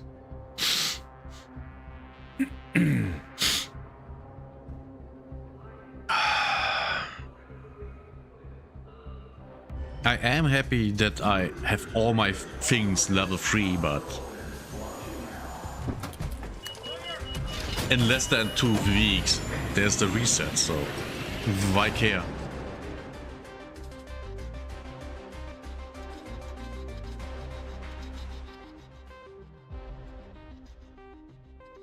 Would be cool if I could have, you know, one of my level 3 things taken with me to the next thing, next raid. The next, oh Jesus. It would be cool with that, with the expedition I could just leave one level 3 station with me, with all, not even all the blueprints. But that would be too OP. That would absolutely be too OP. I can absolutely see why that would be completely too OP. We are going for the hospital. I need the fire things.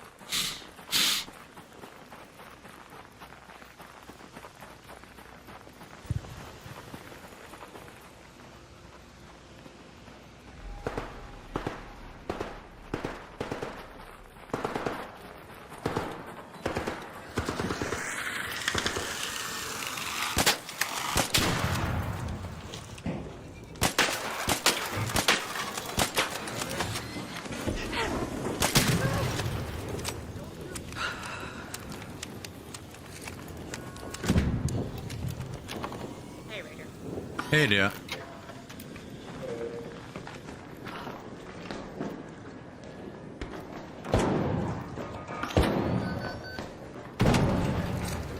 You need them for the trials?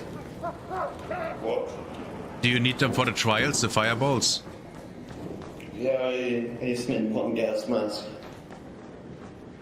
Yeah, same. Here's a shuttered medical kit.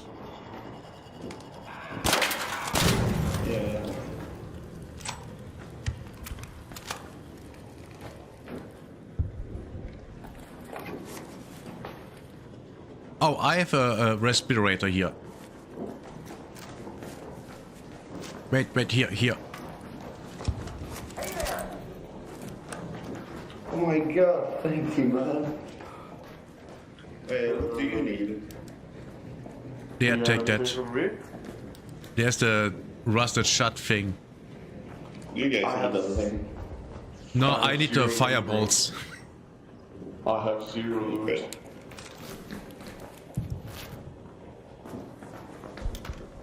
Okay, we go to the door. We go to the door and... where is it? It's here.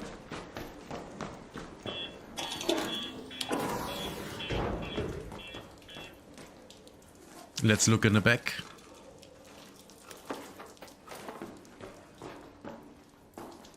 How much is this worth? So far, nothing.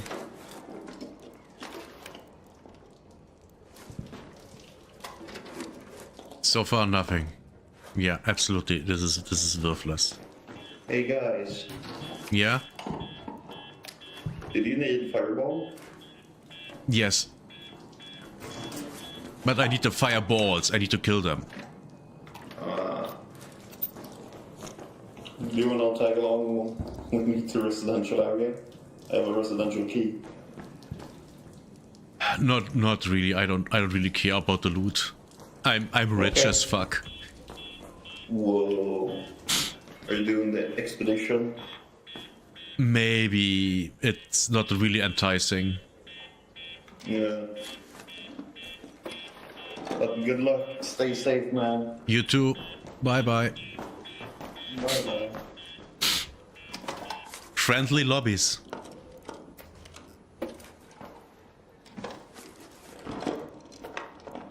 I need the chemical things so bad.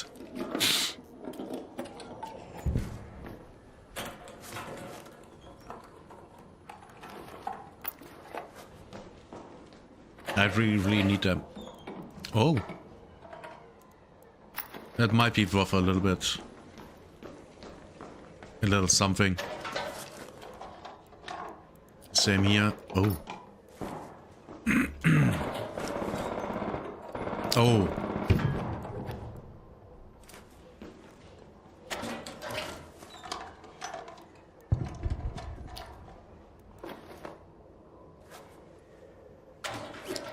The pillar's worth something.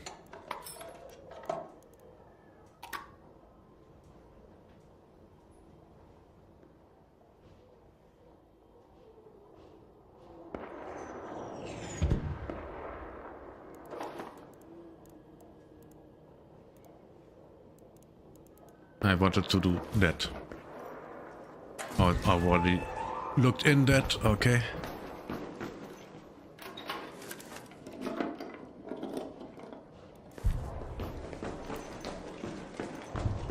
What's that? A cracked bioscanner? Adrenaline shot, nice.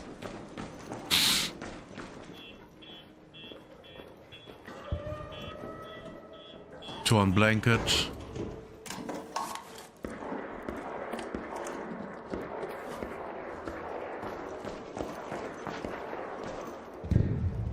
Man, there's so much shit here.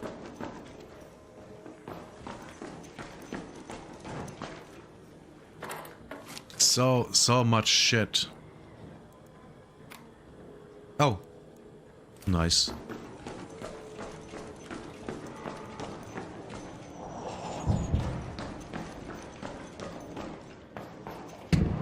Processors? No batteries. Let's see if we can get fireballs.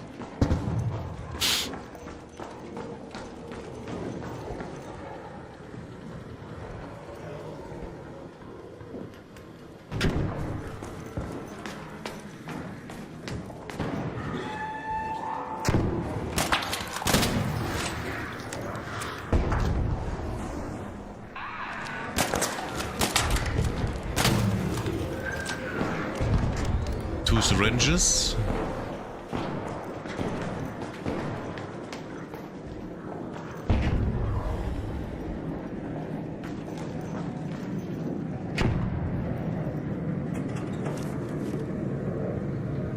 Don't care.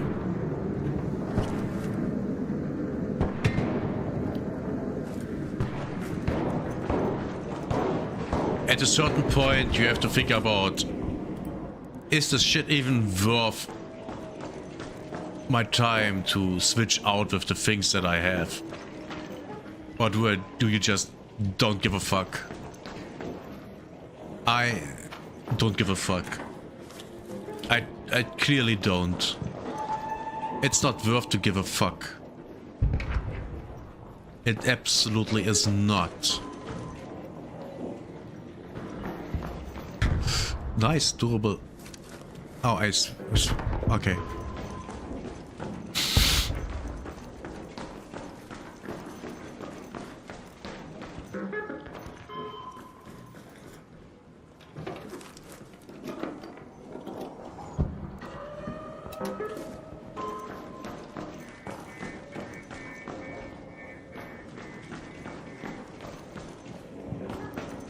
Man, I like these friendly lobbies.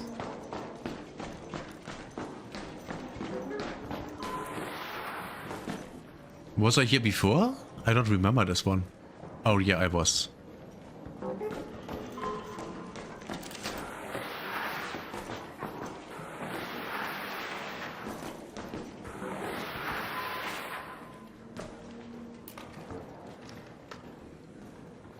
Do we get... Yeah, we get loot out of here.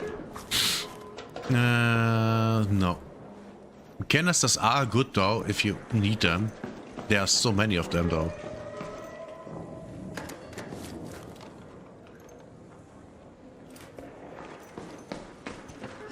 Okay, now we take a look at this shit.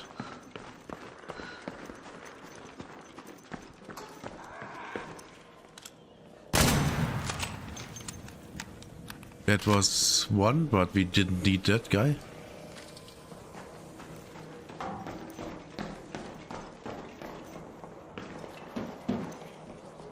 Where is he?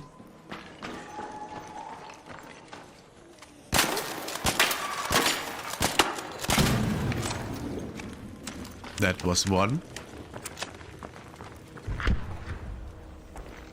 Now... How does this look? Is there more here? No. Are there any there? No.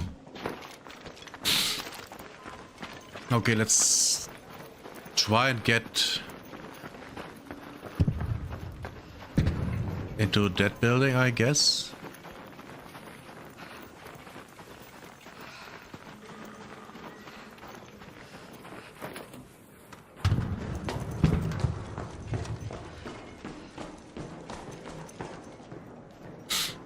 Wait, do I have two weapons? I have two weapons. Great. Hello, friendly.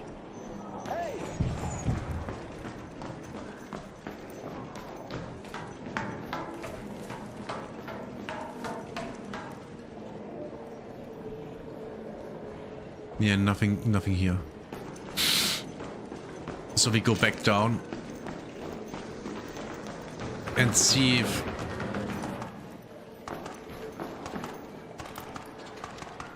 no.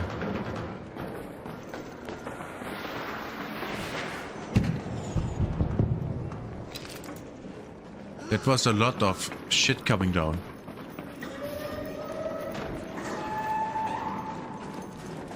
We are a little bit... Oh, wait, it can be...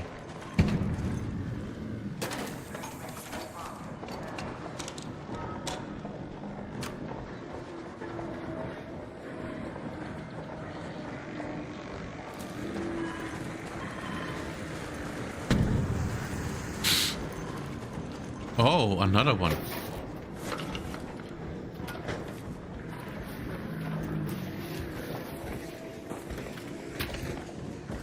I don't like this thing.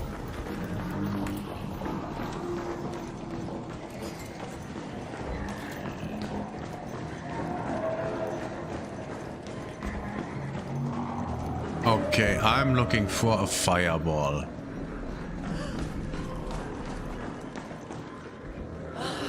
There's none here. I hope there's one there.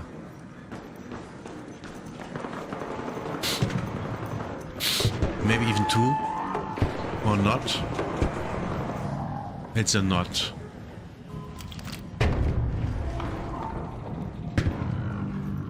It's definitely a not.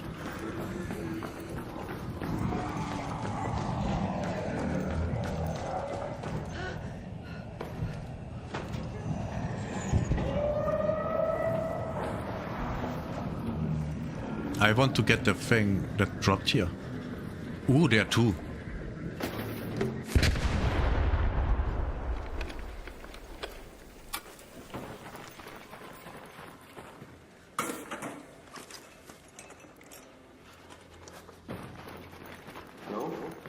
Hello. Do you need the gas grenade blueprint? No. Okay.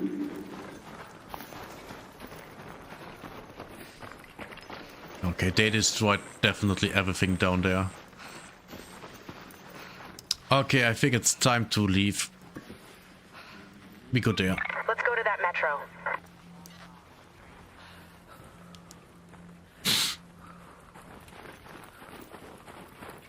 Time to leave, chat.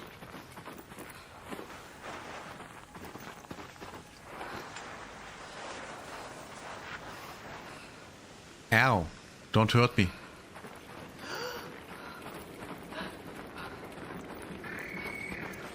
Oh no. Oh no.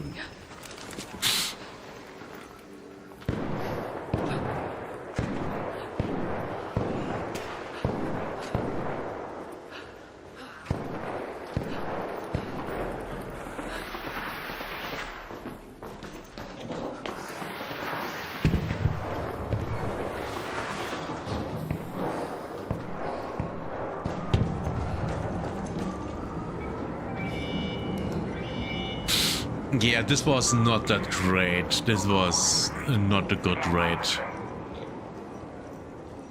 Oh, I almost died. I almost froze to death. I didn't even realize that. Oh, right, it's the electronic signs. I hate them. You know what's funny? The more we are saving... Hi there. The more we are saving energy, the more energy we are using. It's literally retarded.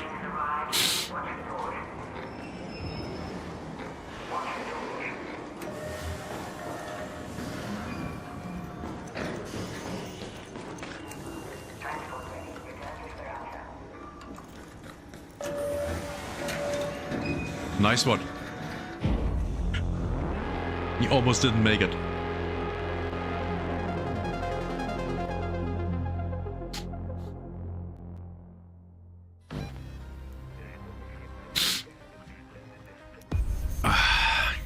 It's almost like saving energy never was, you know, a thing to begin with.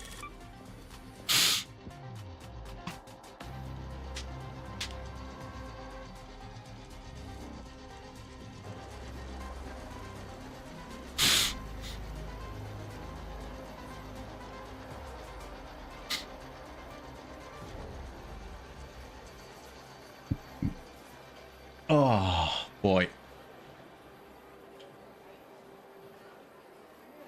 Come on, load. Let's sell quickly.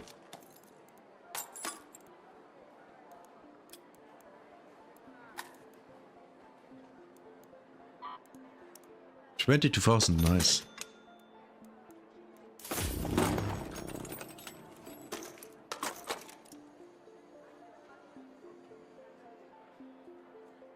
We are doing this the same.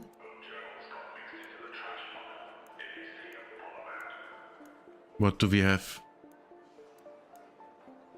I go take a piss and then we take a look. How about that? But first where was the other grenade? Oh, that's the one, okay. I guess I'm stupid.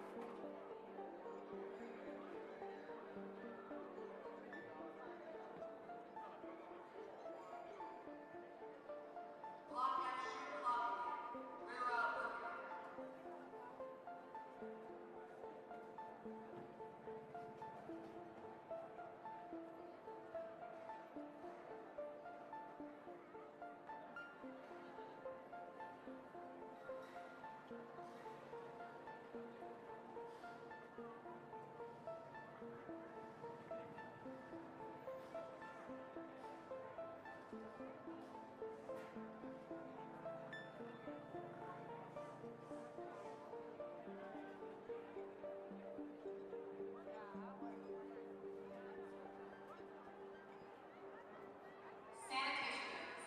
Rats like crumbs, so don't feed our coworkers, please.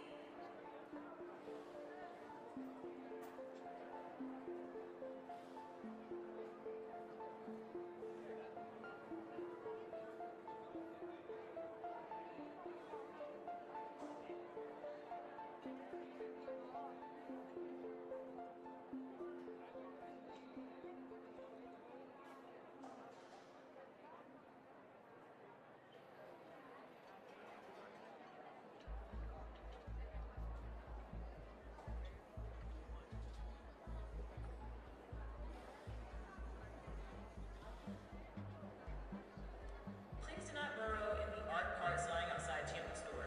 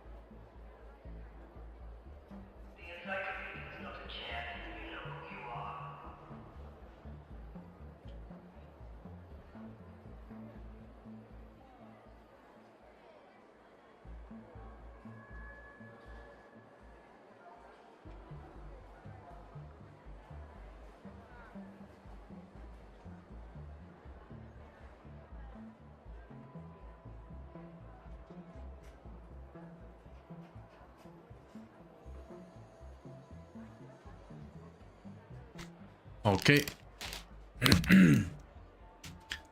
Sorry about that.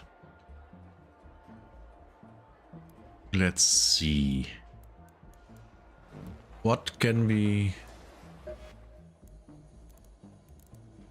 Explosives.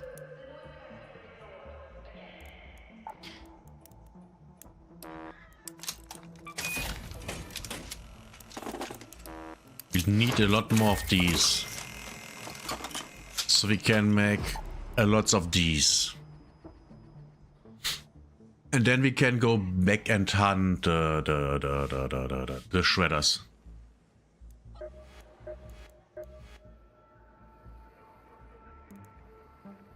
We need more of these. Way more. 69. The number, shit. It's the number.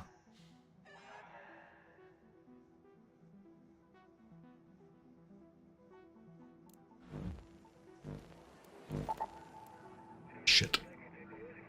Hidden bunker.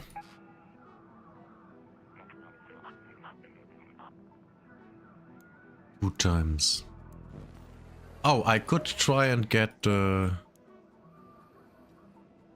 Rocketeer.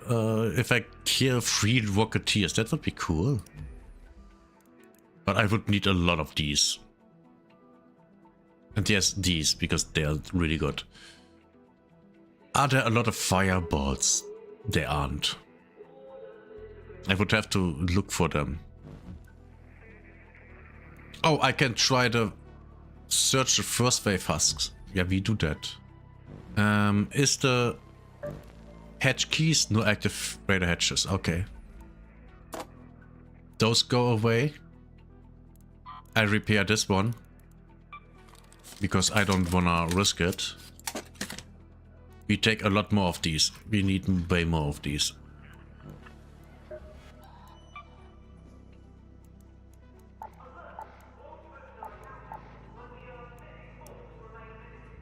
Shit, okay. Celeste, do you You've have? not been getting into any trouble, have you? No. Where's the dog? The dog. The dog. Oh, don't lie. You just came here to see little old me, didn't you? Not enough space. Better than a cup of coffee. Not that I would know. Exactly, not that you would know. 15. You see my pants? Just kidding, I got it. Would be fun if he could shut his mouth. Okay, we are good. Hidden bunker.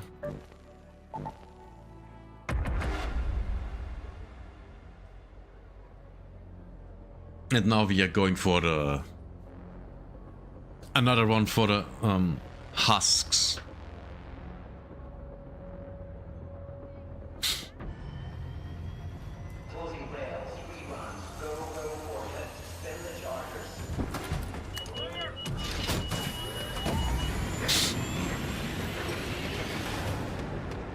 Let's hope this works out.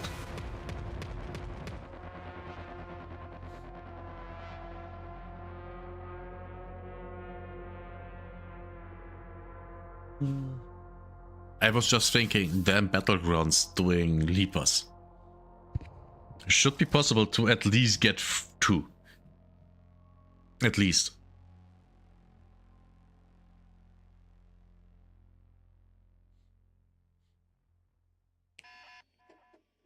Oh, I heard something.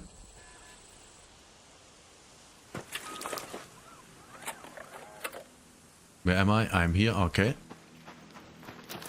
29 minutes. Oh. I'm late already. Anyone near the spaceport? Someone just managed to override the outskirts bunker's security system, and every gang in Toledo is scrambling to get their hands on whatever's inside. Really? Don't let Don't this care. opportunity go to waste. Anything here? No.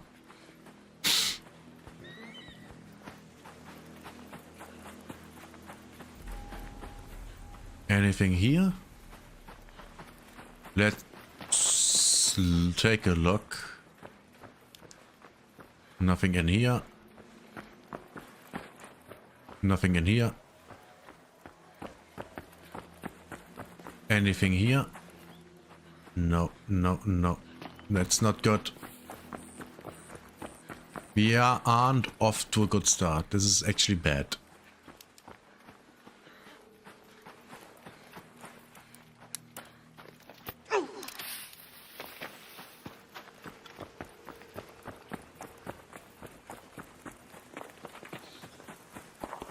Really bad. Oh, there's the first one.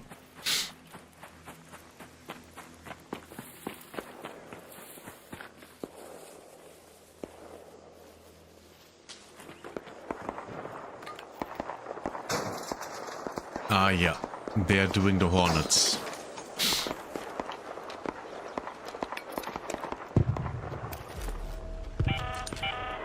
Attention raiders, the north antenna has been activated. Don't care.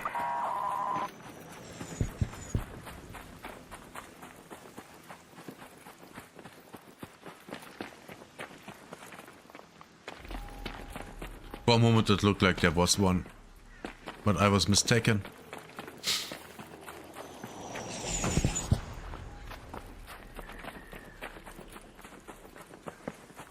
I go and try this one.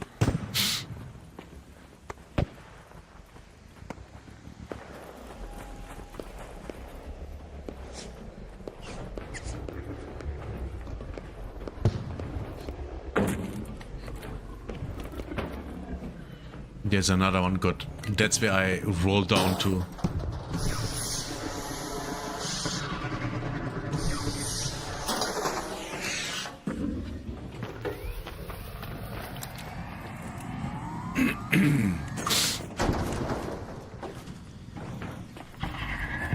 Is there more here? I hope.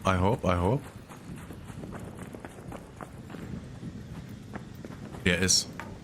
Oh my god, yes. This is great.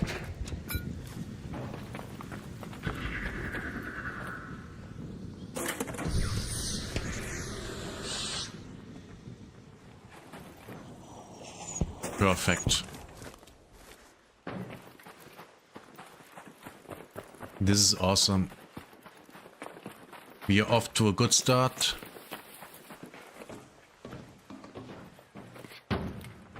No matter what I thought, this is good.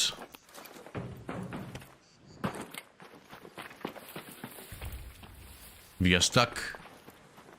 We are stuck. We aren't stuck anymore. Oh, we are stuck in this. Oh, that's bad.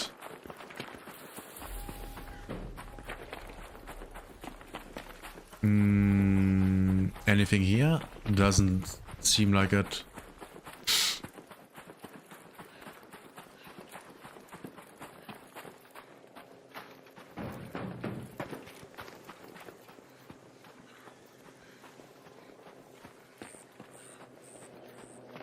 Does not seem like it. Is there? No.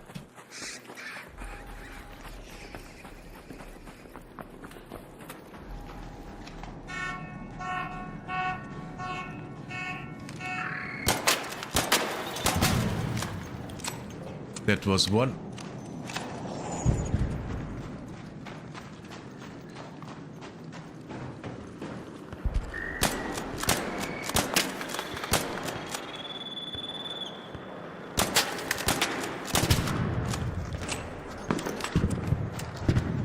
Let's ho. Shit.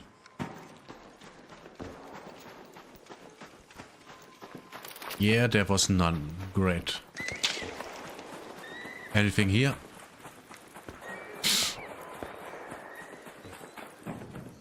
Nothing that I can see. Okay. We are going back out again.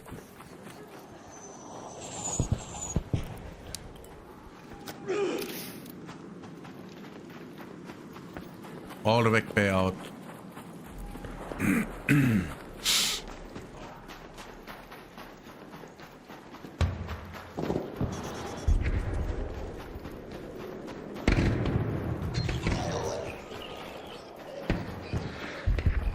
Okay, now...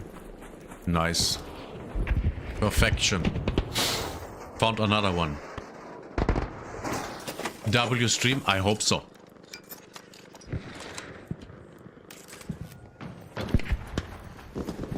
We aren't stuck anymore.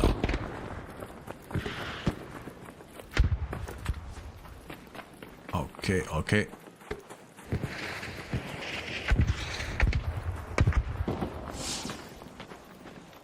Oh. Oh, I guess that was... He was killed by a rocketeer, right? That sounded like it.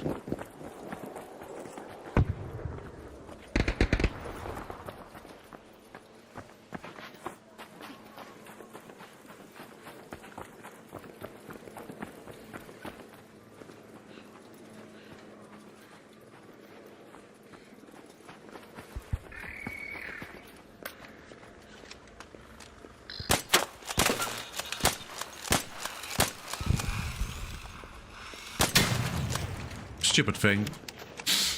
And yes, I know my aim is shit. We don't need to talk about that.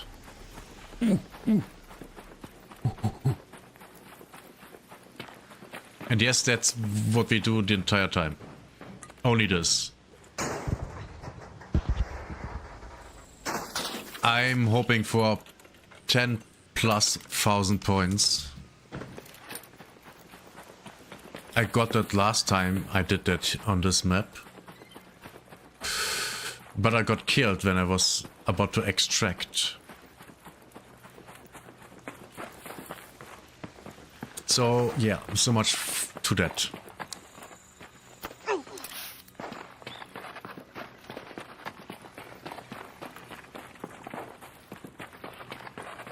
I know there is one over here.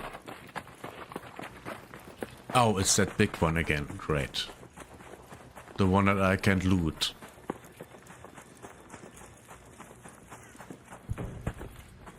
Can I see anything down there? No.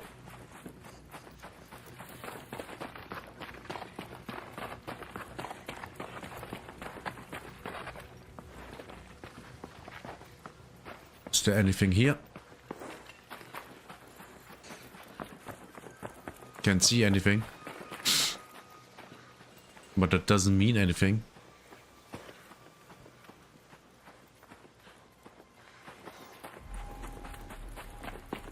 There might be plenty around.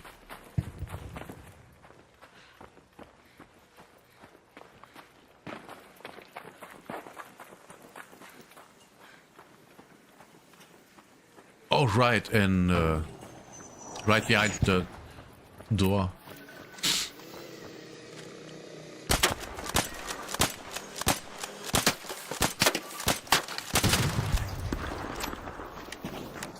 Okay, that was a lot of bad aim.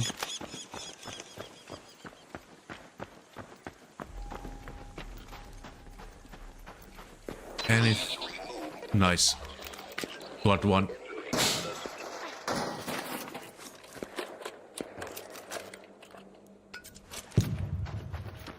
We need the arc thingies for explosives, which we need to get the shredders there. Names.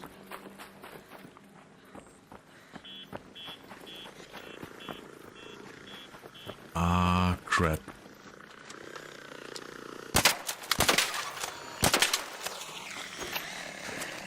Okay, it's done.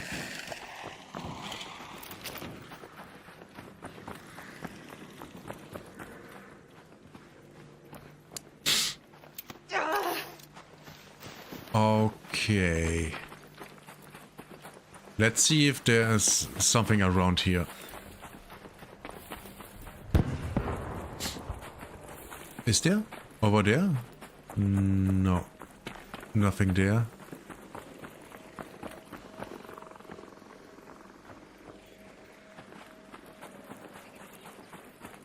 There. We found it. Wonderful.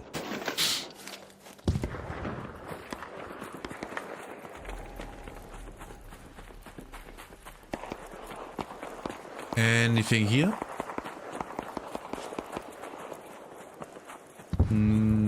Yeah. There's one.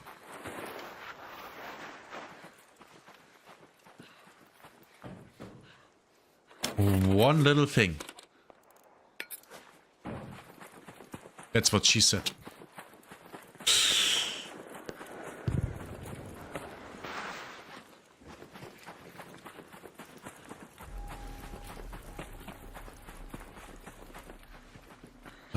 Nothing here. Man, the trust that we have in people not shooting.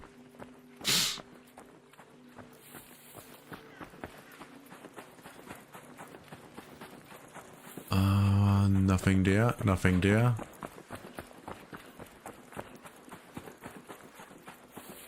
Nothing here.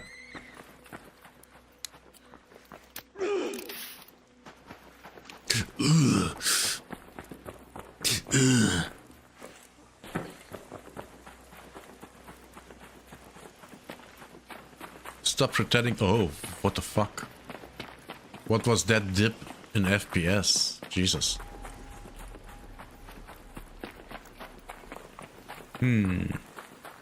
Don't see anything.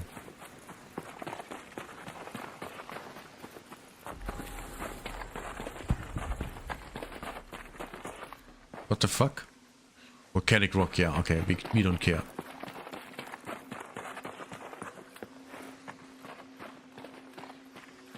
Is there? No, it's plants.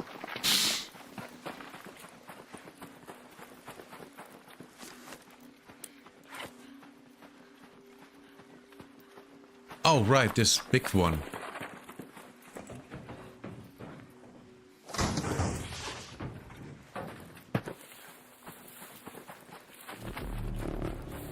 "16 minutes. Oh, nice, there's one. There's one.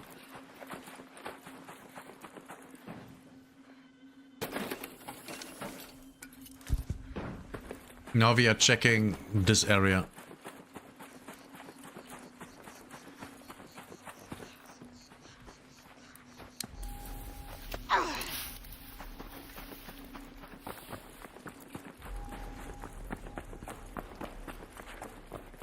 Come on, run. Run, little girl. And we have nothing, nothing, nothing. Of course we have nothing. Anything up here? Of course not. Why would there be anything?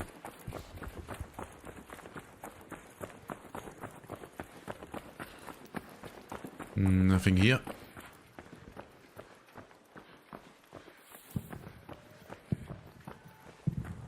I wish we had more time. And with we, I mean I.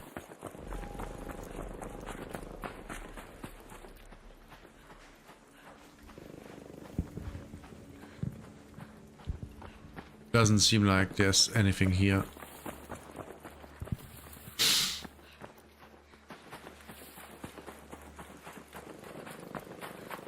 Where do we go from here? Oh,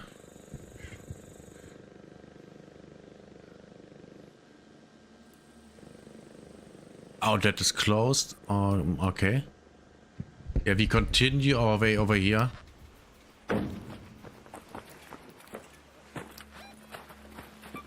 Let's move to that Actually, we go there.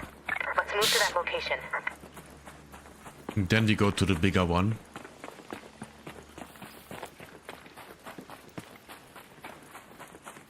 And hopefully that works out for us.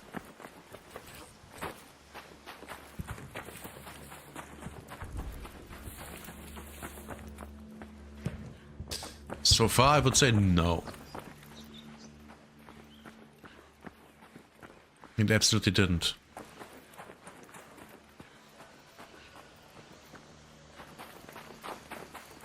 This was not good. A lot of times you find first wave husks around those.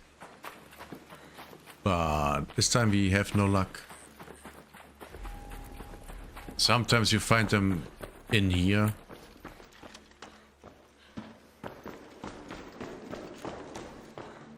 Yeah. I wouldn't bet on it.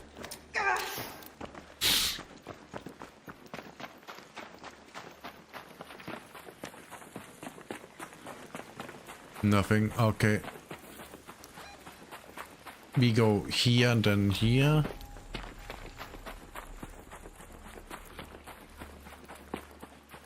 There should actually be something, because that's where a battle took place.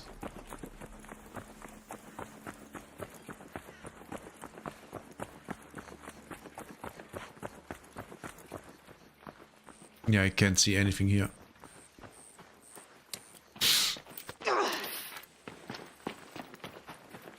Can't see anything there.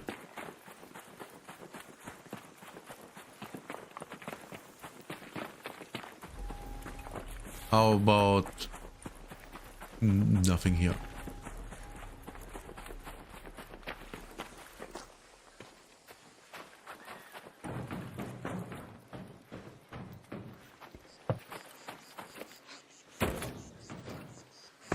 Oh, come on.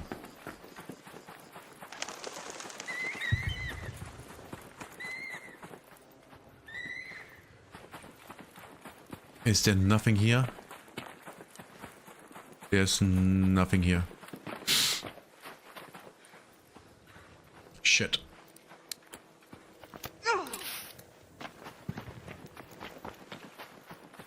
Okay, time to run.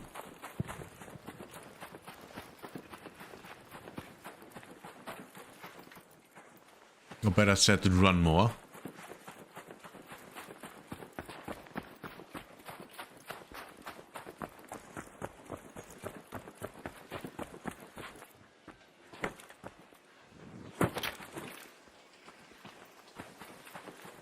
Anything here? Of course not. Why would there be anything there? I had seen... Shit, last time I was here there were husks all over the place.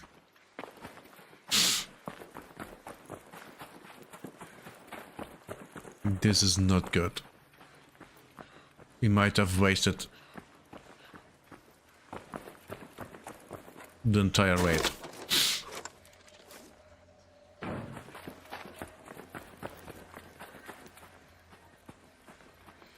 Crap.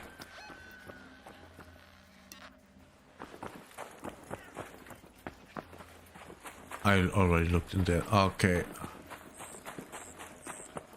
Something here? No.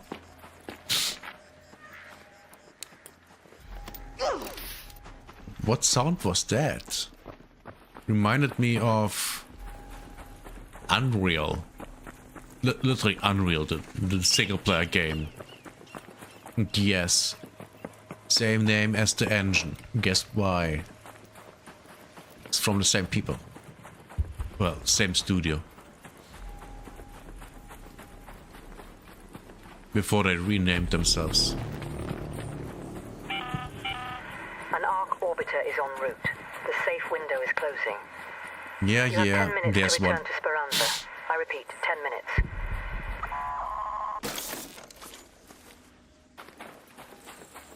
Okay, new personal best. 9k, which can't be true, right?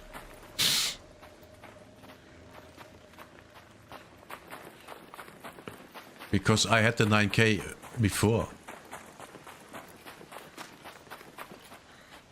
Well, I take what I can get. It's time to leave.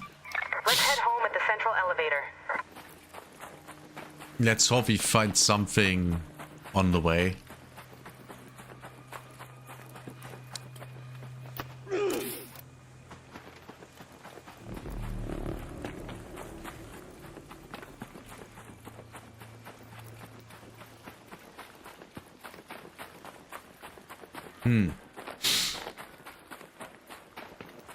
Nothing here.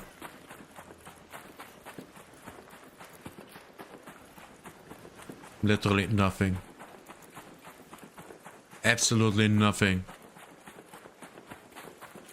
Man, this is not exciting.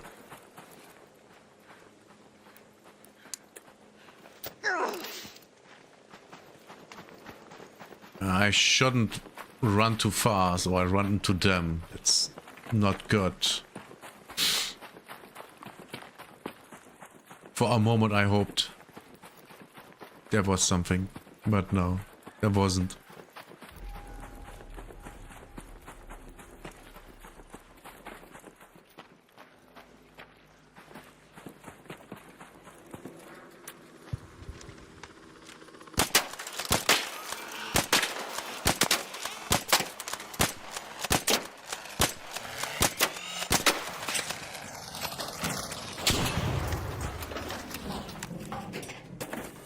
Come on.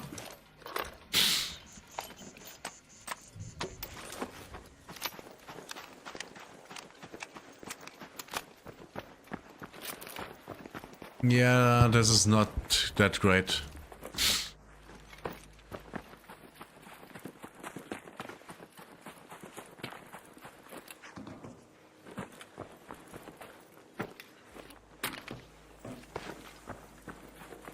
Not that great, indeed.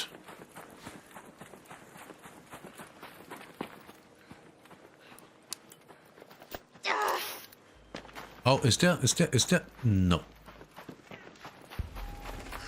There was nothing.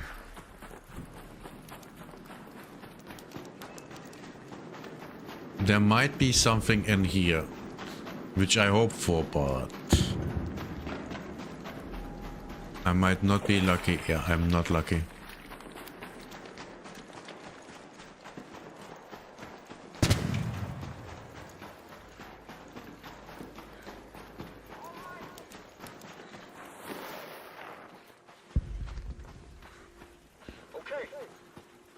Friendly. Have you seen some first wave husk around?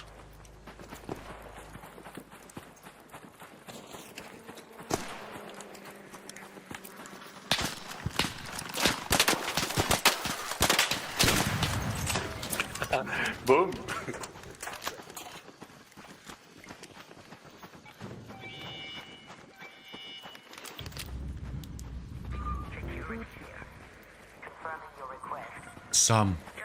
There might be something around. Maybe.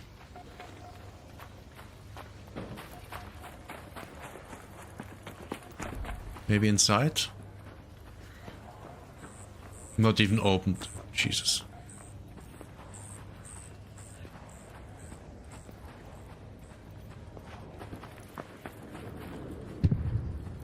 Maybe down here?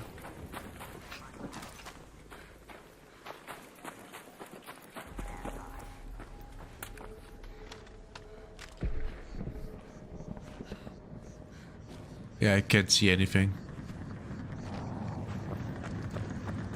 Can't see shit. Anything around here? No. All raiders, arc on screen. 5 minutes left. Go find your way home. Come on, one or two more.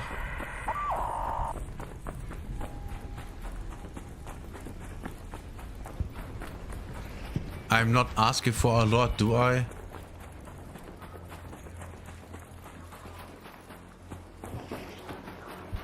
Anything in here? No. Okay.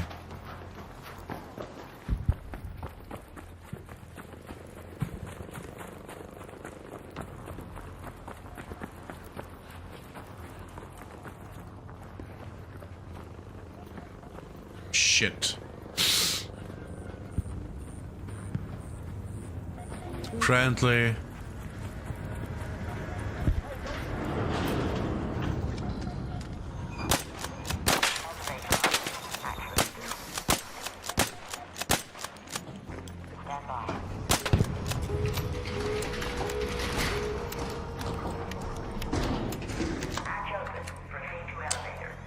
What a shitty raid. What a shitty raid. At least we survived and got some points, but this is...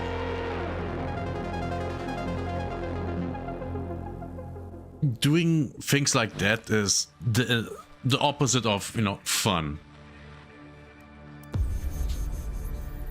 I mean, look at this.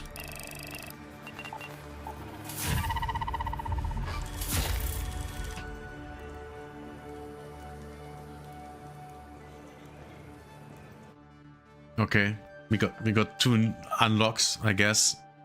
Who cares? Who cares?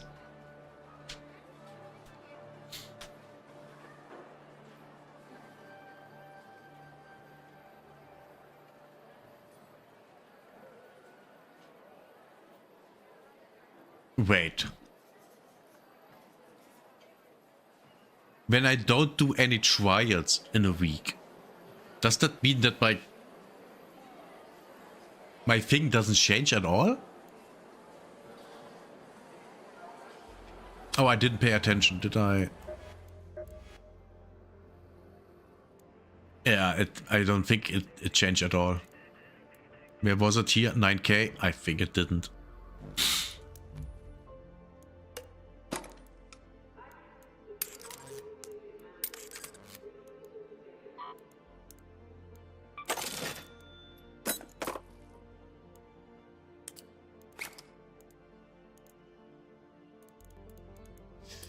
Okay.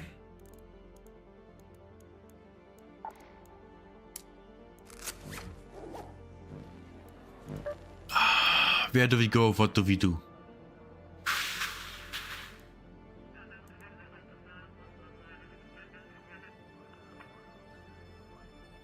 We don't have any explosives. There's nothing going on. Locked gate in 20 minutes. Actually, we need... What do we need? Lots of those. We need chemicals.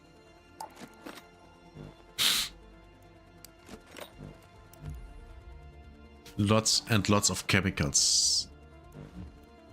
So we do the following.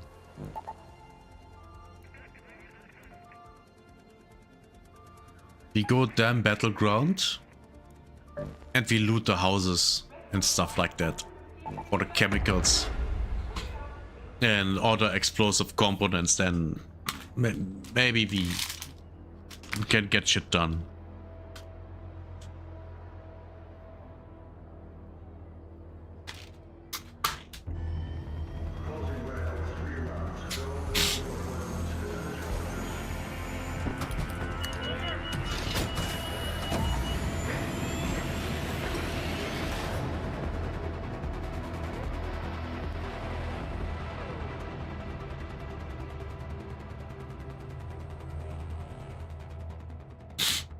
It would be nice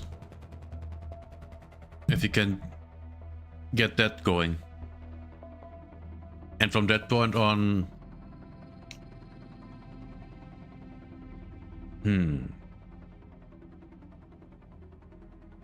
Yeah, we do that. We're doing the looting.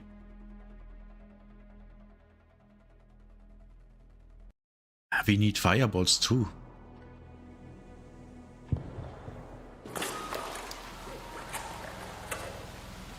People are already shooting.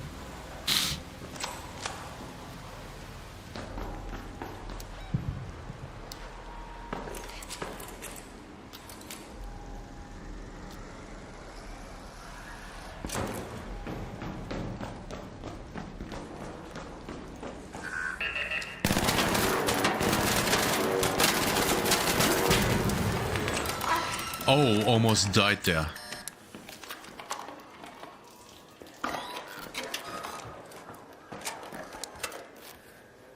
That's bad.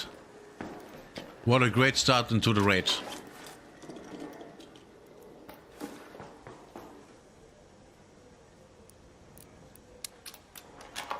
Awesome start. Yeah.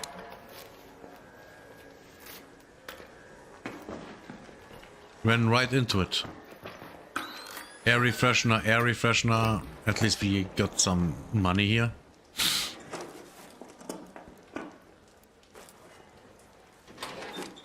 What do we get here? Nice. Ruined parachutes, steel spring.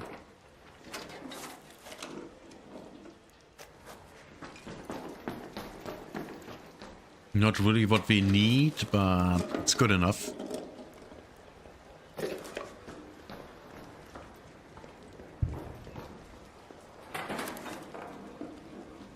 Okay.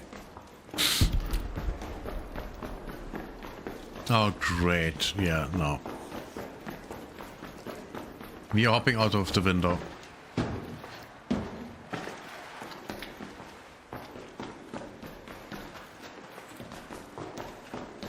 Hopping out of the window. And now we are moving.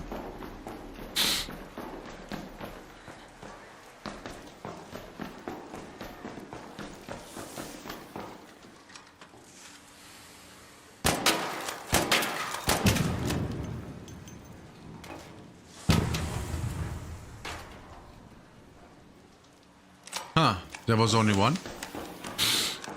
I thought there were two of them.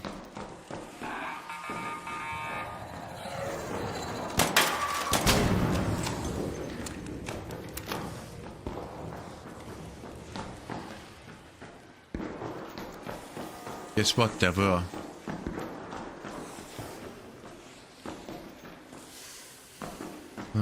This way.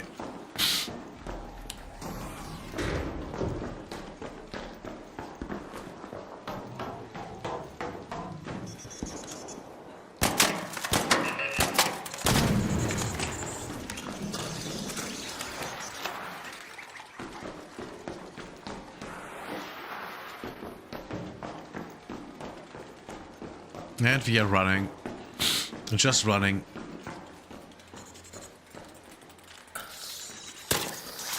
Oh no.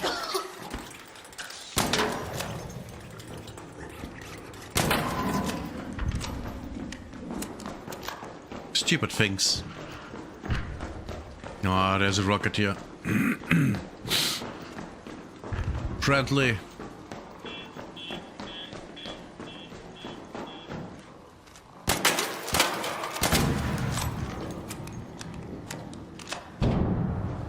Man.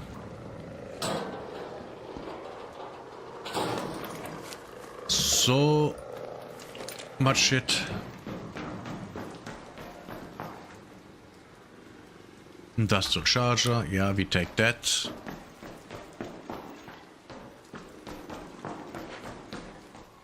Ooh, air refreshener.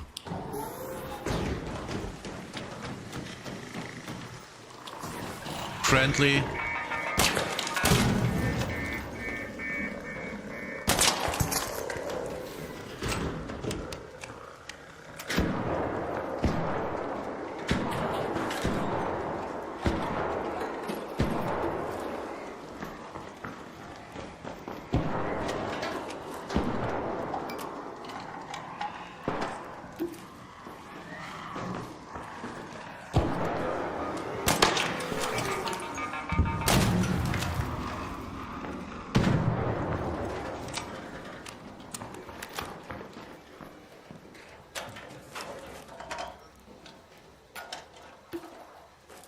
I'm way too busy to deal with shit.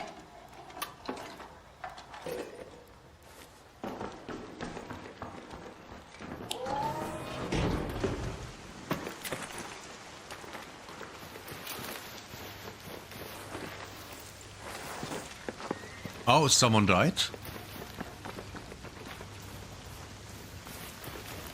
I don't know if I like that.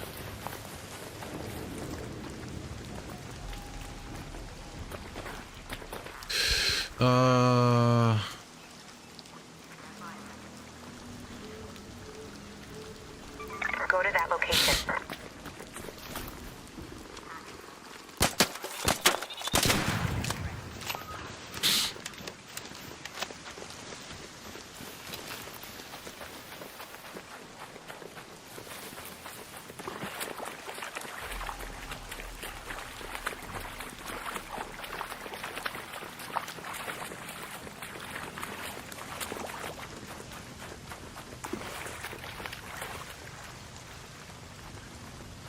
Do I hear...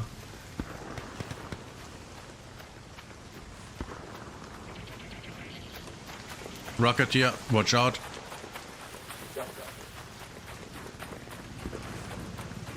Oh shit, oh shit, oh shit, oh shit.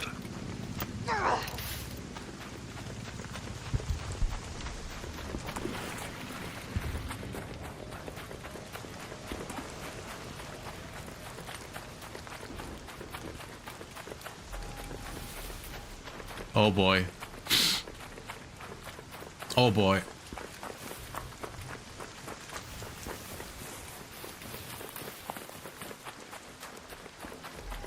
Okay, we are there.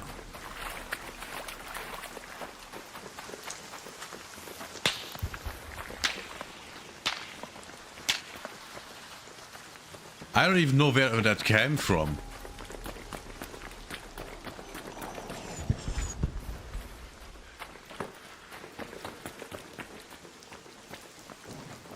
Friendly. Hi. I'm just looking for chemicals.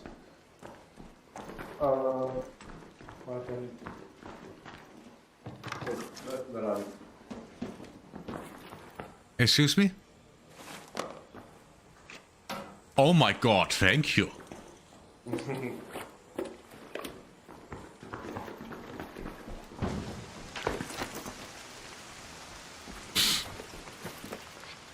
That's literally enough for me.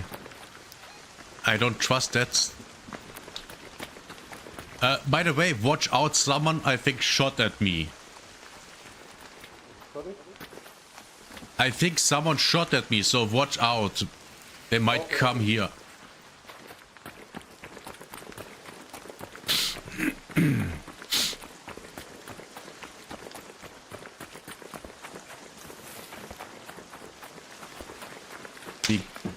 Yeah, see?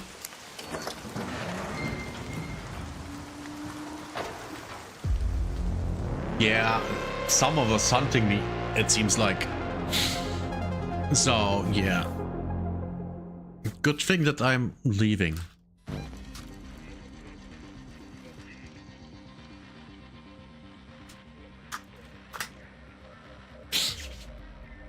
Always have a radar hatch key.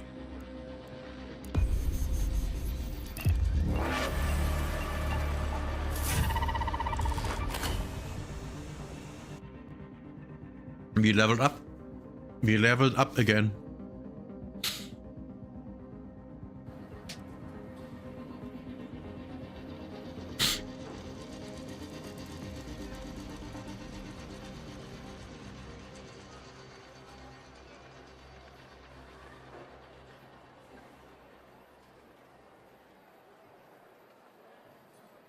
Come on, load. Don't be so slow.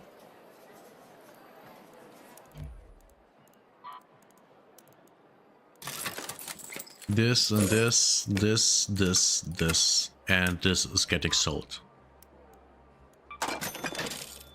Now we craft a little. I said we craft a little. Actually, we can't. We go here, we do this. We do this.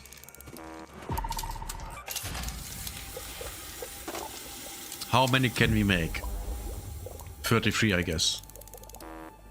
21, okay. How many do I need for one? One, what?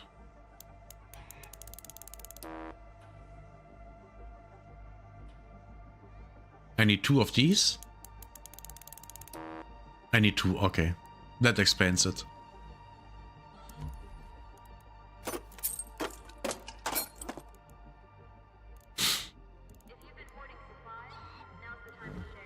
Okay, guess we're making some of them. They are 5.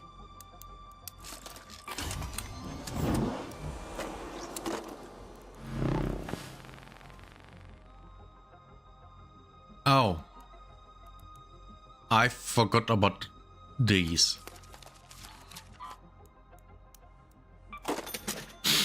Completely forgot about them. Wait, didn't I? Yeah, it's maximum. So I don't... Let's sell these. Okay, we are good. Mostly.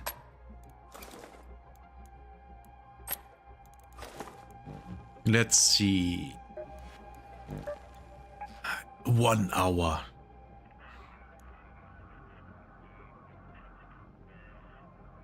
One hour, 7 minutes.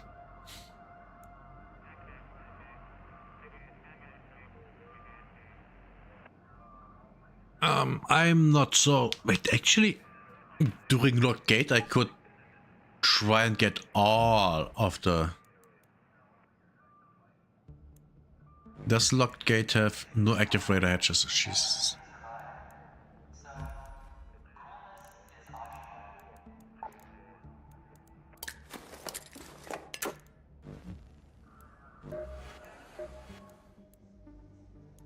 There it is.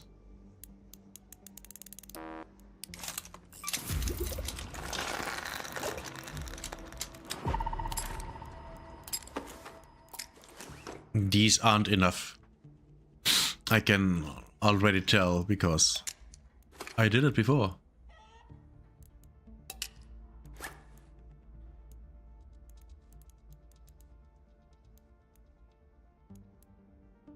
So the question is, where can I get...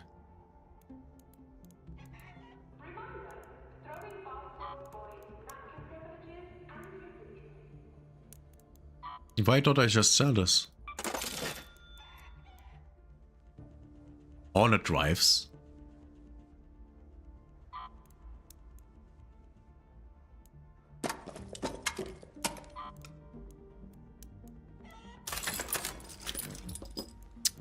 Why? Why didn't I think about it? Why?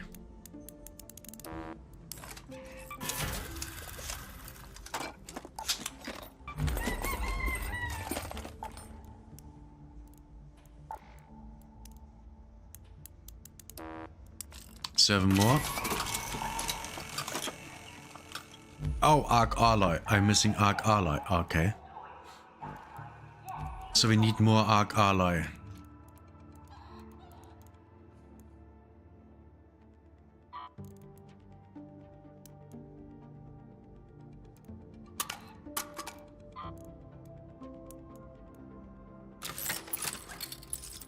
Guess what? More Arc Ally.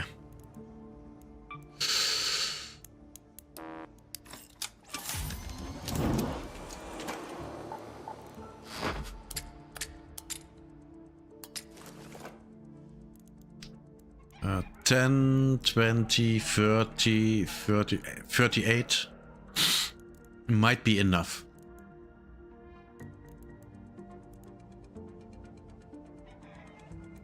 Might. Doesn't mean it is. It might.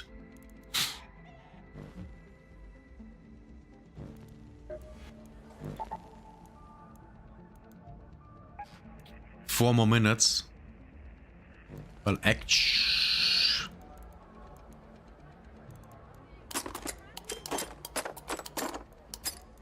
so why do I do this? Because we are trying something else first. And the thing that we try as we go here, we do this. We go and get more stuff. And then we get more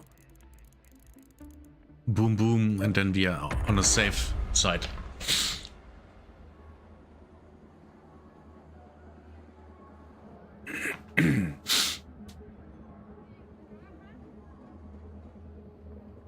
Hopefully. It's an hopefully.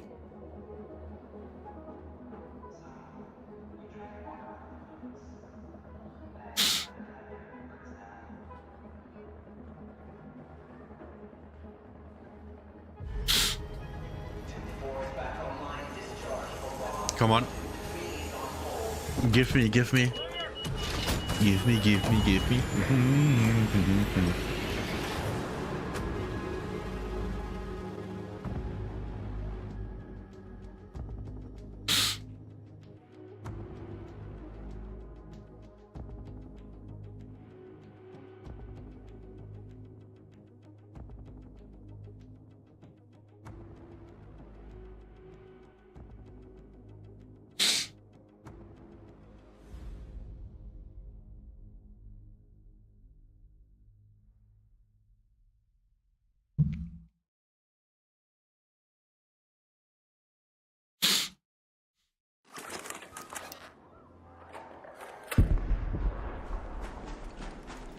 We are here, yeah. Good position. Or not.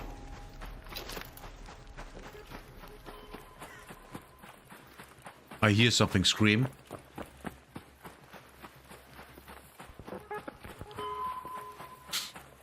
Where is it? There, okay.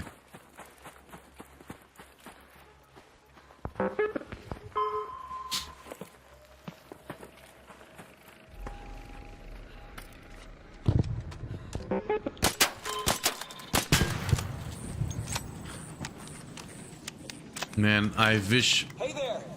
Hey there!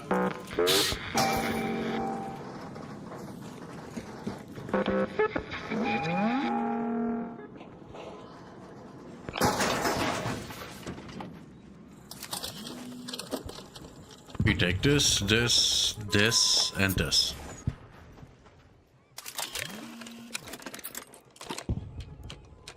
This, this, and this.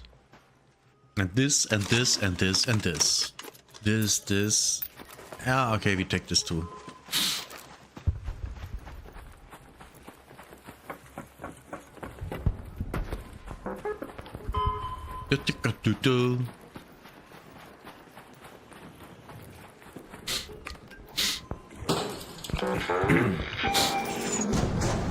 Oh shit.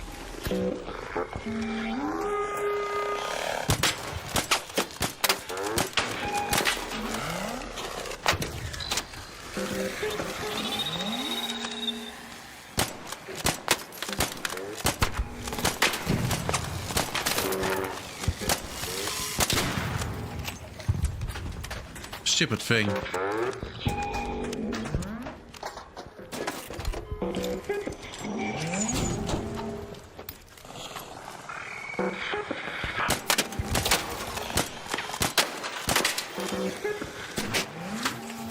Jesus.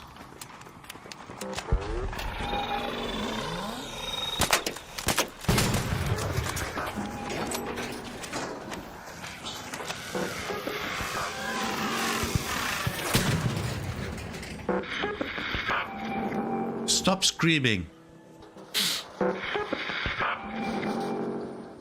Man, that was unfortunate.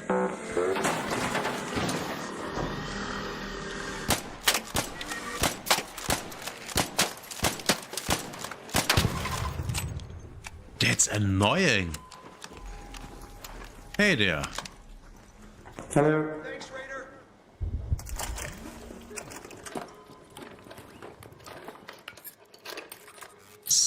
So annoying.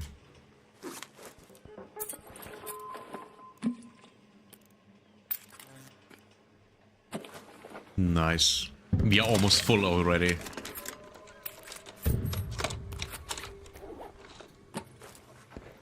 Yeah, not almost, we are full. Was that...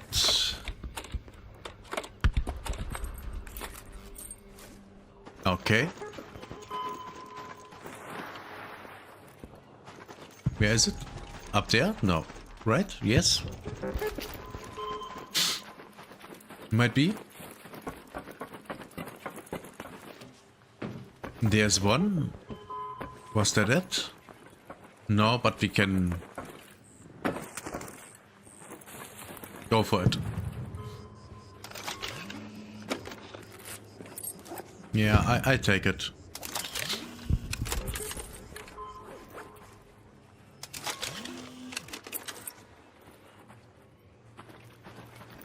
Oh my god, over cucumbered. We have 15, okay.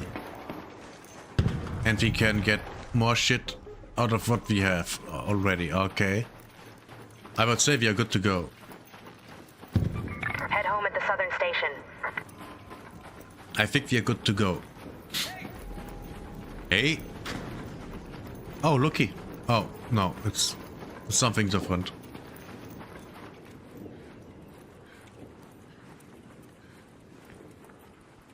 How nonchalantly I'm just walking around here. As if I'm not in a fucking war zone.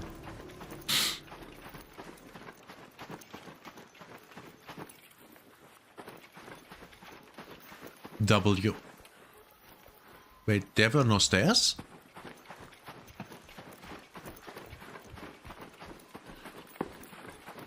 Oh, right. I forgot they drop those two.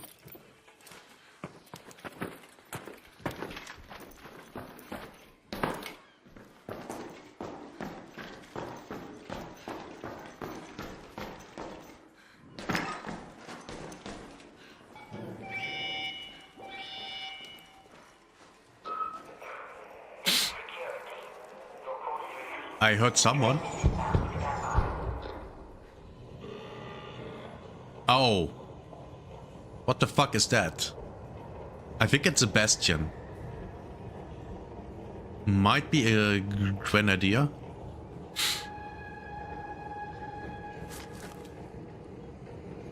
And we are good with those. You're gonna make a lot of shit.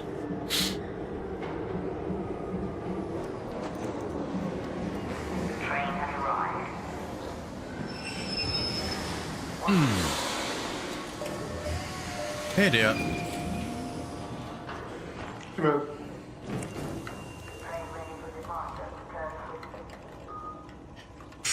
The trust that I have in him.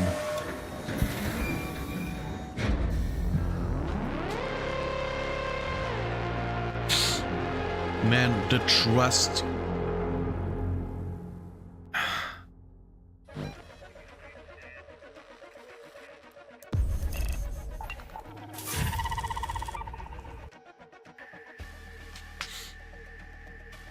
Okay. Load.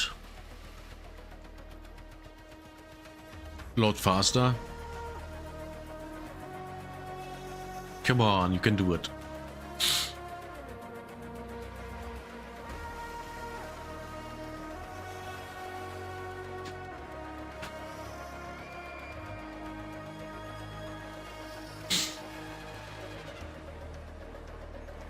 Okay, the level up.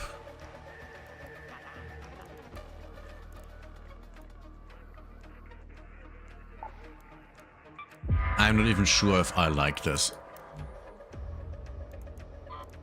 Recycle this.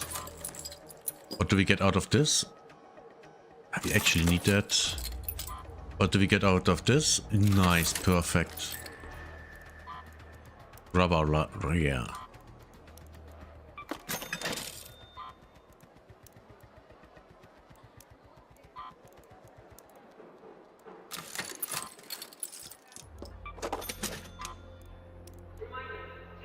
Nice.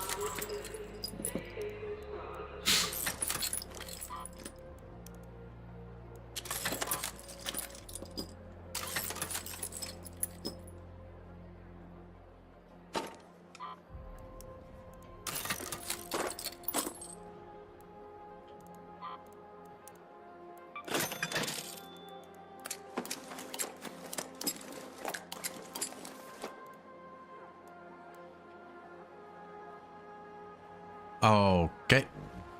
Now we... First we make a lot of these. 8. And now we make way more of these. Well, 11.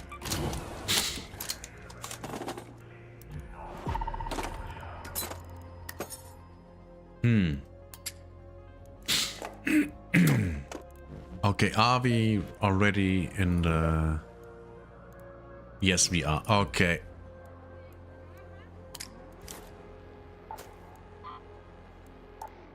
Sell this. This goes here. This goes there. Raiders hatches are active. No.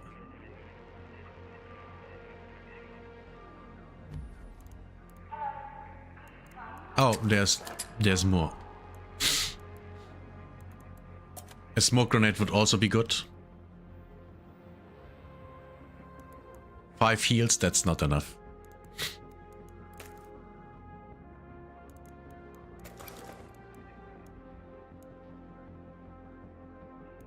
Ten.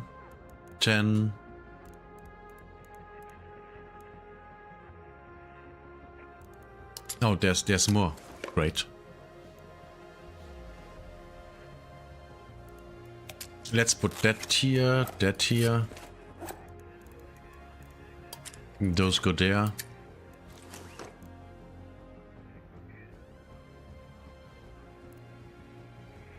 Okay, we are ready. Locked gate.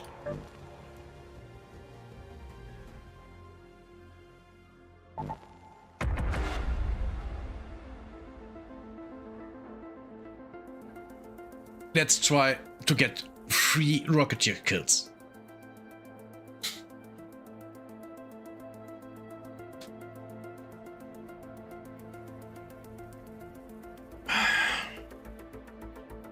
I hope this works out. I hope it does.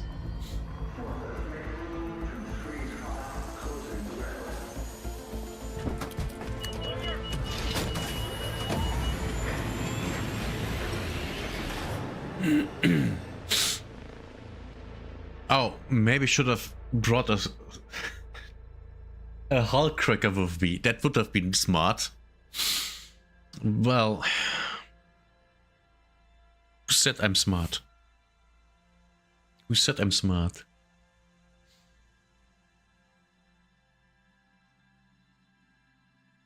I'm very obviously not.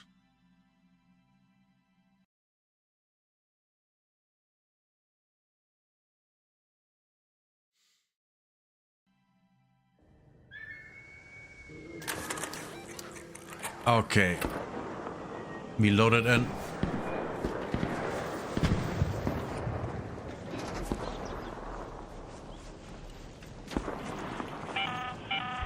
Do any raiders have eyes on the gate? Some thugs have triggered the emergency shutdown, which can only be bad news. Find the keycards to override the protocol so we can uncover whatever it is that can't stand the light of day.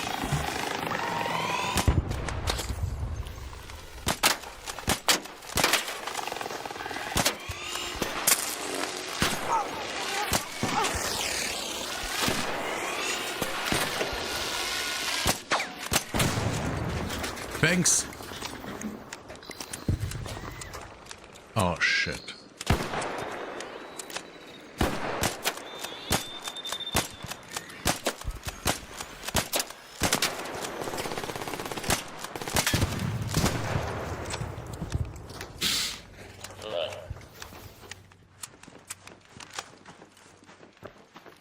Okay, time to hunt.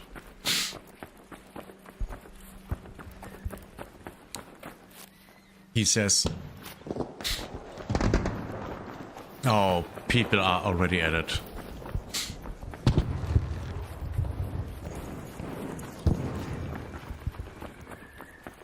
Yeah, already shooting down all the Rocketeers. Great.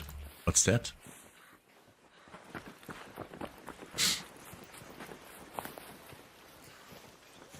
Let me guess, everyone is hunting the Rocketeers. Yeah, by the look of it. They're not even looting it. Yeah. That was my plan too. Fuck yeah, I'll loot it.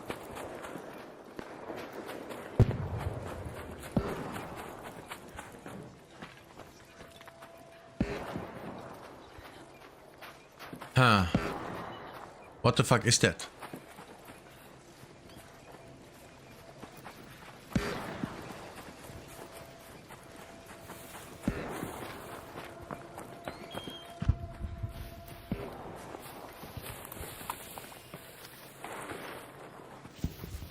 Yeah, I think actually, let's just reset.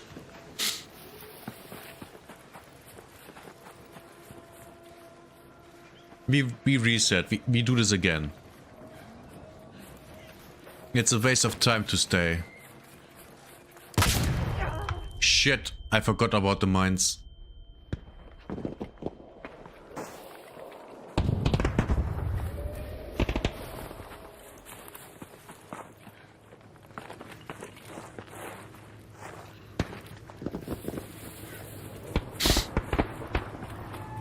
Forgot all about the mines.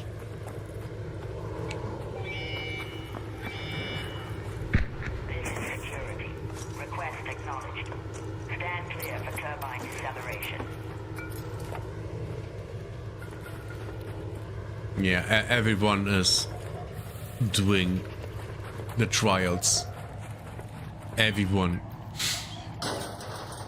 This is bad. Don't care.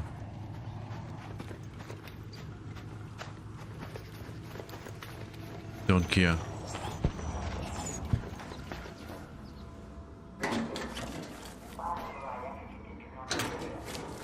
Yeah, this is not great. Full stop confirmed. Your path is clear, Radar. Let's reset. That doesn't sound good.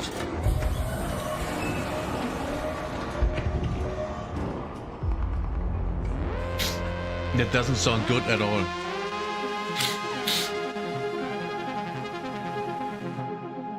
Oh.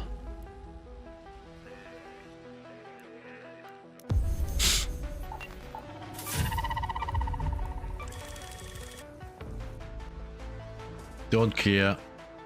Let me get out of there. Right, I thought about that. I forgot something, right? But what was it?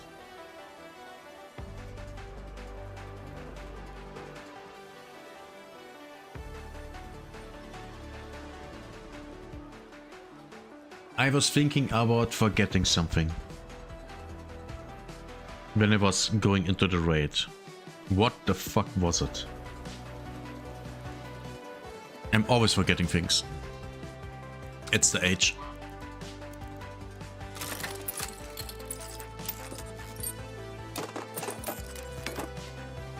It's always the age. But there was something.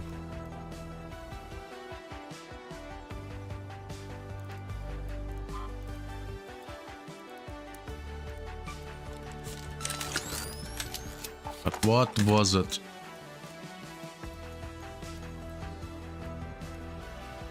Don't remember anything.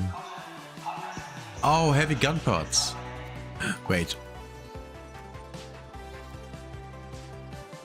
How much when I upgrade them? What do I need? Yeah, exactly. Not the things that I thought.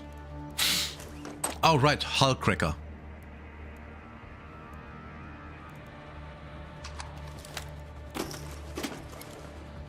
I should be fine.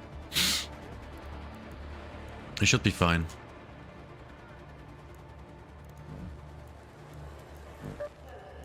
Okay, let's try this again. Cold snap.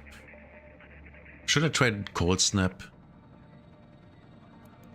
I think locked gate is what makes more sense.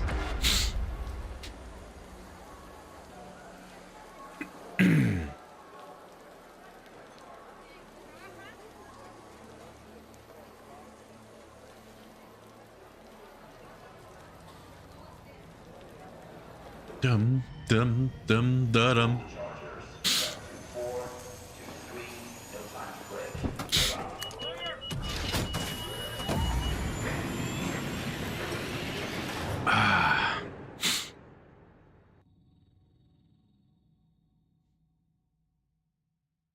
Come on. Load. Load me in.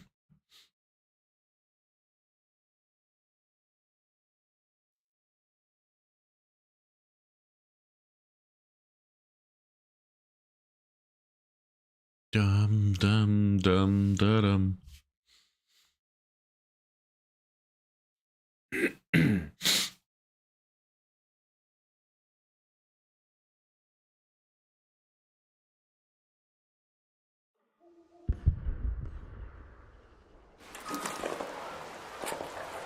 I hear shooting, a lot of shooting.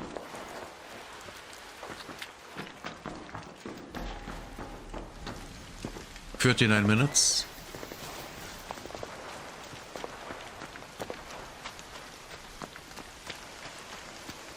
I don't see. Oh, yeah, that was one.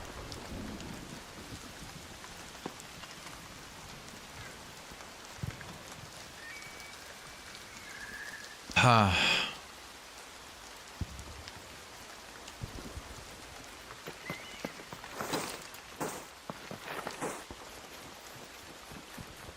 Ah, there's one, right? Is that no, that's a hornet. That's a hornet. Fucking hornets.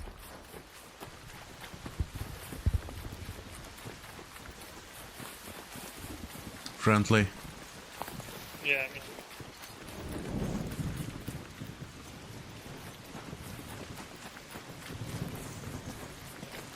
Dum dum da dum.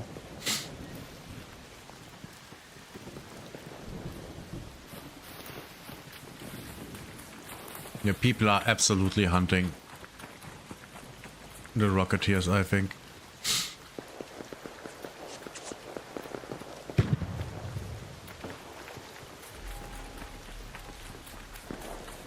I mean, where are Rocketeers at this point?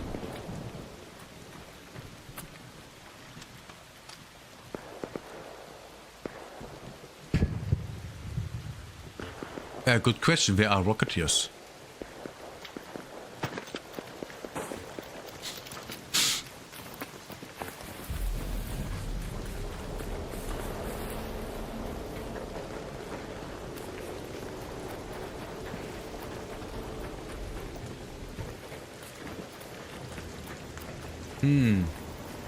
There are no Rocketeers.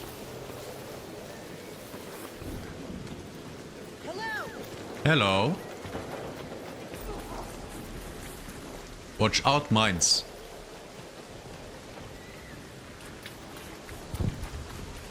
Ah.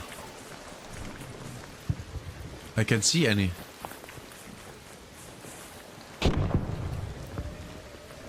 A mine.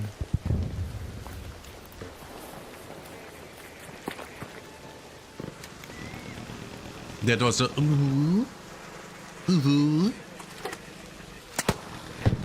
Hey there, Raider. Need a supply drop? All right, good. I see you already sent up the flare. Just give us a second to deploy.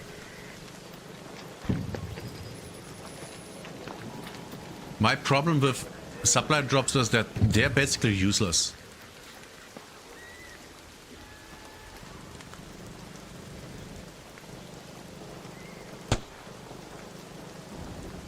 Maybe I can get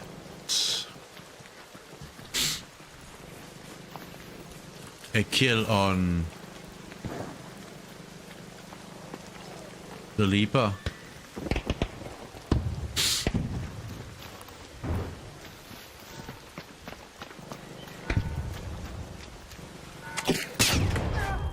Shit. That was a mine. I hate the mines.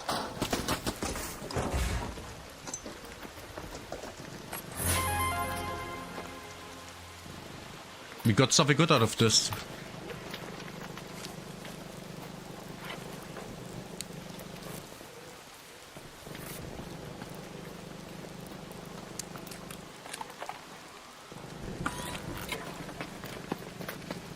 Okay, we go and try the Leapers.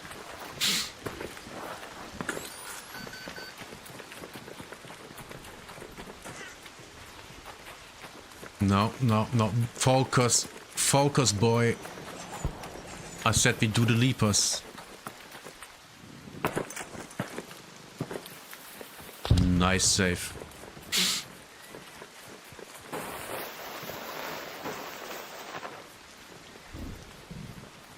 Nice save. Good work. Yeah. They already killed all the Rocketeers. And I mean literally all of them. I hope that doesn't go for the Leapers. Can I hear him? He's fighting already. Shit.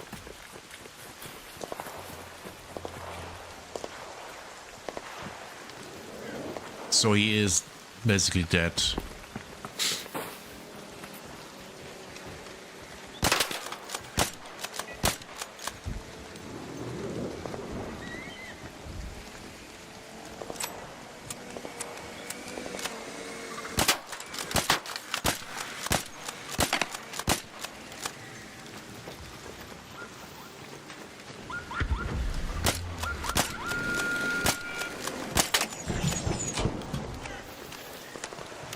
Okay, we are running. Shitty rate. Shitty, stupid fucking rate. We are leaving.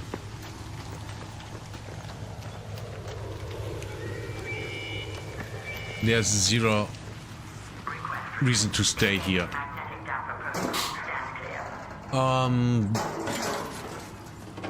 What do we... Oh. What the fuck do we do now? I don't know.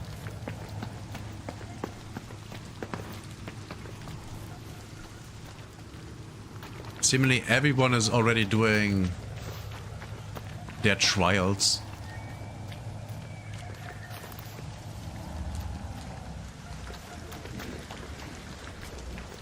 Man.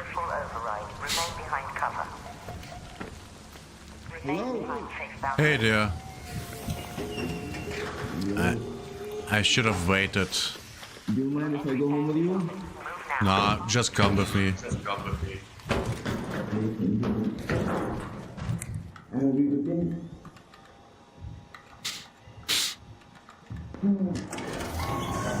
The burnt peanut. I know it's not him. The burnt peanut, ladies and gentlemen.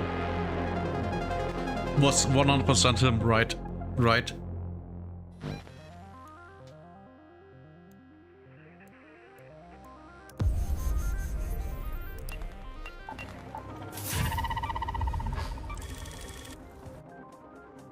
Ow. Okay.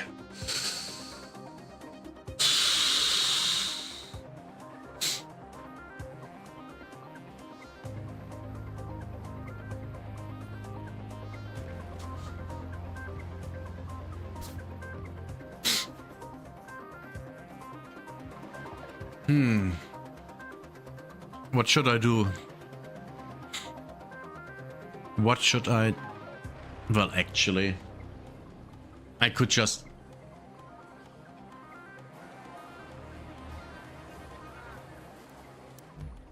You know what?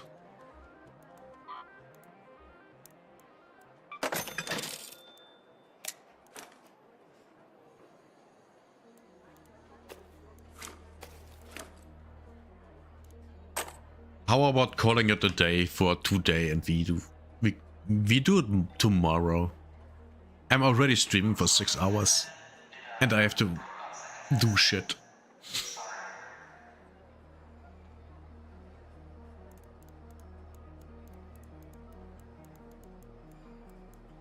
Oh, looky.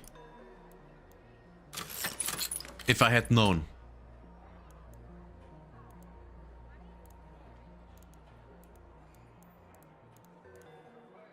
And I have so much shit. It's incredible how much shit I have.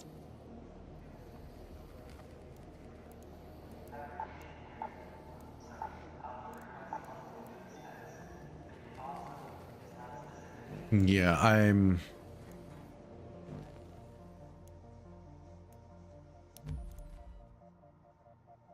Yeah, let's call it a day.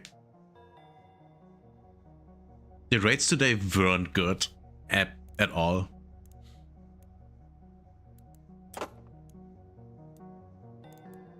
This was not that fun. But could have been way worse.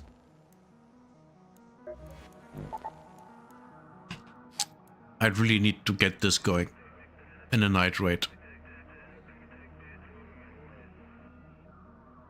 I mean, I could try Cold Snap. 2 Rocketeers, I think there are 2. But I already killed 2, so I need 3. And I don't know if they are free. I know here there's one in that direction, at least one there. And there should be free. Yeah. Okay. We are calling it a day. I hope you enjoyed today's stream.